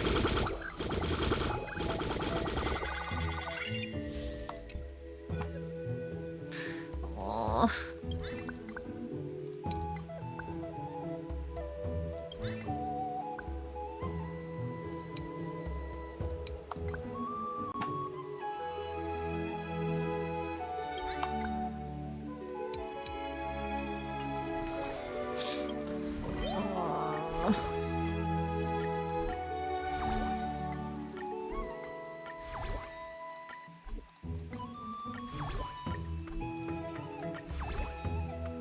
Okay, everything's maxed.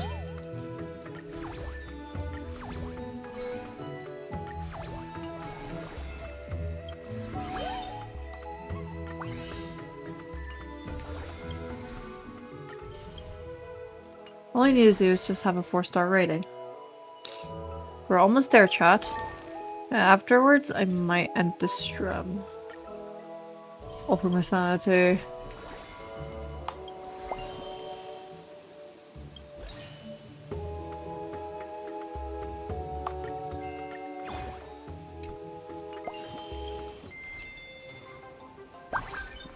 Oh god.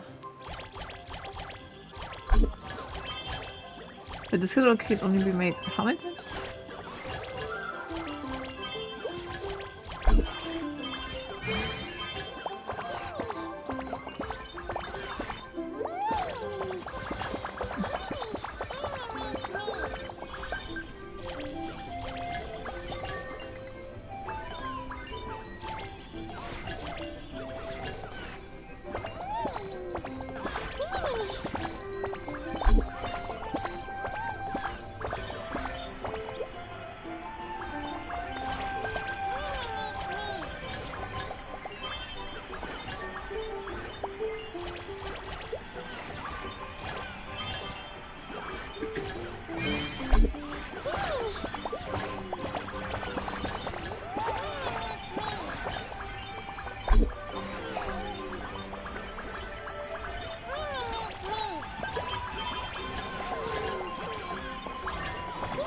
I'm managing it, so...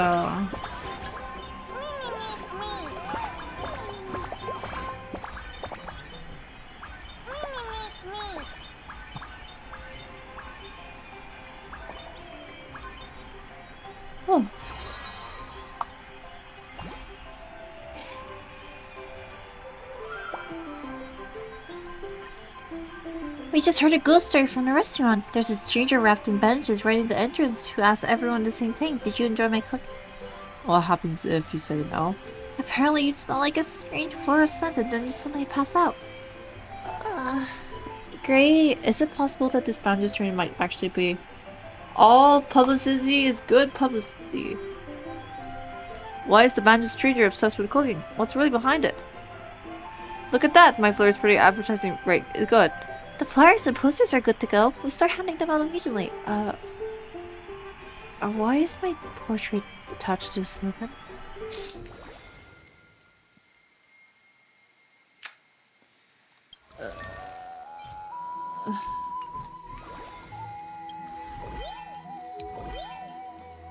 We just need better stuff.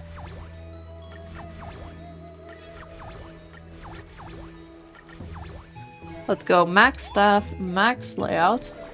And now all that needs to do is... Well, I think the farm is maxed already.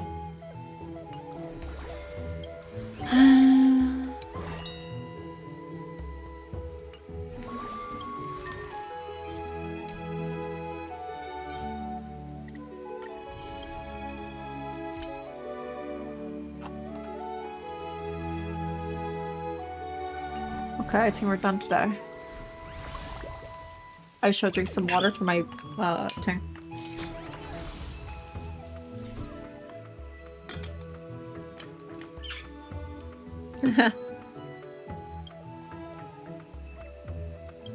Need some business advice?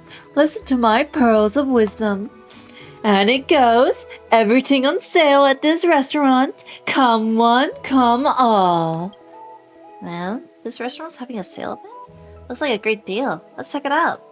Ma'am, we saw a fortune dining here. I've got to try it too. Welcome. Feel free to bring friends and family to dine with us. We've prepared incredible discounts and invited a special guest to explain all about these wondrous fruits. If you enjoy our meal, please remember to leave us a 5-star rating. Please welcome the absolutely, positively, definitely richest person in Okihima, Lady Goldweaver. If I recall correctly, my agreement was to weave golden thread for you, not to participate in any sales activities. Oh, come on, Aggie. It's just answering a few questions. What's the harm? Plus, I'm now running this entire sale. The entire restaurant staff is at my disposal. If Grey Mystery agrees, I could even assign you kitchen duty. Isn't that right, manager? Cypher, you're taking this too far. I'm not. This is standard promotional work. Plus, Aggie never gets out enough. She needs to be more social. Very well. Since the manager appointed you, I won't argue further. Ask away. Here we go. First question. Lady Goldweaver, in your opinion, what makes these fruits so wondrous? The fact they grow larger than regular crops is a sign of blessings, not to mention their perfect symmetry and exquisite flavor. They're absolutely ideal as culinary ingredients. Even Lady Goldweaver endorses them. Everyone hurry up and place your orders. Mama, I'll take 10. To go, please. If you'd like to make a purchase, please sign up here. Everyone form a line, please. Don't worry, we've got plenty in stock for everyone. And we take care of all the deliveries. They'll be at your doorstep in no time. Thanks for shopping with us. Next question. We've received correspondence from customers worried that these enormous vegetables, possibly technologically modified, might be unsafe to eat. Lady Goldweaver, how would you address these concerns? Preposterous claims. While our agricultural expert admittedly has particular methodologies, his integrity is unimpeachable. I didn't ask for your endorsement. Lady Goldweaver personally vouches for all these wondrous fruits. 100% natural and pollen-free. So go ahead and buy as many as you want. Let's take another Cyphera. Alright, enough. Keep this up, and you'll interfere with the restaurant's actual business. Fine, whatever. You've got plenty of customers now anyway. That's the end of our sale, everyone. We're now open for business. What am I doing? Oh yeah.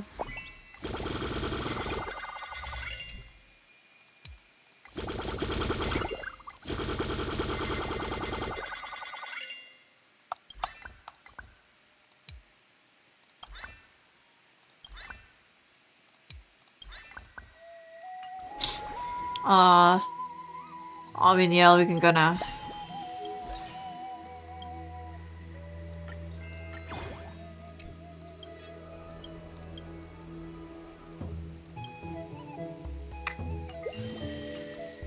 Okay, let me go here.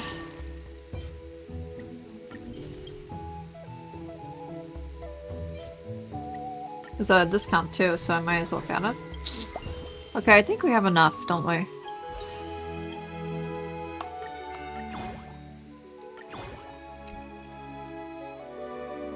OMG, this event is so long. Don't worry, I'm almost finished.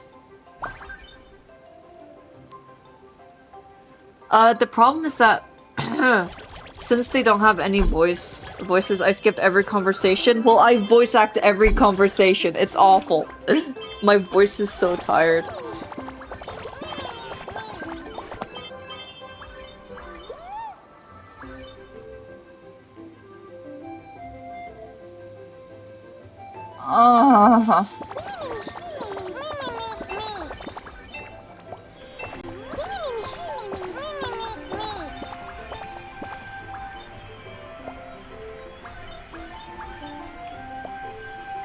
Oh, so we're just stuck here no matter what. Alright.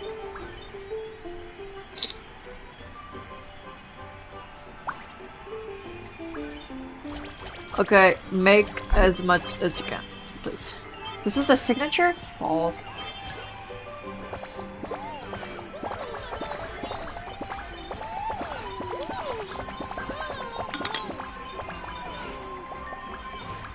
Oh, okay. Okay. Okay.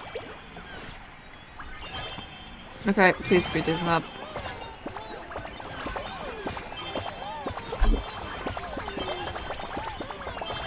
I actually don't know what's happening. All I hear is mem.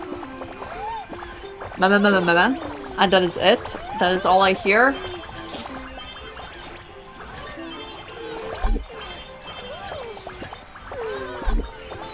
Clean up.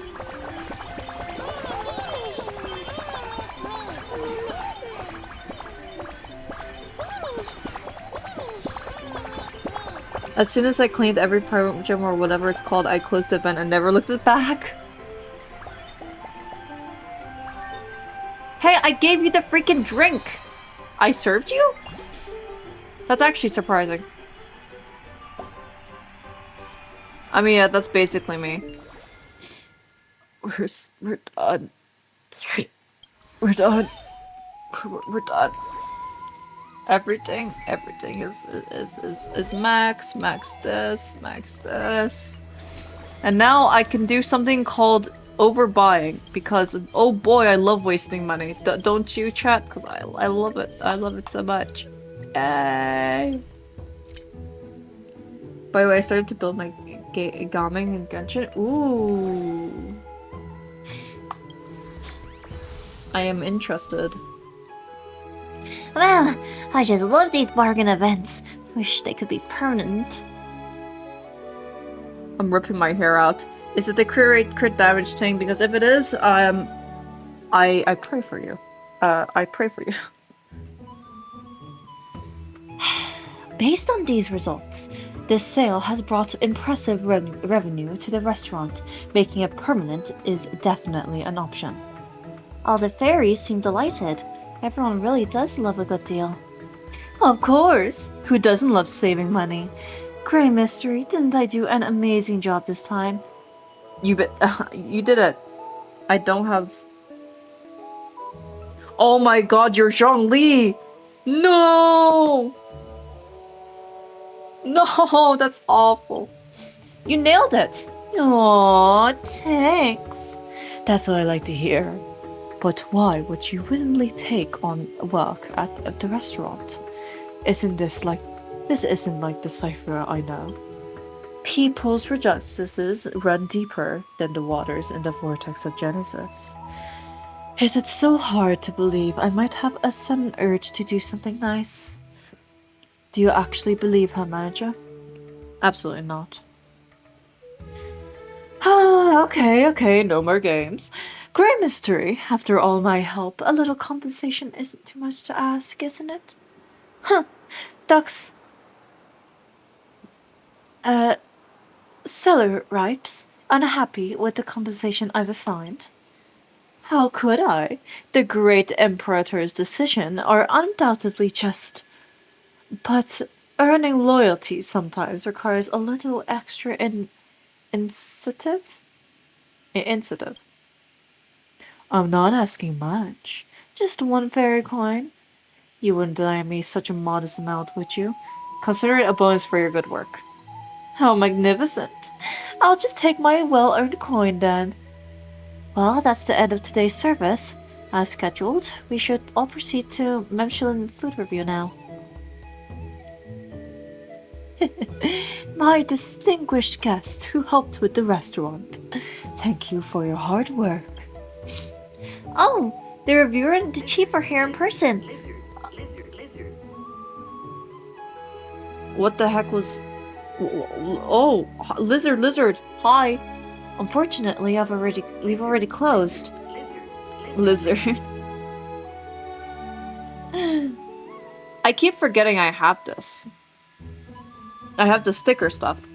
We've already closed. We can't offer you any of our delicious meals. Please, don't worry about that.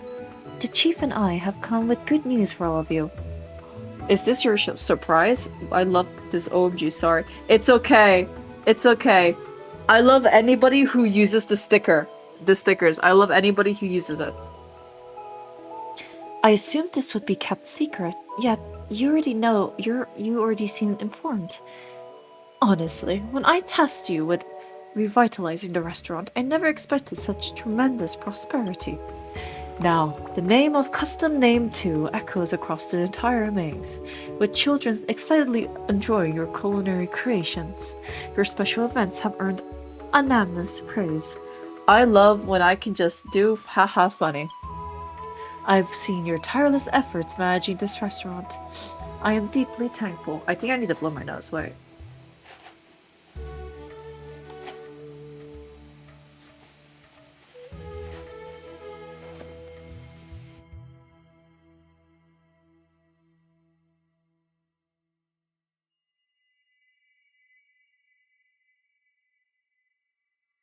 Anyways, I am almost finished with this event, and afterwards I might end stream.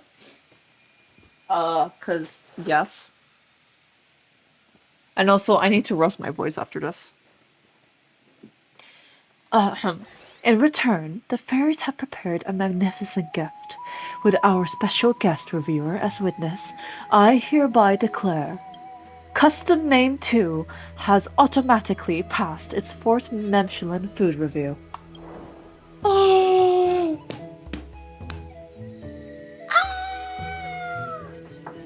Tack, mama! Yum yum! Yeah! I'm so happy.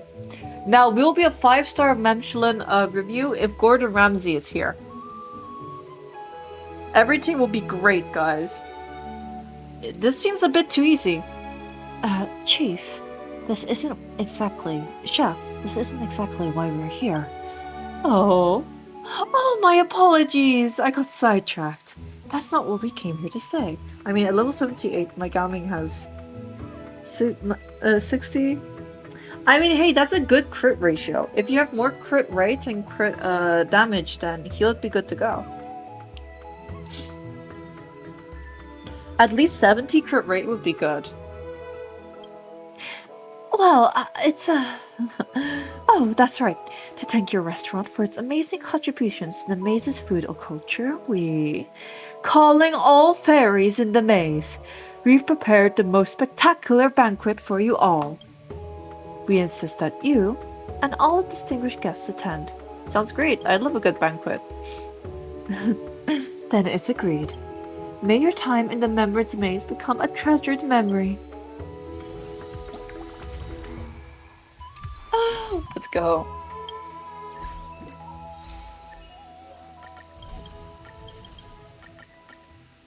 Okay, are we done?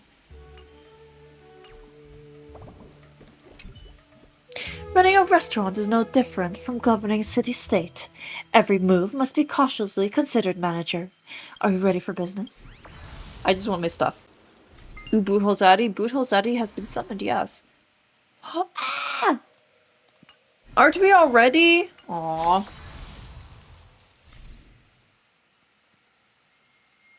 Yes, Butholzadi has been here. Anyways.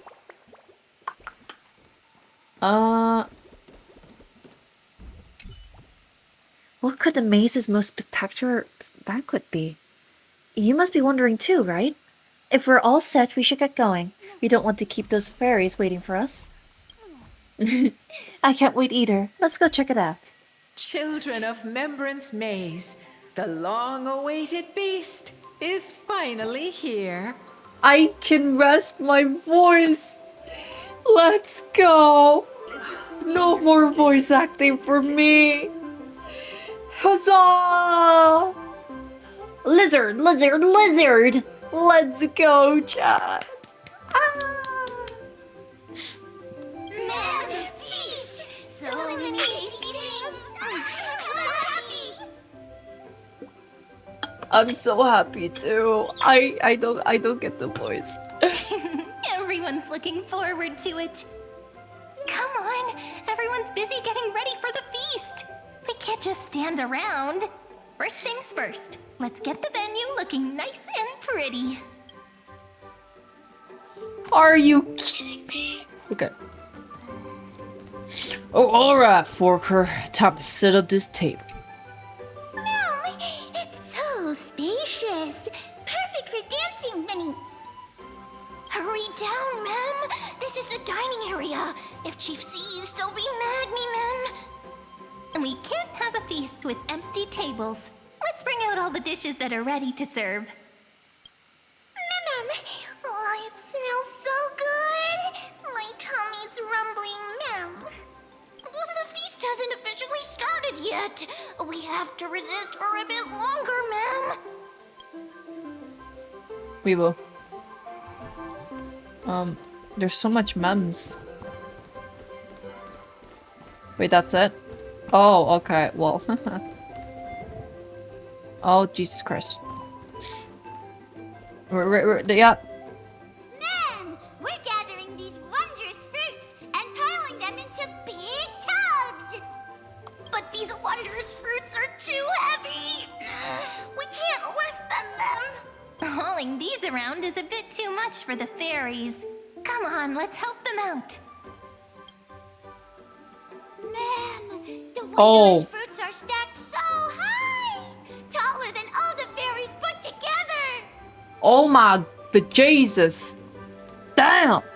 I think we're gonna overflow it, chat. Beautiful. Thank you, ma'am. Oh. Let's go. Look at all this food, guys. The burgers are delicious, by the way.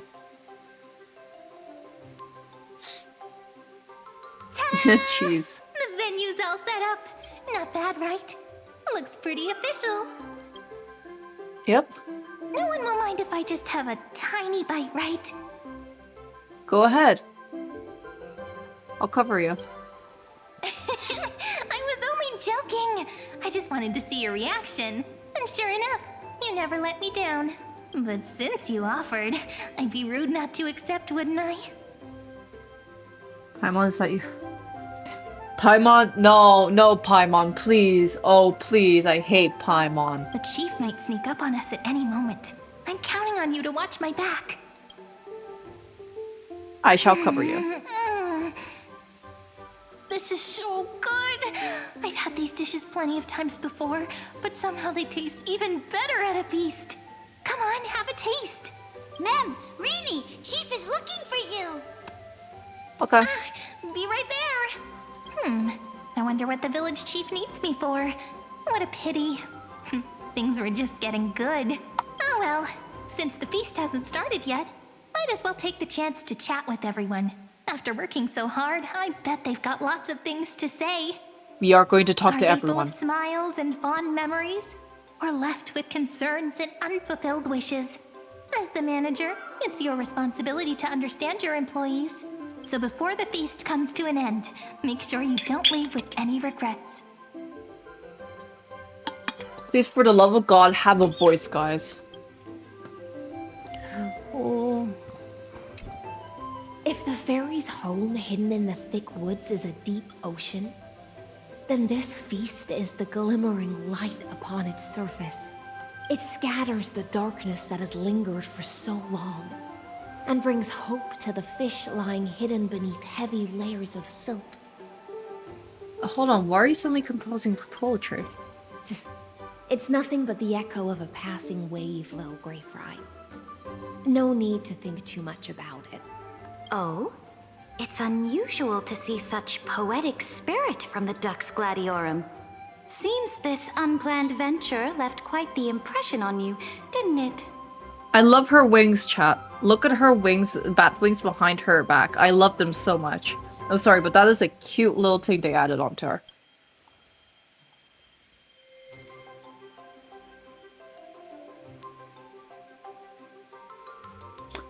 What?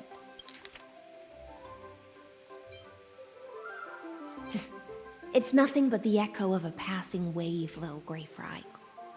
No need to think too much about it. You jest, Imperator.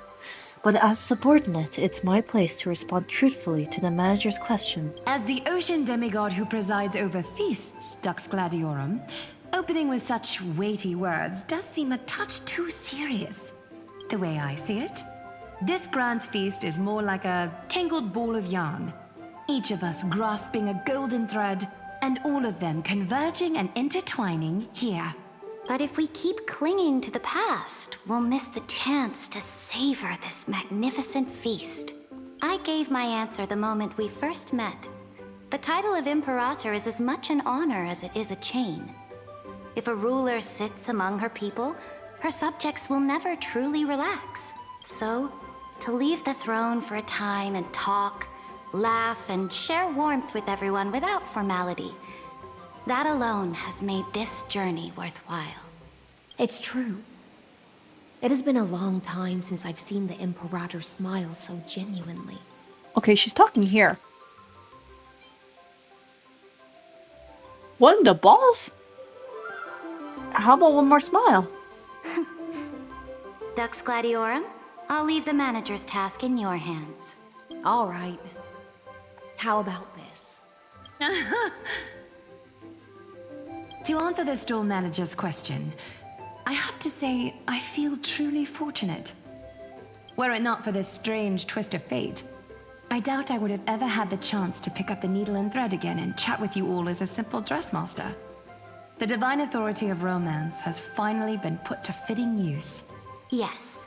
Just as Dux Goldweaver said, we've each traveled through countless years, grasping a golden thread.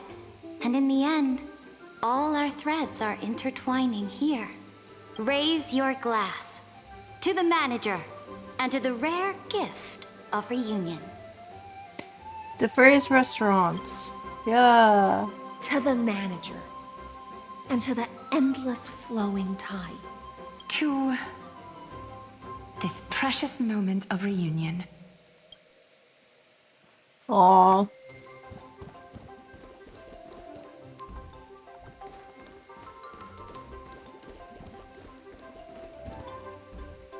Well, let's go here. What's this, an essay? How I spent my summer vacation? Come on, Grey Mystery. Do things really need to be so formal between us? Sure. The restaurant's running smoothly, and it's fun. But it's not like I'm filling my pockets with gold.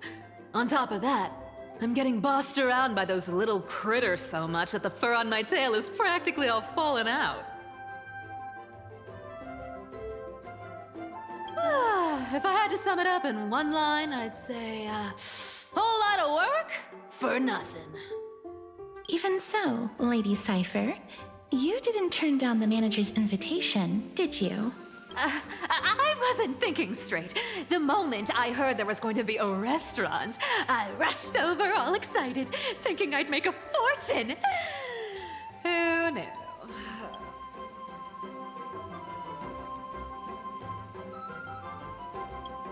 Didn't you boss her? Yes. Yes, that was hands down the most fun. I never thought the day would come when the lofty Lady Goldweaver would take orders from me. It was just too enjoyable. Thankfully, Lady Aglaia treated it as good fun. If we were in Akama, we'd be clutching the golden threads for dear life. Weren't you the one who posed as a fairy food critic? I have to admit, even I was fooled by your little scheme that day. I ended up tasting so many dishes. Oh, that's right. Okay, I was just bored out of my mind with nothing else to do.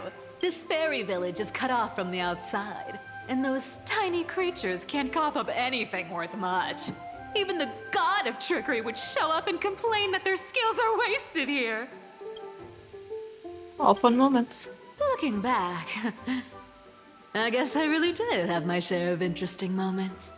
Seems to me like Lady Cypher had plenty of fun. And what about you, Princess Homebody? Aside from being part of the restaurant team, did you have fun? For me, having the chance to savor Lord Mighty's specialties and exchanging thoughts on crop cultivation with Professor Anaxa, as well as personally awarding Mr. a medal. All these small moments are treasures to be remembered. There's just one thing that I still can't figure out, Lady Cypher. You know fairy coins hold no value outside the fairy world, so why did you insist on taking one? Really want to know? It's actually not that complicated. Life here is just, too peaceful. No duties, no worries. It feels so strange. It's, almost like a dream. Because it does But what? dreams always come to an end. And if I leave without a special memento, then how will I know if I'm still dreaming or not? Don't worry, Lady Cypher. We've new dreams together. You're so cute.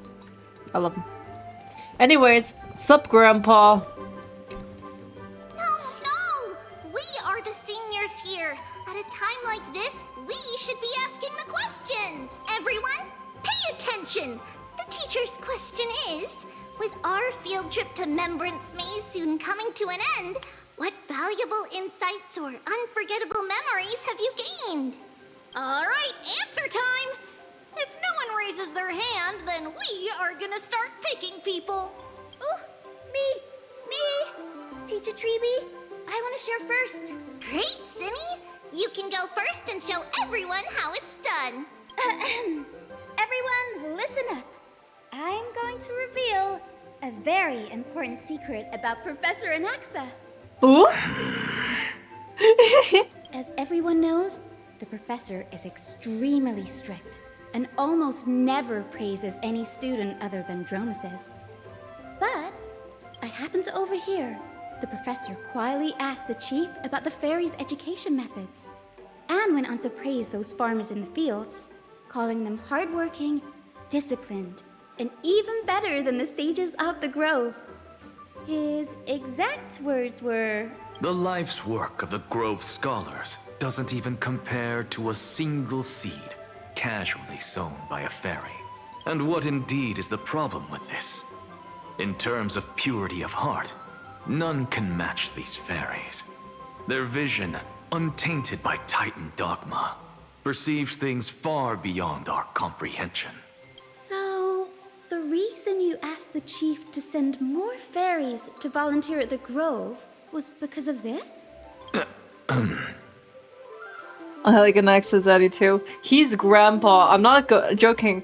For this whole event, Hyacinth has just been like, alright, Grandpa, stop with the chatter. Come here. Come on, Grandpa Anaxa. Take your meds. Grandpa Anaxa, you exploded another pot again. Stop doing your alchemy, Anaxa. It's 2 in the morning. I swear, she's like his caretaker. It's so funny. You could say that. No taking advantage of the fairies! Make sure they're properly rewarded. Alright, that's Cindy's turn. Who's up next? No hands up? Then we are going to start calling out names. Naxie! All this repeated questioning is making things rather exhausting. I find no joy in games or amusement. The only thing I consider a true blessing is... Dramas. Oh. I knew it! Professor Anaxa can't help but be attached to the crops he grew all by himself. My babies. My fully grown. I have a suggestion. How about adding a new course to the professor's curriculum? I've even thought of a name. Common Traits of Giant Crops and Dromuses. How does that sound? That won't be necessary. Bringing those wondrous crops back to the grove would only seal my reputation as the one who corrupts youths. Aurora, I don't know Auroron. All I know is that he sounds off. Crops lover? I see. Next. Oh, hi guys. Oh, it's me, huh? Okay. Next. Not so fast. If we're sticking to the order of the list, it's Gray's turn. Oh god. That's how it should be. But since little Gray is the manager, this question should be saved for the end. So, we are up next. There are so many joyful moments to share. We don't know where to begin. After all, words aren't needed between the three of us. But no excuses. What makes us the happiest is simple. The three of us living carefree with everyone else. We love Treeby. Also playing with the little fairies. Oh, and also, we never found the right moment to say this, but thank you, little Gray. Also, long time no see. This dream is starting to feel very real. Cyrene, this dream is starting to feel very real. I don't know about you, but this sound okay, chat. If I collect this, I can do a 10 pull. I'm not joking. I can do a 10 pull. So let me oh my god, chat, look at this. It's the two lovers. Aw, look at you guys. Look at you being so cute and all that jazz. Look at you guys. I did do a little thing. Are you looking at me? Okay, I thought he was looking at me for a second. Aw, look at them. Look at I'm gonna do a picture. Alright, unfortunately I have to get my Zaddy away from here to actually do a cute little picture of the two boys. Aw, look at them. They're so cute. Anyways. Let's go. They're so happy, aren't they? Yeah, anyways. Something worth remembering? Nothing really left a deep impression. You literally had a cult following you around. What are you talking about? If I had to pick, then the straightforward style of pulling up vegetables and cooking them right away brings back memories of my days wandering in exile. Simple, efficient, focused on sustenance over flavor. Funny, isn't it? Mighty, a great Kremnoan warrior, is actually the most skilled cook among the Chrysos heirs. No matter how simple the ingredients, they become a delicacy in his hands. The Kremnoan dictionary may be pretty sparse, but their recipe book, vast and diverse. Want my advice? Forget that fancy salad. The mark of a great chef is making the most of what's at hand. They don't nitpick ingredients. Perhaps my cooking skills aren't on your level, but there's nothing wrong with making a salad. I stand by the ingredients I select and follow through with them. That's also what it means to be a proper chef. At least you're practical. I can respect that. Back to the main point. The chief has been saying for ages how much he hopes the fairies can enjoy a hearty, delicious feast. That's why seeing everyone's efforts to turn this dream into reality through our restaurant makes me so happy. As for regrets, well, one would be that I couldn't best Mighty in the kitchen. The other is I didn't get the chance to learn more specialty dishes before the restaurant's run came to an end. Time really does fly when you're having fun. Yay, Mighty won! Because I made him win. You are never going to win, Kevin. You will always be below him. Literally and figuratively. During those years in exile, I often thought that.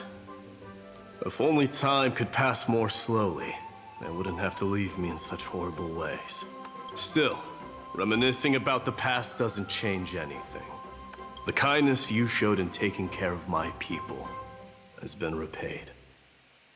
And here's a piece of advice for you, Finin of Ides Elysiae. Speak your mind, Midemos. There's no need for restraint in this place. Cherish your homeland while you still can. That's so deep, Mighty. What in the... That is so deep. He's like, yeah, we all know your homeland's going to die. Blah, blah, blah, blah. Have fun while it lasts. Mighty. Putting salt into the wounds.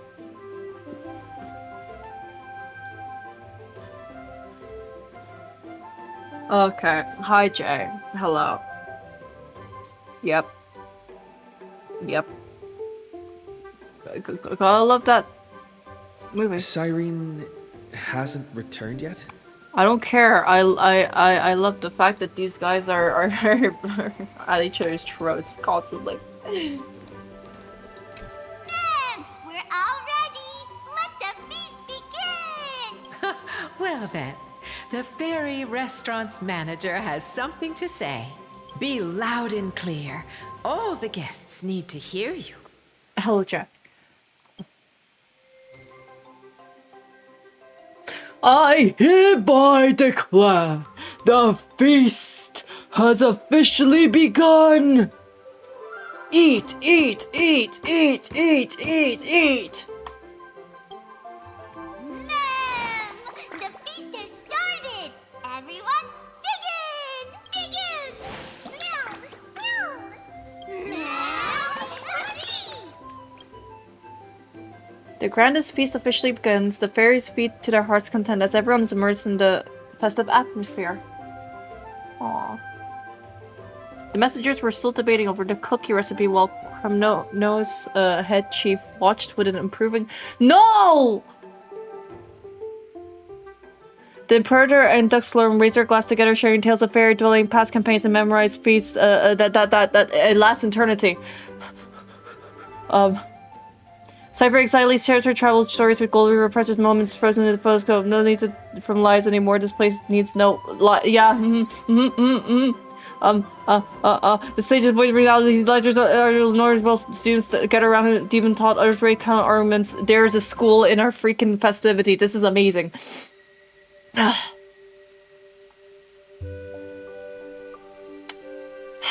Okay.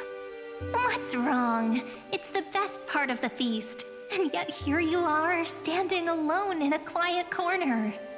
Cyrene, you left me. Just like March 7th, I'm Could sorry. it be the thought of these joyful moments coming to an end has made you a little wistful? Perhaps you and I are thinking the same thing. What did the village chief want with you?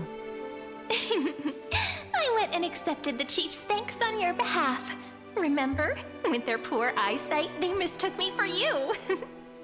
From here, you can take in the entire feast at once.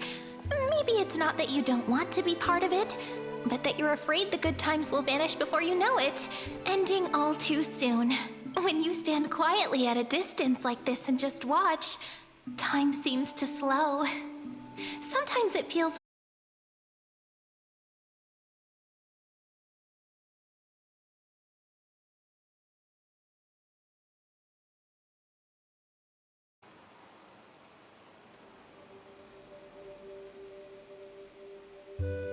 Oh, okay, hi chat, hello? Okay, well, At long last, after ages of waiting, Remembrance Maze has guests again. The fairies now have towering crops, more food than they can finish, and human companions. There's nothing more worth remembering than this moment, is there? And best of all, we witnessed it together. It's just like a drifting thought landing on a calm lake, stirring up gentle ripples. And when you snap out of your daze, there's only reality staring back at you. I don't want to go back to reality. Let me into Penacony and have a nice long life with Buto. Welcome back, thank you. I don't know, it just cut off and I saw it and I was like, okay, time to repeat a voice line. Yet I'm certain that within every story carried away by the ripples, the same joyful anticipation remains. And in that constant anticipation, a miracle is sure to happen. God freaking damn it, Cyrene. Just like how after all that waiting, you finally arrived. And we are done, chat. Well, that was a nice little celebration. Anyways, as much as I want to end, you see this? I have 9. What can I do? What can I do that would... I need to...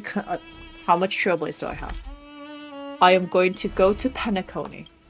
And I am going to go to here. And I'm going to do something good. We're going to do a temple chat, don't worry. We will indulge in the gamba. You know, I'm most jealous of people who have houses to live in. Now, as far as I'm concerned, maybe if I do this... Okay, chat, does this work? We can gamble. Alright. Let's gamble in... the place where everything is nice. As easy as the eye. You know, I'm most jealous of people who have houses to live in. Anyways, chat, let's farm here, okay? Let's farm here. Like, do it besides Cyrene, okay? I think this is a fitting way of ending stream that we just do a temple. I don't know how much I have, but anyways, 07 chat, 07 in the chat for this gamba. 07 to the recent story, which is absolutely freaking amazing. What in the frick?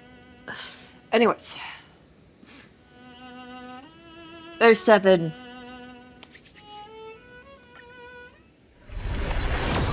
I got absolutely nothing. I got me! Say hi to me. But yeah. Okay. Hey, I got a 1 pull. I actually gained a 1 pull out of those 10 pulls, which is very good. Anyways, goodbye chat. I will end stream. Next time will be... Yeah. Next stream will be on ZZZ once more. Why? I want to get the skin. Worth? Bye-bye. Absolutely worth it. I got me. Bye. Thanks for stopping by. I hope you have a great day, everybody. I need to eat. Bye.